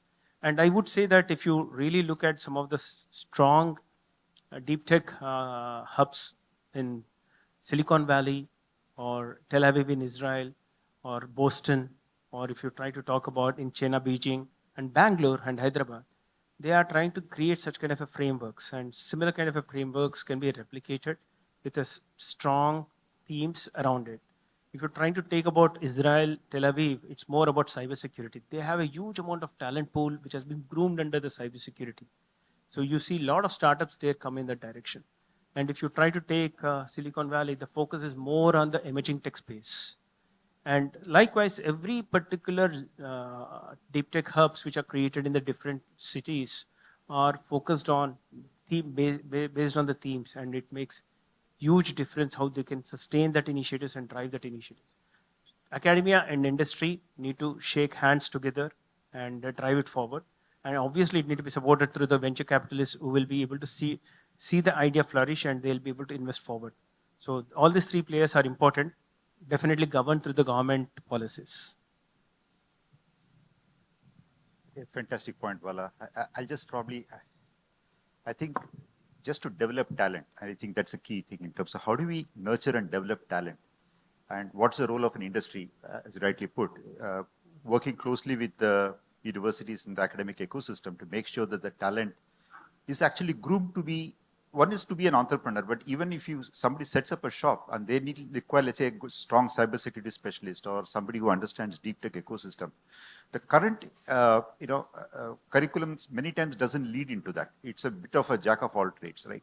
How do we help people to get specialized in certain areas so that they know that, hey, this is where I really want to work, whether it's in a new startup in the deep tech space, or they can set up a, if they have bright ideas, they can create a new startup on their own, or potentially even work with some of the larger corporations to actually groom that skill sets around that. So I do believe there's an opportunity for us as an industry to work, and which we do, by the way. I mean, I know that all of us do in various forms and fashions, working with with the universities to build, like in my company, for example, we do something what's called Center of Excellences, right? We work with various colleges to build centers of excellence, to make sure that we identify specific areas there where we can actually work closely with the faculty there, to co-create curriculum that essentially helps people to be developed in specific areas. And I believe more can be done, that kind of a thing, where we help groom talent, that we feel more confident that we can actually absorb them into organizations, as well as give them the confidence that they can actually go and work in one of those ecosystems on the deep tech space. It could be any of those areas that people have identified in the space. Thank you. Slightly changing tracks, and the first question to you is, what are the corporates looking at in terms of the deep tech, right? So if you think about the deep tech origins, go to the Bell Labs, Skunkworks, and all that stuff. So what is that you see in the industry from the corporate perspective, focus towards it, purely from the corporate standpoint of? So, I mean, when I say corporate, I can speak for system integrators like ourselves, right? In our world, it's about making sure that we have talent who can work in that area. We also build targeted IPs to help our customers leverage some of these technologies for solutions. But some of the corporates also build, help co-innovate ideas, or nurture a kind of a startup ecosystem within their organizations.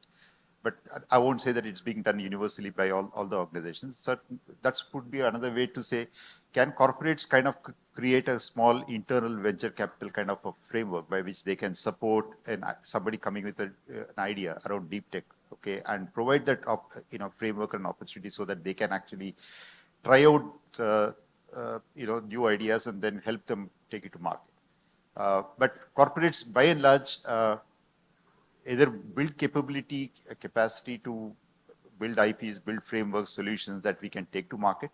At the same time, as I said, be associated with the academic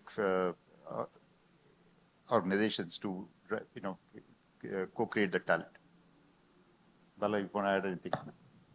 I'd like to add that from the corporate standpoint, I say that we look at social impact of the solution, first one. Second, economics of scale, how that particular solution or idea can help us in making it scale. Because many ideas can be doing through a jugaad innovation, which is possible. Means it addresses the problem at that instance. But intent is not to look at the jugaad innovation, but looking at economics of scale and how you can make that innovation sustain for a longer period of time. The third important area is how do you relate that particular problem to the industry to solve. Means specifically, it is solving some of the problems which is industry currently running through.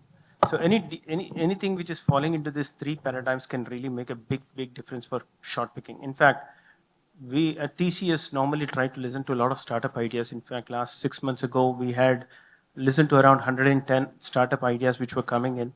in IIT Chennai itself, and out of which 20 startup ideas were resonating well with our business areas, and we gave an opportunity for all the 20 different startups to validate their idea with our customers.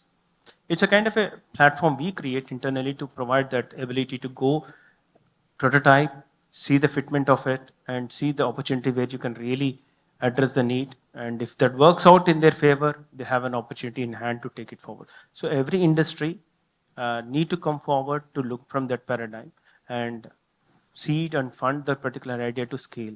When you look from that standpoint, corporates and academics can really excel in that dimension. So one of the things that which I've been hearing from you both as well as from ma'am earlier is the market access and the investor thing, right? So ma'am, like, do you have, like, from what you've been looking from the startups and the, like, by taking them through the market access and all of that, what is the outlook that you see from the investor appetite towards this deep tech? And some comments and more context from the investor perspective would be really great. Yeah. Sure, Pradeep, but I would like to answer, you asked the two industry people, what is that they're looking from on deep tech part, right? So I come from an industry, I'm not from a, I was a professional who was invited into the industry, from the industry to run this. So now from wearing the hat of the government, I'm telling you what we are looking from industries in the deep tech space. We are looking for problem statements from industries. We have already have MOU signed with companies like Rolls-Royce. IT&T has signed it in the last 3 months. Peer Mobility or KTM, the bike people based out of Austria. We have with Bosch, and one of the innovation challenges is already kicked off.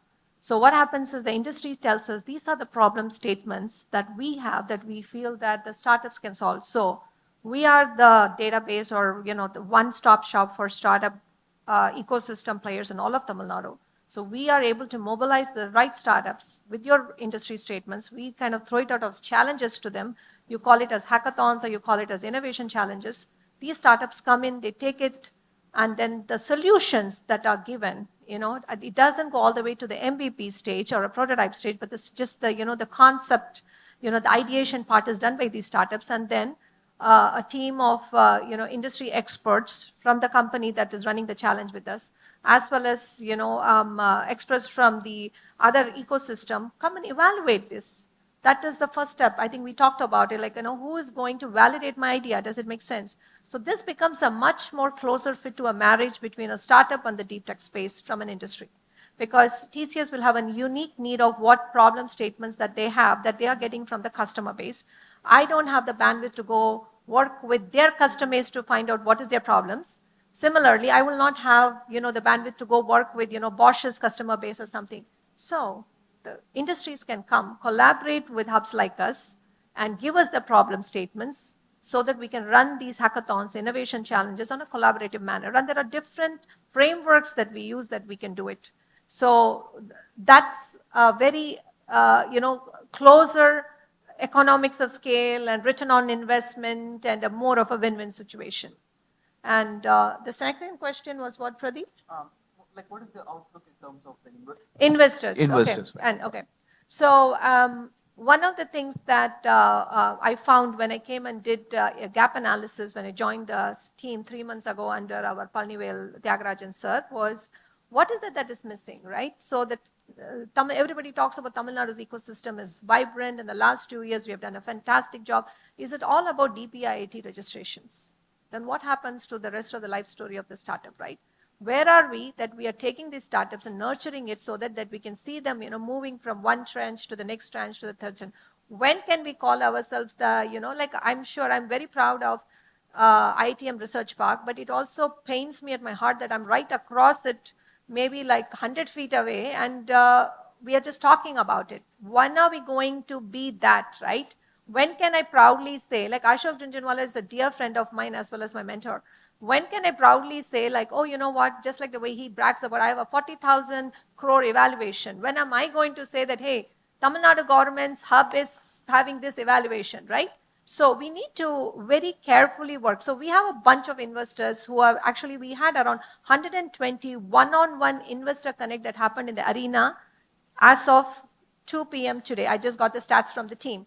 And these investors connected with us a month ago because we said we are running this. we sent the startup, the pitches to them. They evaluated it and they said, we want to meet only this startup. We wanted to meet this startup. So it was a very one-on-one thing that we did with these investors in the last 1 month, and it is actually materializing today. The good news is, again, I'm stealing the thunder from my secretary who's going to talk about it in the welcome speech this evening with Uday sir. But 25% outcome has come. That means out of the 110 startups, 25% of the startups have been selected for the second round of, no. Funding takes a long time with investors. They really have to think through it. I wish we can that ambitious, but at least they have been asked to come for the second round of more detailed discussions so that they can go validate it much more closer. At 30 minutes today and a 1 hour in the last 1 month, but now they have been selected for this. So for me, that is like, 25% is really a good first steps. So that we need to build our investor ecosystem much, much stronger. For that, they should have hope that my startup is also doing really good. So having that good, startups as well as good mentors, subject matter experts, entrepreneurs in residence that we call as those kind of people, if they can join hands with the government, I think we could be the IT research park in the next few years. From all of us, we wish and hope that we will reach there very soon. Yeah. And maybe one more follow-up question, since it just occurred to me, right? You've been on both the sides of the table, right? Like on the government and then the industry. So what is that you want to tell, including me, to corporates like us, that in addition to the problem statement, how do you think that we all could contribute back? Yeah, so I think I shouldn't be quoted for this, but I'm saying this in a public forum. I had a fear of working with the government myself.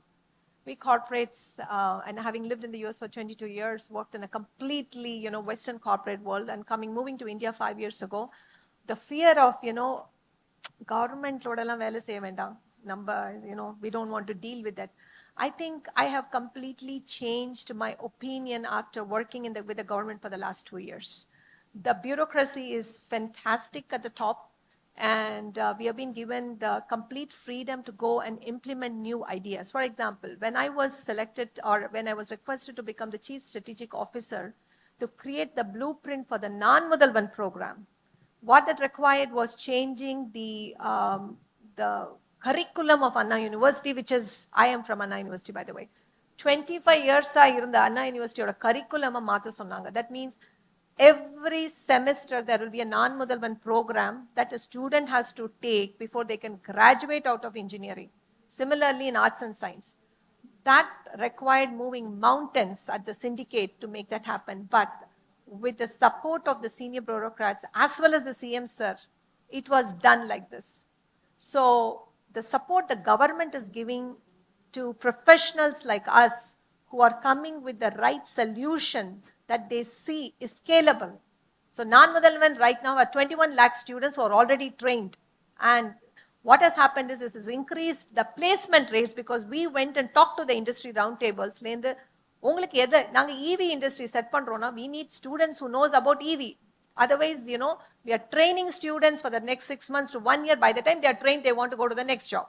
Attrition is very high in this industry, as you all know. So what do? We help the industry cut short because these are given to the students during the curriculum itself. EV pati, metaverse pati, AR VR pati, smart manufacturing pati, as well as buildings. And we work with partners like Microsoft, L&T, all global partners, AWS, name it, right? They are all partnered with the non-Mudalvan program. So coming from the corporate, my humble request to the industry is don't fear the government. There are many organizations within the government or with open arms want to work with the corporates. One of us is IT&T Hub, one of them is non-Mudalvan program, which is TNSDC. There is another investor wing called TNIFMC, which is 100 crore funds. We work with different startups to come and pitch. So please come forward and take the first step. And we are very ready and open to work with you guys. So Bala and Ram, the question is for you, right? Feel free not to answer that, right? With that disclaimer, I'm going to ask you that, right? What is it that, we heard a lot, how the government is changing for good and things like that, right? So what would be your ask to the government? I'll go first. So when government is opening the hands for the corporates to come forward to give the problem statements, it's definitely a good sign for the collaboration platform which they are trying to extend and provide that platform. So as I come from Hyderabad, I just wanted to share some experience. In fact, I'm the co-chair for the ICT committee in the Federation of Telangana Chambers of Commerce and Industry. One of the initiative we took from the industry is we wanted to set up the hubs, academic hubs within the different nodal colleges. And what are the, Vanida was saying, giving the problem statement, this is exactly what we are trying to do from the MSME standpoint. What are the problems you are facing? You give it as a problem statements to these colleges where they can go and develop the projects. And government, what it is trying to offer the support is, it is creating the innovation days, it is creating the innovation summits where these problem statements can be demonstrated at a large scale of industries in collaboration with ICA, where they can come and see what solutions have been developed with these academic hubs. And these academic hubs are like, I told you, right?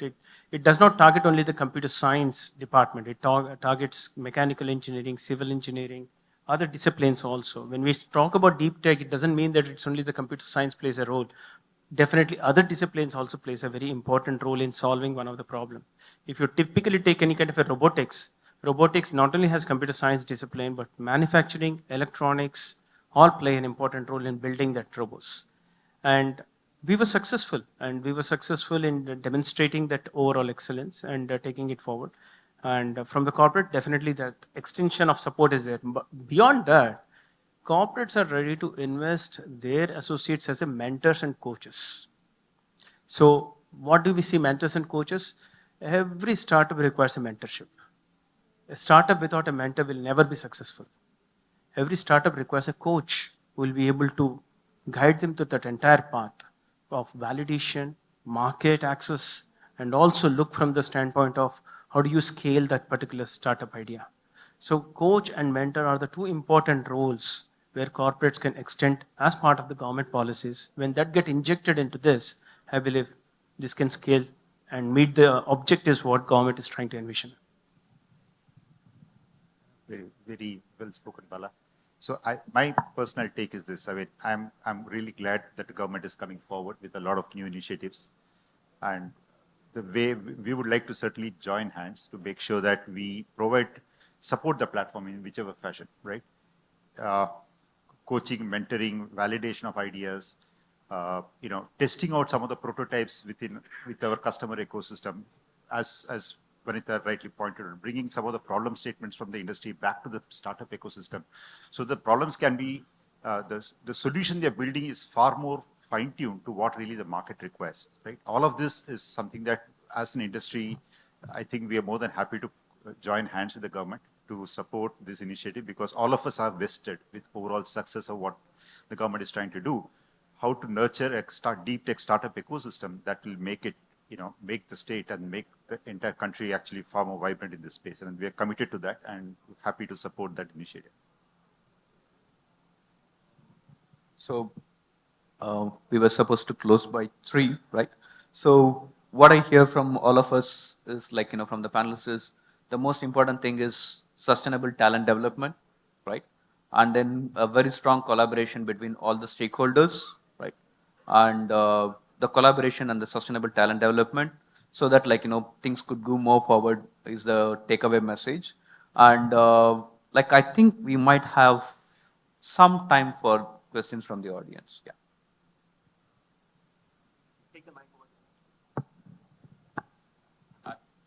If you want to address it to specific people, please do mention so. Yeah.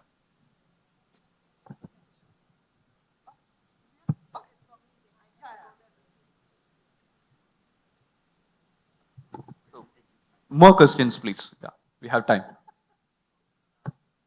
Question is to the, anybody can answer. We are all told about Minority Report and singularity of AI, deep tech taking us there. And so with that coming, that is in the horizon. It's obviously not there now. So my question was around what steps the industry or the ecosystem has to take in terms of ensuring safety and security of the deep tech from I don't want to talk about Terminator situation, but still, the point is there needs to be safety guidelines, and the government and the technology and the ecosystem per se, even the citizens have to kind of contribute to that. But what are your thoughts, right? Anybody can answer this. I have another question, but I'll finish this. I'll take a stab at it. One important thing is when you are going digital, there is every possibility that things will be more vulnerable. Creating a very forward-looking security posture is very important. The first step is ensure that your security postures are revisited and you are creating such kind of a guardrails which will protect. The second important area from the safety is to ensure that you are more responsible. So one way of being more responsible is creating that kind of a culture of awareness. So today, if you're trying to take a lot of frauds which are happening in the morning, also we had witnessed one of the panel talking about the risk and fraud detection powered through the AI. So it's all about awareness which can make you not fall into that kind of a trap, which is primarily because of the greed, what you can carry, or it could be related to the not aware of that kind of a situation. So today, awareness is important. Second important area, what you need to really look from the safety is, today, NASSCOM has come out with a responsible AI guidelines and safety controls. Similarly, European country, US government has released a lot of safety and responsibility controls, which can be integrated as part of your solutions, what you're trying to develop. So any solution which follows that kind of a guardrails and put down that particular controls in place, at least it gives an assurance that your solutions are safety proof, bias proof, and also responsible in whatever it is trying to deliver.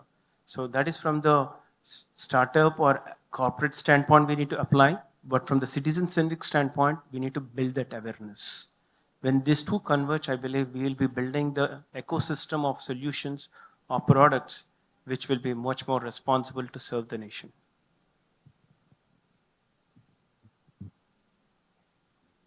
Yeah. The second question is? Before that, can we go around the thing, like, if no one else is asking, like, still we could go. Sorry about that. Ishwar Prasad from TCS.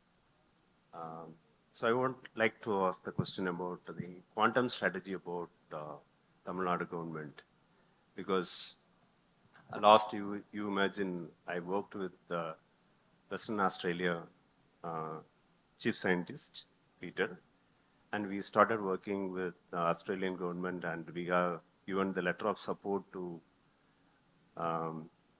the Quantum Center for Growth for Australia. So what is the strategy of Tamil Nadu? And we would like to part of the quantum strategy, as well as Australian government is part of the innovation partner. We wanted to collaborate with that.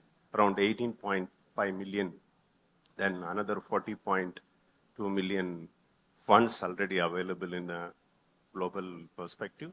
We would like to contribute as from TCS as a corporate support, as well as with the government. So, as I said, the good news about me is I come from corporate, so I don't know how to beat around the bush and give you an answer that satisfies you.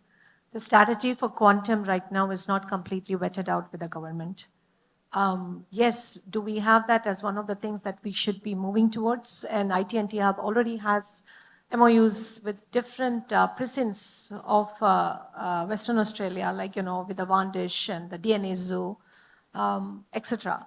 And I also had an opportunity to meet Dr. Peter when he visited me a few months ago. But I think we need to do our groundwork and know exactly where we are getting into. So yes, as an ecosystem player who has invested interest in this, if you're interested in coming and having a chat with us or helping us to set up roundtables where we talk about this and come up with this one comprehensive policy, right? So I think that would be the right way or direction to move forward with something when we are talking at this magnitude. So yes, the thought is there, but a lot of work has to be done to me to say, yes, we have a strategy in place. Yes, absolutely. As I said, I am in the IT&T Hub. You are more than welcome. So get in touch with me after March 15th so that the code of conduct by then we are very busy. And after that, I will definitely would like to, have a discussion where we can talk about how we take this forward. The strategy could take 6 months because I come from a strategy background myself. So it could take like 6 months, 8 months, 1 year. It's not the thing. The quality of how the strategy comes and how we decide the implementation plans of it and who are the partners that we should work with to, get this strategy executed in the most, right way, actually, right, is very important.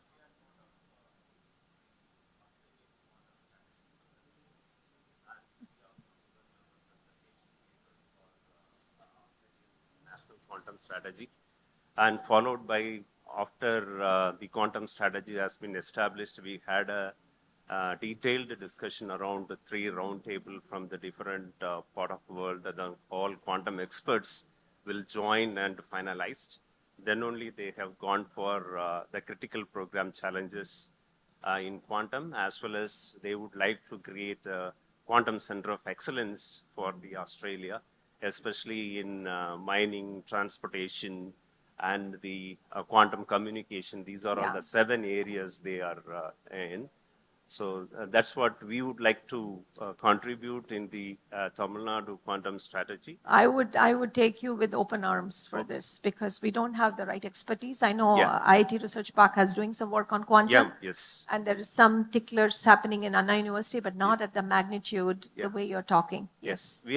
I'm in IIT campus. I'm working in an IIT campus. We know that quantum communication between 2 locations already they have done for 50 kilometers. So they wanted to increase a lot. No, we are looking for subject matter experts in this, right? We are not we know all situations. So yes, we would definitely would like to collaborate and invite SMEs to help us, come up with this. Thank you so much. Thank you. Yeah.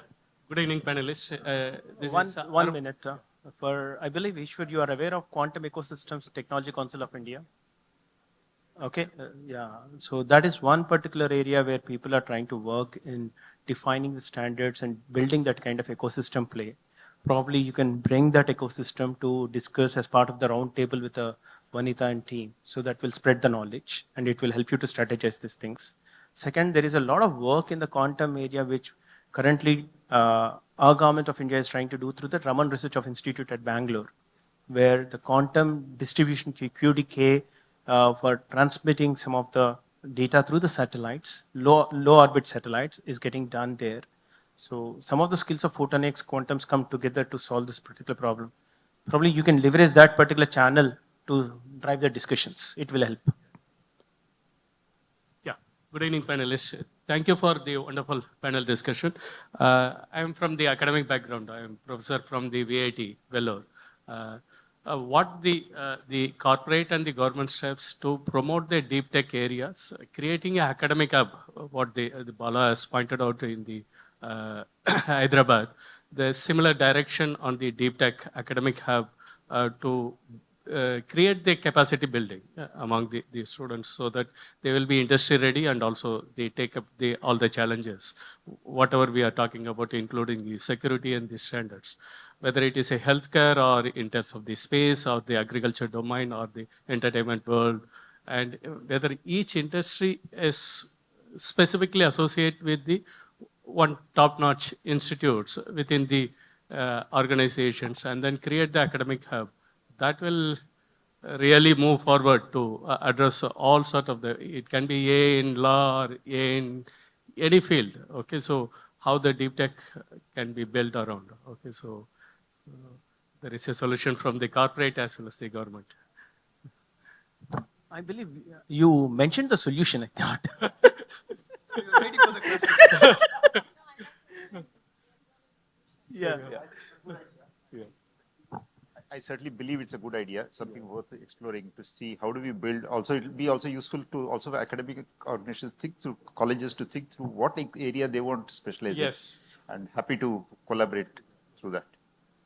Yeah, if you name it Boston Robotics and the Dynamics and Stanford for the next generation communication and MIT for the media lab like that. So the similar aspect, why don't we think on this? Definitely. So basically it's a kind of a You can come out with a VIT, Vellore can come out with a specific idea where you can draw the investments coming from the corporate. Recently, with the University of Edinburgh, what TCS did is we have tied up with the National Robotorium. And we pledged that every year we are going to spend £3,000. 300,000 pounds to be precise, 300,000 pounds, which can be invested to develop the robotic related solutions for the manufacturing industry. So similarly, any kind of a deep tech area which you wanted to really exploit, if you can come out and say that this is our thoughts, we wanted to target this particular industry problems, probably all industries will be willing to contribute and come forward to invest. As Government of Tamil Nadu is offering that support. Similarly, Government of AP and Telangana also offer the similar kind of a support to extend that.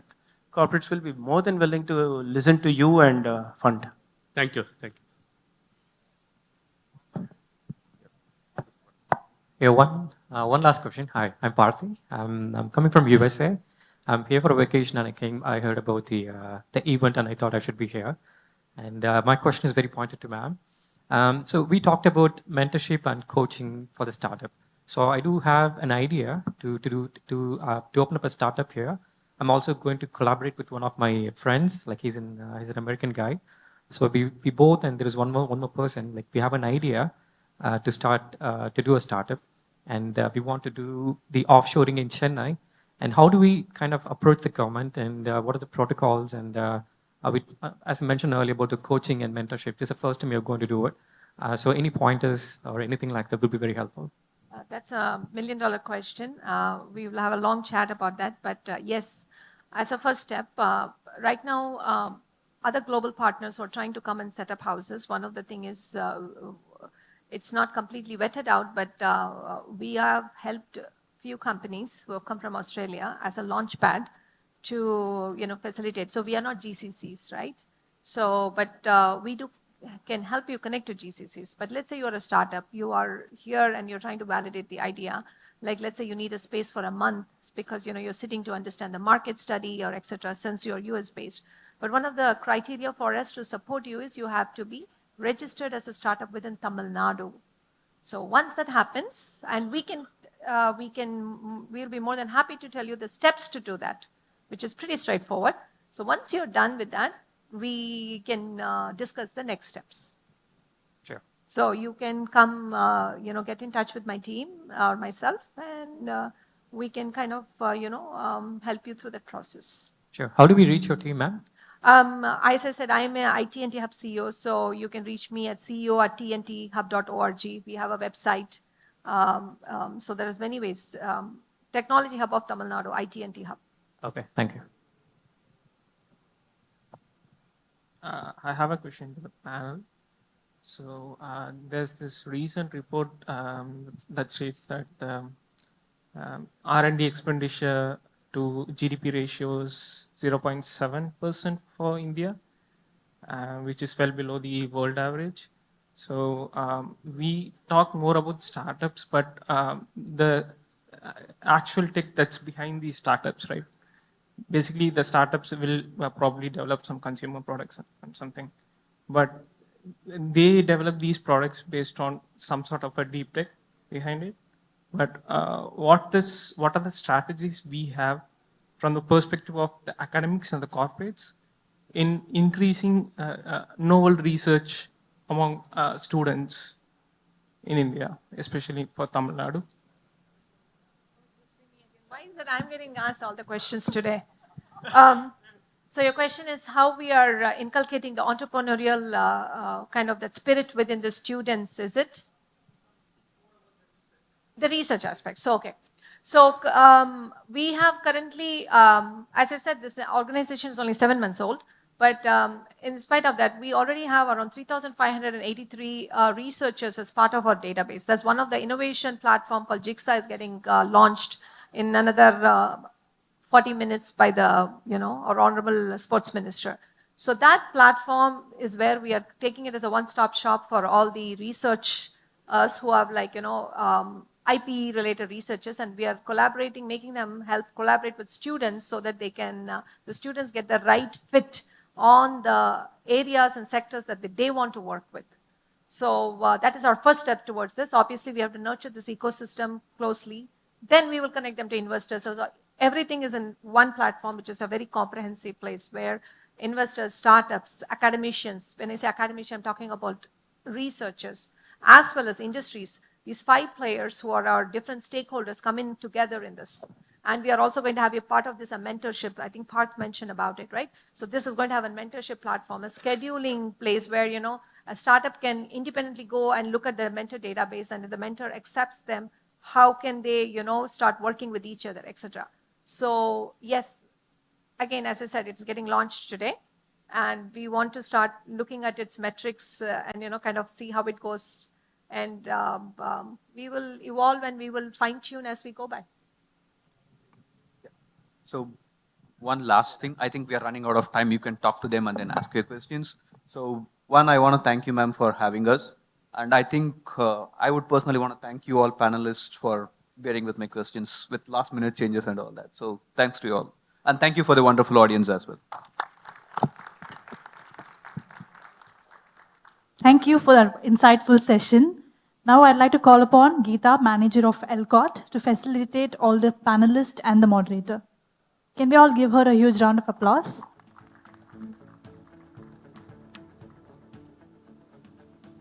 First, we have Vanita Venugopal, CEO of ITNT. Can we give a huge round of applause for her as well, please?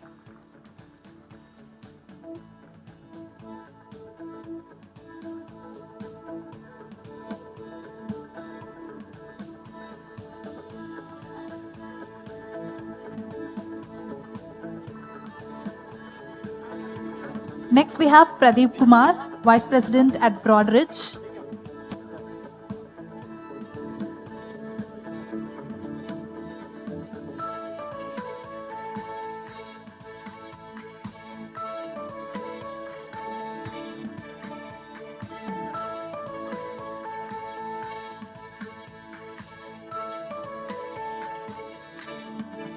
Can we all give a huge round of applause for Bala Prasad Pedigari?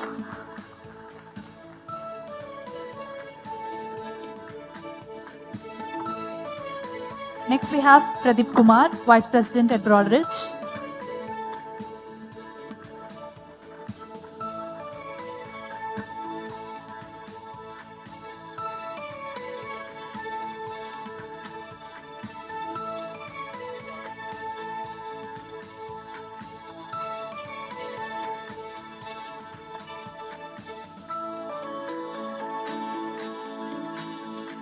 Last but not the least for the day, we have Ram Meenakshi Sundaram. Can we all give a huge round of applause for him as well, please?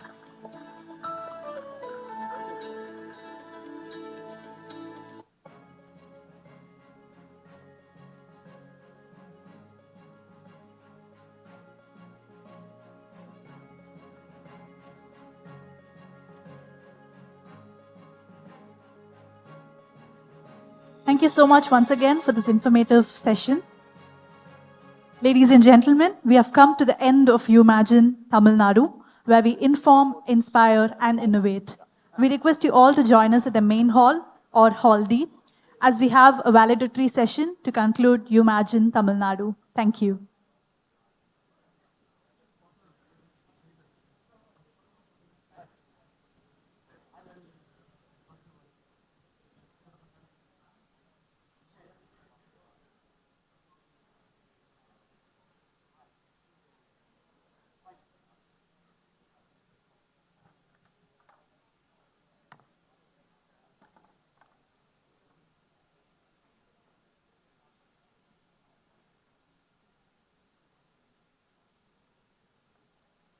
Once again, we would request you all to join us at main hall or Hall D, as we'll have a valedictory section to conclude Umagine Tamil Nadu. Thank you.